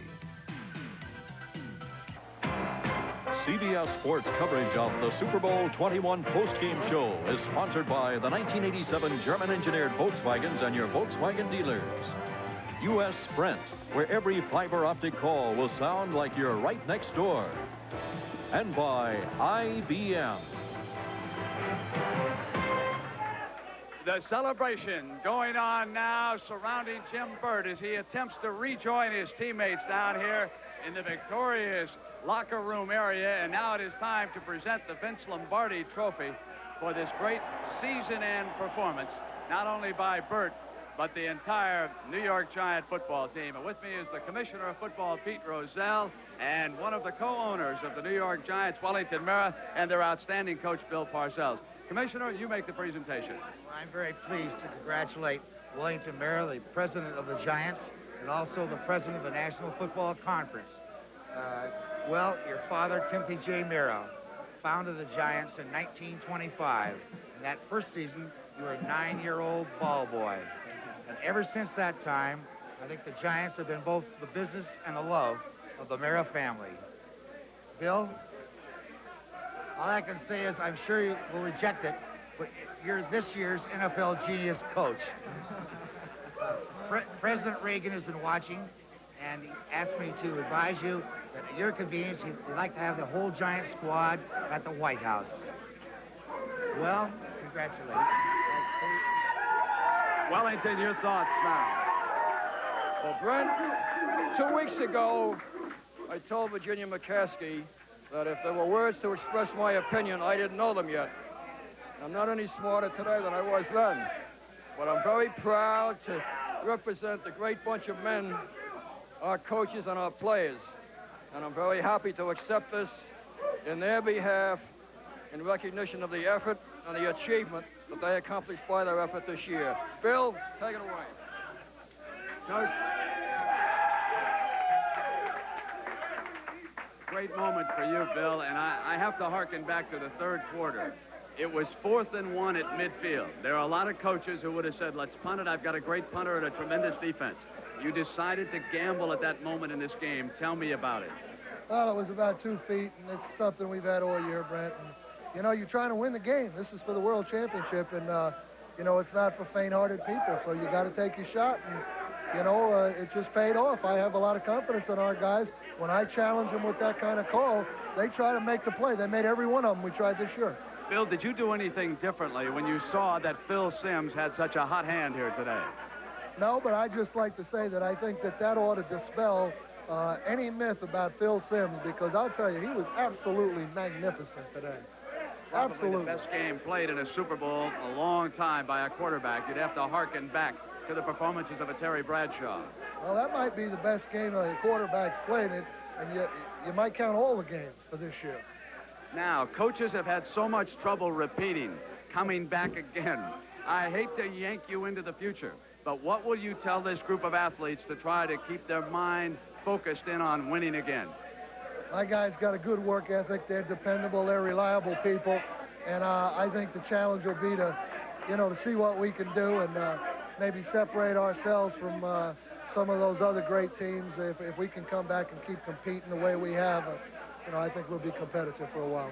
Congratulations, Coach. You did a magnificent job. All right. And our Super Bowl today, post-game festivities will continue from the New York Giant locker room in just a moment.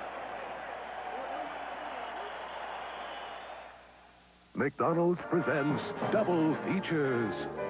I don't know how to say this. It was a time they'd never forget. I'm starving. It was dinner time. Time for McDonald's Double Features. McDonald's Double Cheeseburger. It's big, it's beefy, it's back. And introducing double fries. Crisp, golden, double the regular size. I wish this could go on forever. It won't. It's only available for a limited time. Don't miss it. McDonald's Double Features. In the year 4 million BC, man took a giant step. He got up off all fours. And now, after millions of years of evolution, man has discovered he's better off on all fours in a Vanagon Synchro. Dad? Julie, look at your hay fever. Oh, she hasn't had a sniffle all day. And I'm ready to dance all night. Thanks to research by Dow's pharmaceutical subsidiary, millions like Julie may now find relief from allergies without the drowsiness often associated with allergy treatments. You can make a difference in what tomorrow brings. Save me a dance. 'Cause Dow lets you do great things. At first, IBM electric typewriters made typing easier. Then we improved the way typing looked and revolutionized its touch and feel. IBM even fixed the way errors got fixed.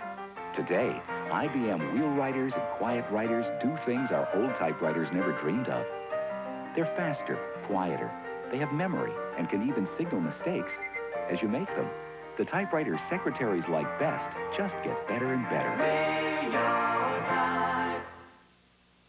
Had 2 tickets for today's game, right on the 50-yard line.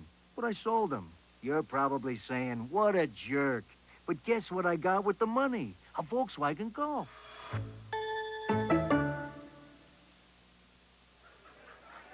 The video diary of Tony Galbraith continues here in the Giants locker room. The man who made it work, Phil Simms. He's with Irv Cross. Let's go to Irv. You know, Brent, Phil Simms threw 11 consecutive receptions, setting a Super Bowl record. Of course, you did everything well, Phil, your MVP. Did you feel like you could have gone 100% today? Yeah, I did. I just felt like when we were warming up, I just told everybody, I said, I got it today. You know, I was throwing the ball real well. And, you know, we had a lot to prove our offense coming in here because people didn't say anything about us all week. And I think everybody thought our receivers couldn't be a part of this game. And we had something to prove, and we talked about it all week. We were going to come out of here running, and we were just going to see if they could cover us. And the receivers, everything, the game plan was terrific. It really was. Well, what was the difference in the first half and the second half? Of course, you guys didn't score against the ball in the first time we played them in New York, but you were a completely different team in the second half. Well, today in the second half, you know, in the first half we moved it every time. I just had a breakdown a couple times and just missed completing big passes. And, you know, we stayed with the same stuff, and we just got it going, and we hit a few big plays. And, you know, sometimes you get it going in this league, it's hard to stop it, and that's the way we were today. Congratulations, Phil. Super Bowl 21's most valuable player, Phil Simms. Brent. All right, Irv, the other co-owner of the Giants and a man who was instrumental in helping bring George Young to the franchise is Tim Merritt. Tim, you had to turn this group around. There were some lean times. Your reflections. You're right, Brent, and I'd like to take this opportunity on behalf of my mother and my sister and myself to congratulate the players, to congratulate the assistant coaches, and to congratulate the greatest head coach the Giants have had in my lifetime, Bill Parcells, and to thank this man right over here, George Young, because if it wasn't for him, we wouldn't have done this today. And I'm very happy for all our fans because they deserve it. Thank you, Fred. Thank you. George, your feelings now. This is such a great moment for you. You helped put this team together. Well, Brent, I'm so happy for both sides of the Marrow family because they gave me the support to try to help Bill Parcells do the wonderful job he's done and how well the players have done. We have great players and great support from the owners. What else can you say? And I'm very happy, really, to see the happy faces of the Giant fans because they've supported us so much for so long. Well, George and Tim, I don't want to sensationalize the point, but nor do I want to leave without referring to it. And that's the fact that Wellington and Tim do not get along, but the fact remains. They kept the focus on winning football games. They got the job done this year, and they deserve to be acclaimed for that. We will continue with the Super Bowl Today postgame show in just a moment. This is CBS. If you've never driven a Mitsubishi Galant, get ready to soothe your nervous system.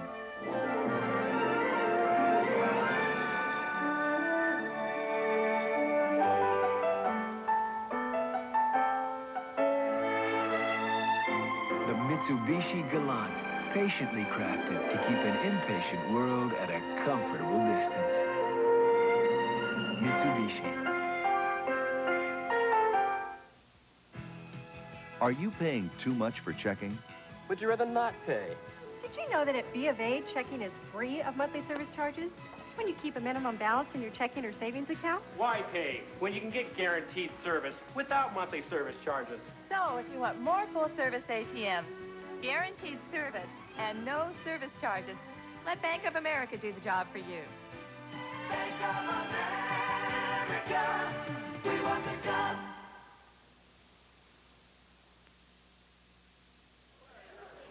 The other side of the story. Denver coach Dan Reeves is with my colleague Will McDonough in the Bronco locker room. Let's go to Will. Brent, thanks very much. Dan, it looks like he had a great opportunity in that first half to put this ball game away. Well, Will, first of all, I'd like to congratulate the Marrows. George Young, Bill Parcells, his entire coaching staff, and a great football team, you know, for winning the Super Bowl. They certainly played a great football game. The first half, we just didn't, you know, we should have scored about 10 more points at least in the first half. And we knew going into the ball game, if we didn't take advantage of every opportunity we have, we'd be in, you know, tough shape. And we missed a couple of field goals, got first and goal to go on and one and don't score. And so that really was disappointing coming into half, but we still had the lead. In the second half, they just took the game away from you. Well, they did. The field position, you know, in the third quarter really killed us. We had the ball backed up, I think, on a 15-yard line about the first 3 times we touched it. They keep us from making a first down. They get great field position, and their offense stuck it in the end zone. We knew going into the ball game, or felt like going into the ball game, we couldn't get in a scoring contest with them because their defense is a 2-minute defense all the time, and we just didn't have enough to keep it interesting there in the third quarter. Danny, congratulations on a great year. Let's go back to Brent. All right, well, Coach Reeves alluded to that defense, and 2 of the key members are right with me. The youngster, who is destined to become one of the best in the NFL if he keeps playing at this rate, Carl Banks. Carl, the goal line stand, the third down play, you had a huge hand in it. Tell me about it. Well, it was a key play for us, and the key to making the play was to get penetration. And I got down to 3-point stands, and I said, hey, I got to get in the backfield because they are slashing runners, and they want to hit it quick up into the hole. So it was 2 tight ends, and I got in between the both of them, and I just darted in the backfield. All right, Carl, and of course, George Martin, he scores more points than any defensive player in history. George, the safety, you scored a touchdown against him in game 1, but tell me about the safety today. Well, first of all, Brent, I'd just like to sincerely thank Jesus Christ for being a part of my life and thanking all these guys for making it possible. The safety was a little bit of my trickery that I incorporated. I called to my defensive tackle, Eric Howard, and I told him that I was going to give him a dummy call, and to make the offensive tackle think we're going to run a game. And I faked inside, and he bit on it all the way. And then I came outside, and there was John Elway out there, and I just wrapped him up and scored another 2 points. Was it a physical football game? How would you characterize the play out there on the field, George? I think initially it was very physical on us. It was very draining and taxing because we weren't accustomed to the hot weather. But after the second half, we came out and made some obvious adjustments, and we became accustomed to it and played our brand of football after that. Sure did. Congratulations. We're going to come back with another star of that defensive unit when the Super Bowl Today post-game show continues in just a moment. There's never any time for us, no time left in a day. We're both so close and yet so far. We've got to get away. Let American Airlines special low fares take you away with someone special. Without a single care, we're American Airlines, something special in the air.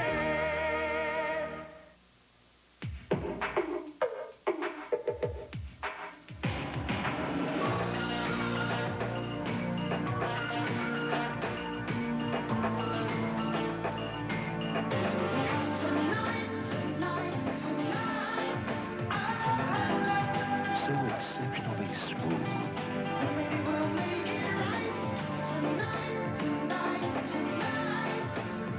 The night belongs to Michelob. They were a breed unlike any other. Never the biggest, just the toughest.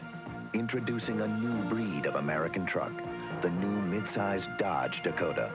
Roaming into full-size territory with almost as much standard payload as some full-size Ford and Chevy pickups. Plus available V6 power and 8-foot bed, all for hundreds less. Dodge Dakota. Full-size ability, compact agility. A lean new breed of American truck. Now's a good time to get some Michelins. Things are kind of tight, Dad. We could save some money with another brand. You'd be surprised. A Michelin's not much more than ordinary radials. And I got 60,000 miles from mine. 60,000? Maybe it pays to get the Michelins. Besides, what's a few extra dollars when you're buying them for something you can't put a price on? Michelin, because so much is riding on your tires. He is the chairman of the board of this defense, if you will, and please don't tug on Superman's cape. Lawrence Taylor is standing with Irv Cross. Irv? Here, Ben, if you ever wondered what was under number 56, you're looking at it right now. You know, Lawrence, how much did the heat affect your ball club? Well, it affected dearly. You know, in the first half, you know, it was so hot, nobody could catch their breath and stuff. And I think the heat of the first half really made it much more difficult for us to play, but guys were getting tired. The second half, when it cooled off, we came out and said, hey, this is our type of weather. Let's go out and play ball. And I think the cool weather in the second half gave us momentum to go in and play well. You know, there's something unusual going on in this locker room. You're Super Bowl champions. I don't see any champagne. I don't see any flying around the locker room. When are you going to have the celebration? I just don't understand. You know, maybe we had to be putting Mets on our uniforms, something like that. But we're going to have a little party later on tonight and over at the hotel, so we'll have some champagne, believe me. Congratulations, Thank LT. you very much. Brett. All right, Irv, thank you very much. One of the reasons why you don't see champagne in this locker room, the National Football League will not allow it in their Super Bowl celebrations. And we'll continue with our post-game show in just a moment.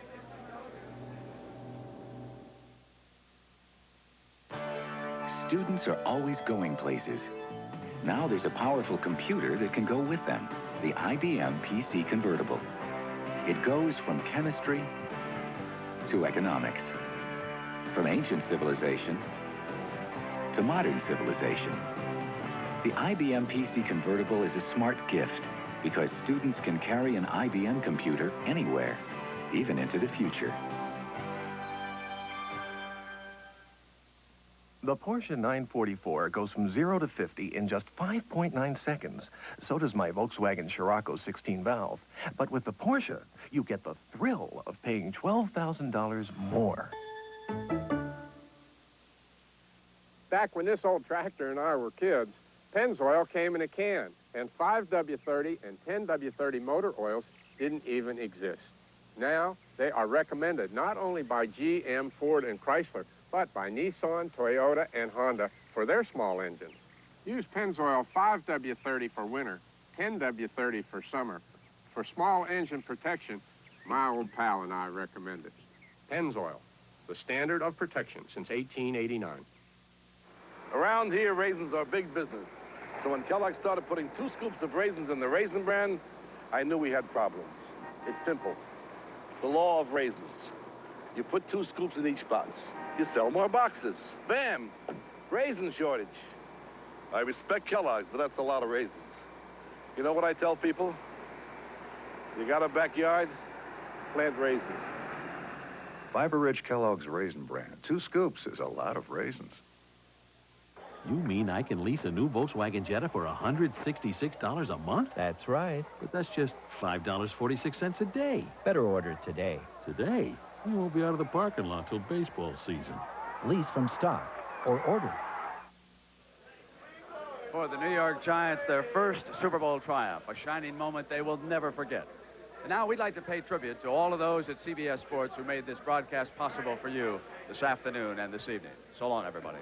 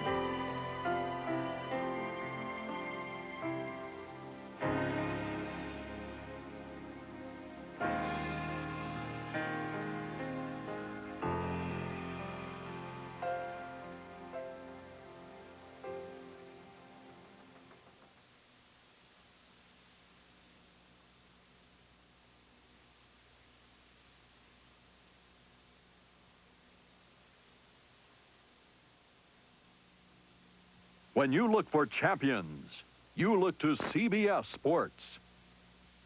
This is CBS.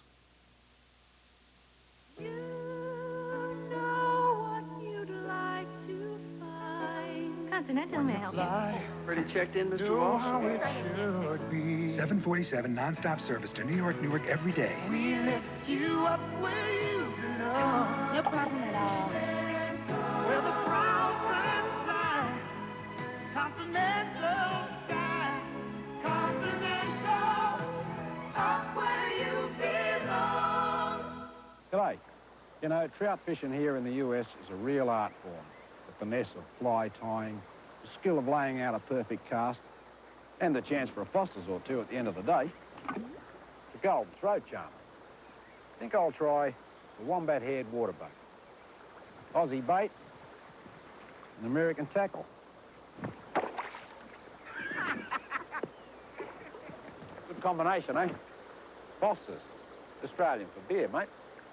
Connecting with Kids, tonight at 8:30.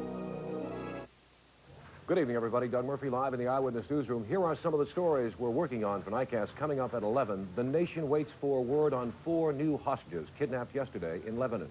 They were 3 Americans and an Indian who is a legal U.S. resident. The kidnappers now threatening to kill one of the captives unless West Germany frees a suspected hijacker. One of the captives is Alan Steen, a former Northern California resident, and tonight we'll have a conversation with his daughter. Now this. Tonight on Eyewitness News, expanded Super Bowl coverage. You'll get an inside look at the World Championship game, all the action on the field and the strategy from the sidelines. You'll see the game as the coaches, players, and fans saw it. And we'll take you into the winning locker room for the post-game celebration. Get the Bay Area's best in-depth coverage of Super Bowl Sunday. I'm Wayne Walker. Join me tonight right here on Eyewitness News for all the highlights of Super Bowl 21.